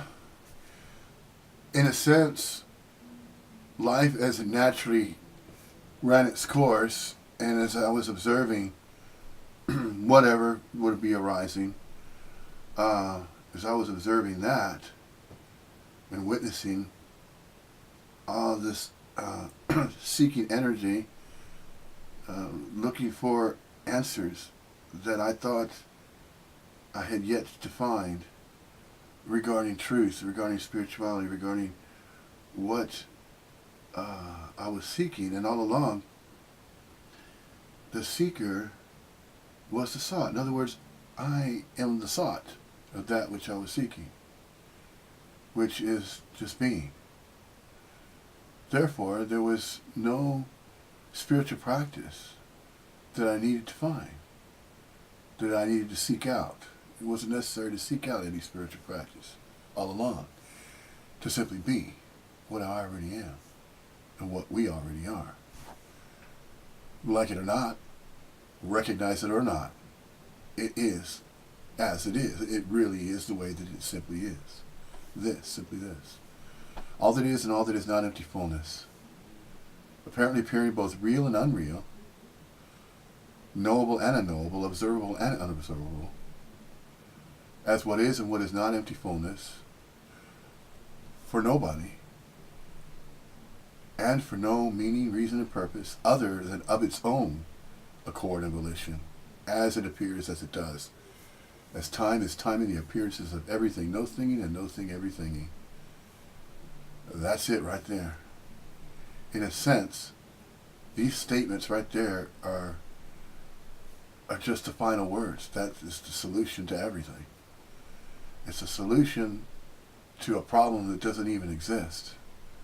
There's no problem of simply being. Science says that they need to solve some kind of problem. They refer to a singularity, and that it needs to be defined and evidential, and it needs to be called something and labeled something tangible, something that could be evidential so that everybody can experience it as well. Well, everybody's already experiencing beingness, just being, in space and time, and not of space and time. But you cannot try to convey this not-to-ness, or this sense of a separate sense of self, as though there is one reality which is exclusively real, and then there's another different reality, it's exclusively unreal, and that once this body-mind passes away and is no longer animated with the animating principle of the energetic movement of non-local quality conscious energy, of that local quality conscious energy field, as a temporary manifestation of an impermanent appearance, a humanly corporeal apparent appearance, visibly observable in mirrors, for an impermanently indeterminate duration, in space and time, and not of space and time. To summarize that right there encapsulates beingness. That's it right there. Awake to being awake. You are what you're looking for.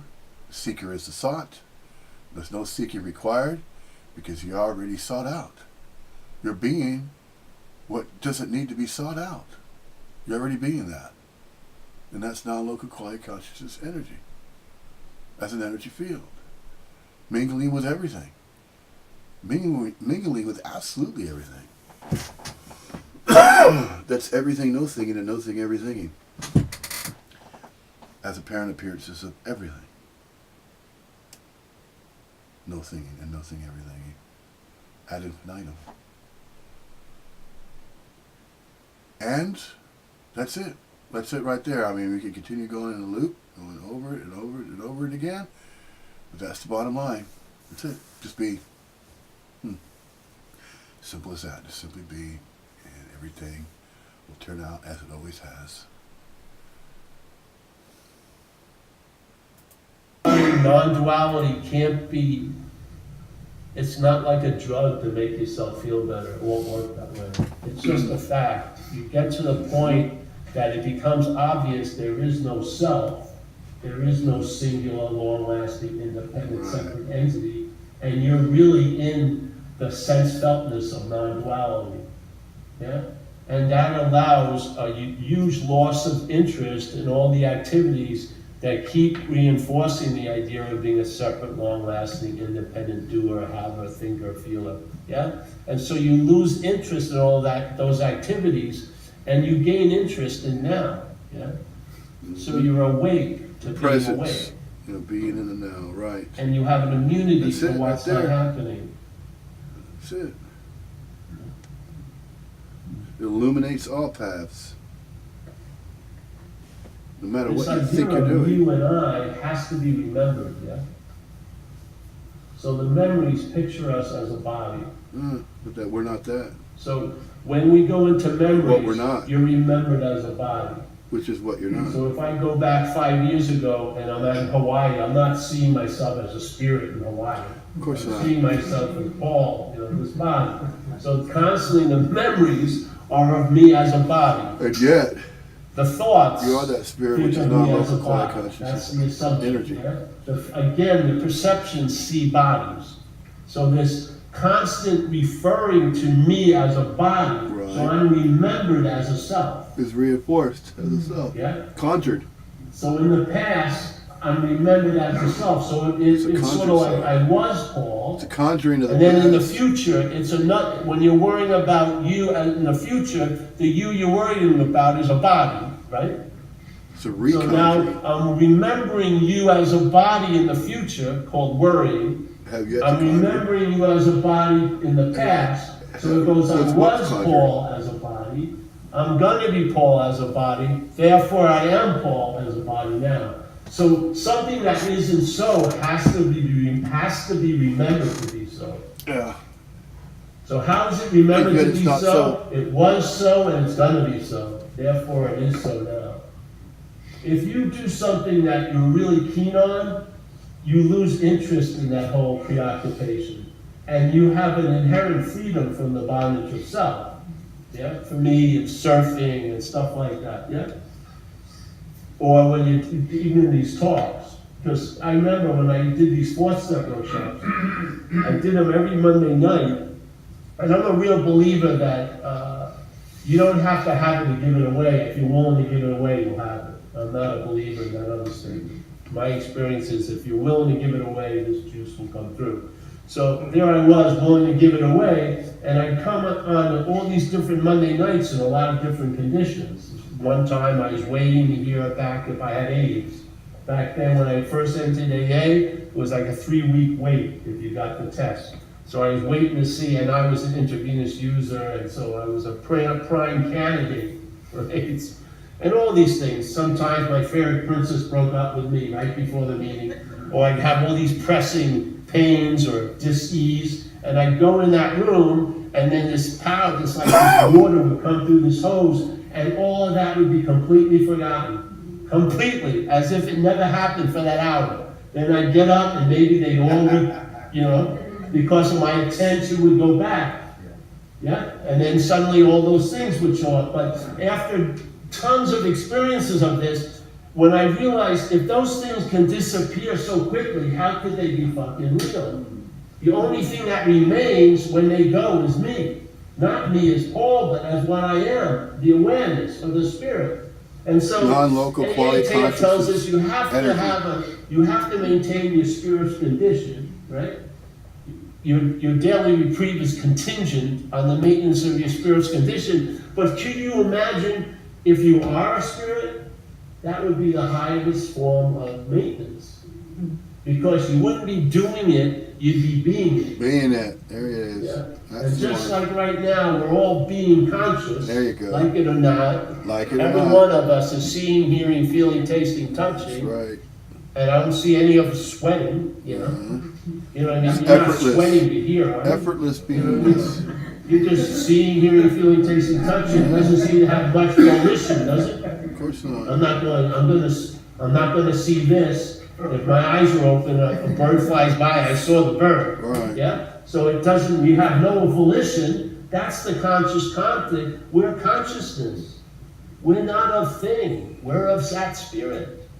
That Non-local is first, quality this is after. But then when the mental Not states of those session space and time. puts this first, and then you just forget- appearing in space and time, but not of And space. sometimes you'll seek for it as after you.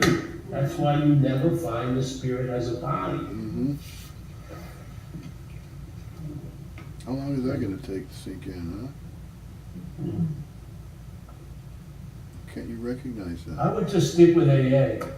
Don't get into any other philosophies for a while. Just let AA work on you, seriously. Yeah? And it's all about a shift of interest. That is And a just path like it as well. says, that which is playing Even God, though it's playing not again, intended to be play a God. spiritual path, If it's still all a of path us for joined the like lives. a 2-year seminar Program. on how to lose interest in self, that could be construed as interest in self.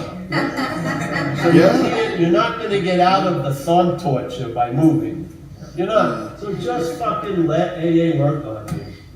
Get this, I see this action figure really veered very extreme left and right.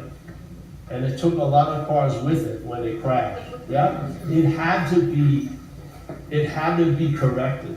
And AA is the correction. And then that allows me to entertain all these other possibilities. But if this isn't corrected, the way I'll entertain those possibilities is just like I entertain drugs. I'm looking to get a fucking quick relief. That's the same that seemingly was happening to that me that was involved in that seeking energy, that I was trying to find some type of spiritual practice or some type of literature or a book that explained what is really going on and why. I wanted to know the what, why, and how when I was overlooking the simplicity of just being, the presence of now. It's not even a requirement to do that because you're already being that anyway.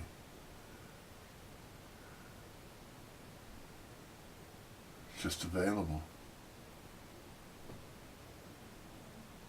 And that's it. Traveling lighter across whatever apparently appears to happen.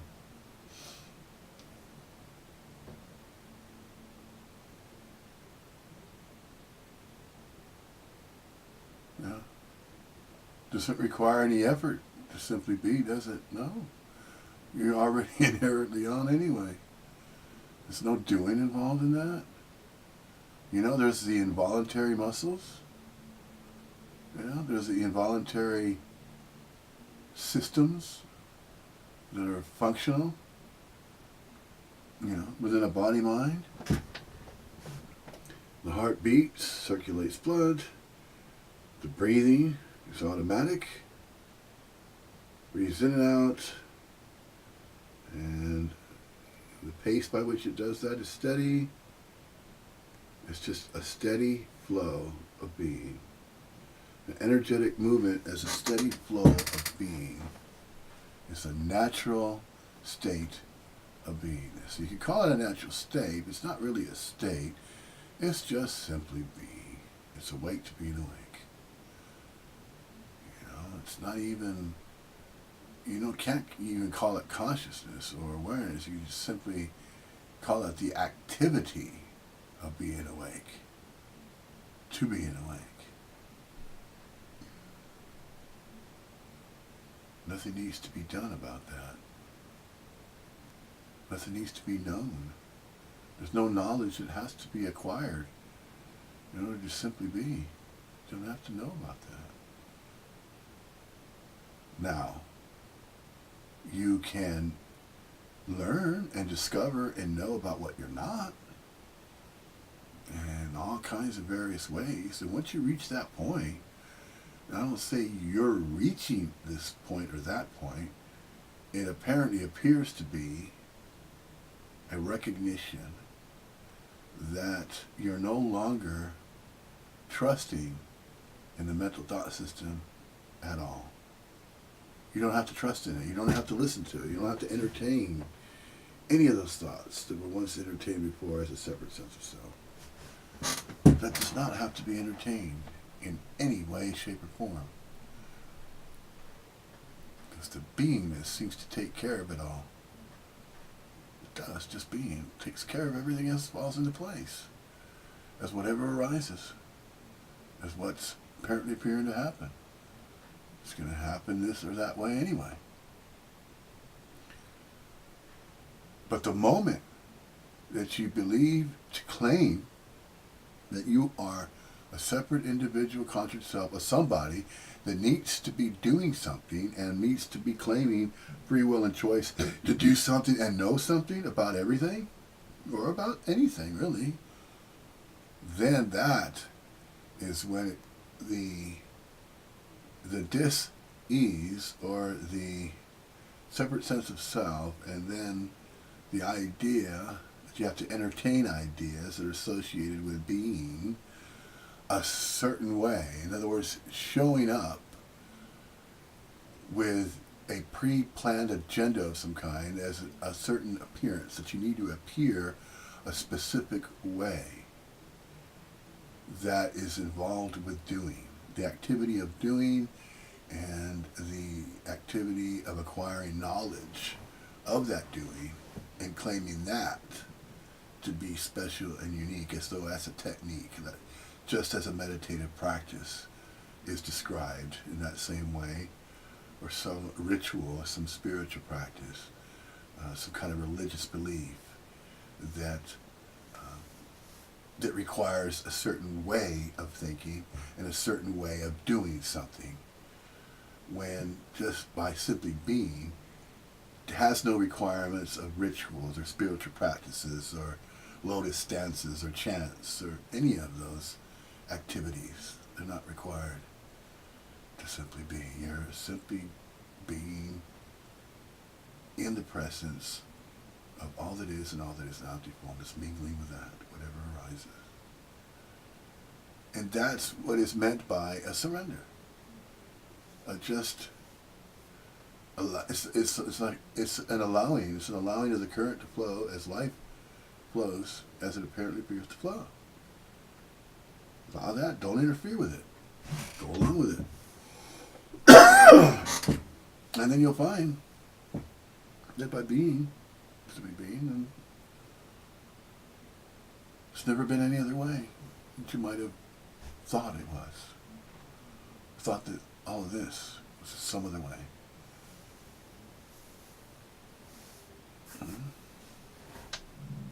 How much more needs to be said about that? That's not going to work with non-duality. It's either a fact or it isn't to you. Yeah. And it's best that you're not ignoring and trying to. It doesn't get have it to be a as fact solution. to anybody or It for just anybody falls on either. you and makes It's just a total fact. sense, yeah? So first, let's Flat get out corrected fact. as the action figure. Sooner or later, that urge or that radioisotope is going to be removed. You won't even be aware of it. It may take you a few months to realize, I don't really want to fucking get high. Yeah? The miracle has worked. Then all you need to do is get the right habits, and to me, the problem resides in the mind, and you don't want the mind to have much say in the solution. Yeah? And a habit is an action without thought. Just like we were in the habit of getting loaded. Part of I didn't being. think, I think I'm going to shoot coke today. Yeah, you don't have to think about it. I You was just going to did it. shoot coke today. Yeah? So the same thing, new habits way of have life. been placed. That, see, I don't think about going to a meeting, I think which one. I'm going to go to AA meetings. After 30 years, I still go to AA meetings. You can have a preference. It's just Sure which you can. one. Yeah, There's that's nothing the wrong or beauty right of about it. having a And preference. in those meetings, I But that's not feel, exerting in addition to the free love will. of God expressing itself through our blue conscience, I not sense the exerting that. presence of spirit. It is simply being. That's why I go. It's The choice is unbelievable. made. And its It's not batting based on average is free about will. 99.99%. At all. There's ever. only free will to So conjure once the something. habits are in place, that's the insurance policy. Let everything get corrected and then see where life takes you. Right. You know? Because it will. It's going to take you somewhere else, and everything that will Well, take you seemingly to so. will help illuminate There is no the path other of place or illumination, somewhere which is else recovery. to travel And to me, that's what But to non-duality simply is. AA But the is a appearance path of of other illumination, places but can what appear non-duality does is before allows an illumination of the arises path. That to me as is the case. what Yeah. apparently appears So to be. you are the light you're looking for. Instead of using the light to look for light, you realize you are the light. Yeah. Yes? That There's a illumination great of light. statement in Buddhism, is Hawaiian Po, a illuminating. great Zen master. Because He would say, you cannot use the Buddha to seek the Buddha. You can't use the light to seek the light. Yeah. We say you can't use self to get out of self. Right. It's basically the same statement. So, and I don't think Hawaiian Po was a sadist. So when he was talking to Bill, Jim, Mary, and Sue, he saw them as the Buddha, and he was talking to the Buddha, yeah, not Jim, Mary, Sue. And he said, hey, Buddha, you can't use yourself to find yourself. That's the message of non-duality. You are what you're looking for. That self that you think is yours is not. It's not so. It's not claimed as yours. You're not the one who has the As solution. a self that You're really belongs an embodiment to of the solution. a body-mind complex. It doesn't belong to us. It's, It doesn't have to be, and it can't be claimed. and whatever you think AA or recovery is going to be like, you're sorely mistaken. If you just stay on the operating table, yeah. If I wouldn't be doing it if I wasn't high, fuck. Shit. Yeah.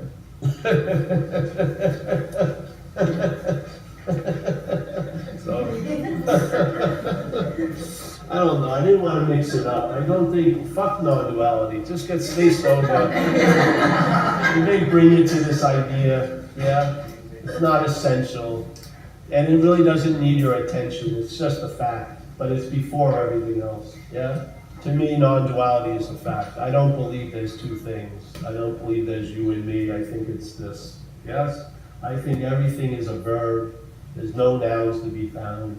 Everything is happening. Nothing ever happens. It's Right. just a dream. There's never a It's a suspended dreaming, and none of the dreaming happening is ever that going to happens, leave any lasting and then effect that's on it. what you are. It's You're like that big sky without a cloud in it, happening. Yeah. that allows all the clouds to appear in it, yet none of them affect it, yes? All the planes fly through the sky, not one of them run into a big chunk of sky. Yeah? When it rains, the sky doesn't get wet. You can have 365 July 4th events and it's not gonna rip the sky open. That's what big mind is like. That is what spirit is like. Yeah. Spirit allows Non-local everything, quality of consciousness everything energy. to appear, because that's why acceptance is the key. Everything to appear in it, yet none of it affects it whatsoever. Yeah, That's what we're everything like. to That's appear. what spirit is like. Yep. All the heinous things you thought you did have already been forgiven before you ever fucking did them. Yes? We've been going to the wrong courts. We've been going to the courts of the head, where we're already convicted. Every one of us is just living out a sentence that we put on ourselves. Yes? There's no freedom in those courts. There's no probation. You're not going to get paroled. This allows you to go to the court of light, where all your seeming transgressions are null and voided. Yes? See, this happened with me. If I'm not those manifestations, if something has taken me over and used me for transportation, and if the first step is correct, that we were powerless over alcohol and drugs, that's sort of like if you're dancing with a gorilla, you're going to stop when the gorilla wants to stop. I don't understand why so much guilt and shame is still being produced out of claiming you were the doer of those behaviors that you had nothing to do with. Something took you over, used you for transportation, and left you holding the bag. Yeah. That hit me the first 6 months, I Convinced swear. of that. I was thinking I was pretty cool, you know, getting sober, trying to go out with this girl, had a little 850 Suzuki. My other friend had a nice Kawasaki. We had the two girls in the back, went to his apartment, went up the stairs. This girl came down the stairs. She had pink on her blue jeans, this Asian girl. My friend went down back to get something from the bike. As he came in, he ran into his neighbor and says, "Hey, my neighbor wants to ask you some questions." And I thought he told her I was a house painter and I was going to give her advice. There I am trying to impress this girl and, you know, my friend and everything. This lady walks in and says, "Hello, Paul, do you remember me?" I don't know. She says, "You owe me $500. What? So she had moved into one of my many apartments, and I took one of my many deposits that never went to the landlord. So she basically caught me with my pants down, but I didn't feel any guilt or shame because I knew I would have done to her, I would have done it to anyone unless you physically could stop me. I had no guilt or shame about it because I saw at least the first possibility. I saw alcoholism as a disease. I did not see it as volition. Yeah, and I keep seeing in our community, there's so much mental harvesting of guilt and shame based on behaviors we perform seemingly under the influence. Yet our first step says we were powerless over it. And it's just like the seeking energy, where I took that idea and that thought that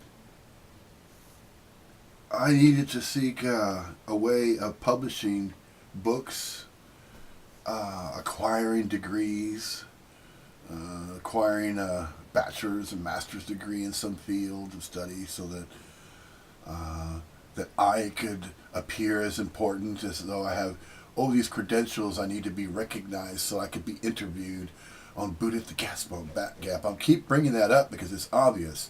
Those are not ordinary people in ordinary circumstances. They're not. They're just simply an exclusive group, okay, that happen to have lived those body minds happen to have lived a privileged life, I'm not saying it's good or bad, it's just what had obviously occurred. And these groups of people that have these bachelor's degrees, master's degrees, or doctorate degrees, and have published works and books, and have had all these spiritual retreats throughout the world. They've traveled all over Europe and all over the United States, everywhere, Australia, Canada, all these different places they traveled to promote their books and their literature and their way of explaining about non-duality, Advaita Vedanta, and their spiritual awakenings, this, that, and the other. That does not matter, but that's what apparently appears to be postulated.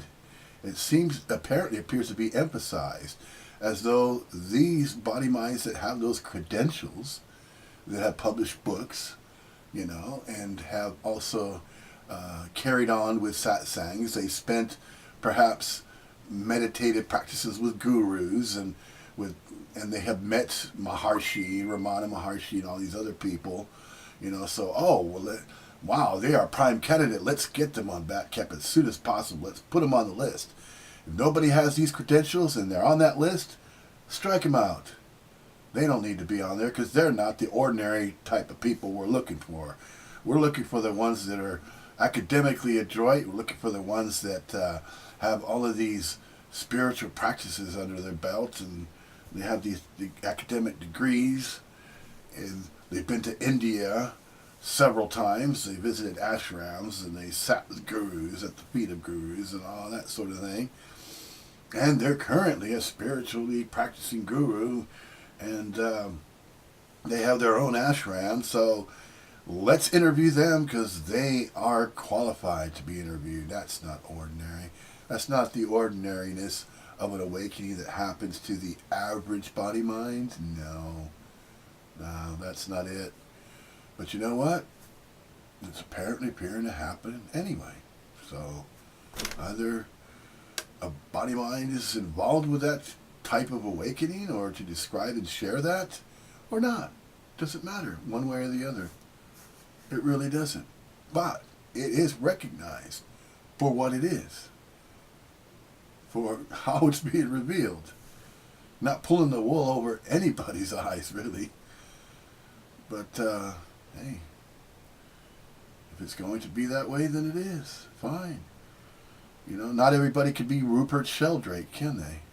No, not everybody can be Eckhart Tolle. He's had all these books and all these spiritual retreats, and man, he's racking up and laughing to the bank, and man, he doesn't have, he really set, in a sense, his body mind set, and his family as well, whoever he's going to share the wealth with all these high-priced spiritual retreats and all these books that he's written and published, and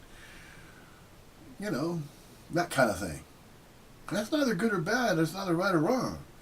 It's just what apparently appears to be happening, isn't it? Yeah. That's the answer. Isn't it, Andreas Mueller? If you're ever watching this particular presentation, I know you use that phrase a lot. He really does. And we're going to go through one of his presentations next weekend. So this is going to be weekend recordings on Saturdays.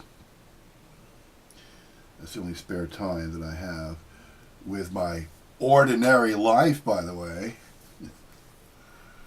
I've never set foot on soil in India, anywhere in India, although I'd like to visit. I've never been in an ashram, never set foot in an ashram. I have held satsangs, but, a satsang is a free type of gathering, where we starve questioners. It's a natural thing, and it's not pre-planned.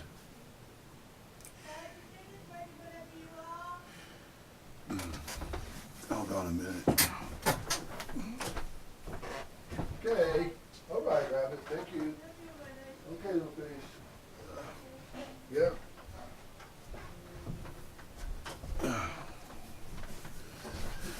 Anyway, it's really getting late. It's already been 5 hours gone by on this presentation. Unbelievable. 5 hours and 4 minutes. And didn't even get to the very end of this particular presentation that's 1 hour and 18 minutes long. I spent half of the time going over about a little bit more than a little bit past halfway. There's only a quarter left of time, but that's all right. What was going to be said was stated, and if anything else needs to be stated, perhaps we'll save that information, or it will be expressed next Saturday. So today was the 24th of November, Saturday of 2018, winding down the year of 2018, and we'll go ahead and select a pre-recorded satsang from Andreas Mueller. And from my understanding, by taking a quick glance, what he describes as his channel is, I think it's called the Timeless Wonder, isn't it? I think it's the Timeless Wonder. Let me just double check just to be sure. It's Mueller, Andreas Mueller Non-Duality. There he is. Yes. The Timeless Wonder. That'll be next Saturday's presentation. There's his channel right there. Timeless Wonder. He has 1,020 subscribers. Wow. That's impressive. And he's been at it for a number of years now. I think we're a good solid, close to a decade now, I believe. And most of these others here, Tony Parsons, of course, Lisa Lennon. There is Ella May, Sophia. There's Wolfram Umlauf, Richard Sylvester, Lisa Cairns. And those are the channels that are showing up right there. And under the related channels section. So we'll look into this next Saturday. Yeah? Okay, well, until then, have a good week. Whatever apparently appears to be happening is what's apparently appearing to happening, regardless of what anybody believes to be any other way other than the way everything is apparently appearing. As all that is and all that is not empty fullness for nobody, and apparently appearing as both real and unreal, knowable and unknowable, observable and unobservable, for no apparent reason, meaning, or purpose other than of its own accord and volition, ad infinitum.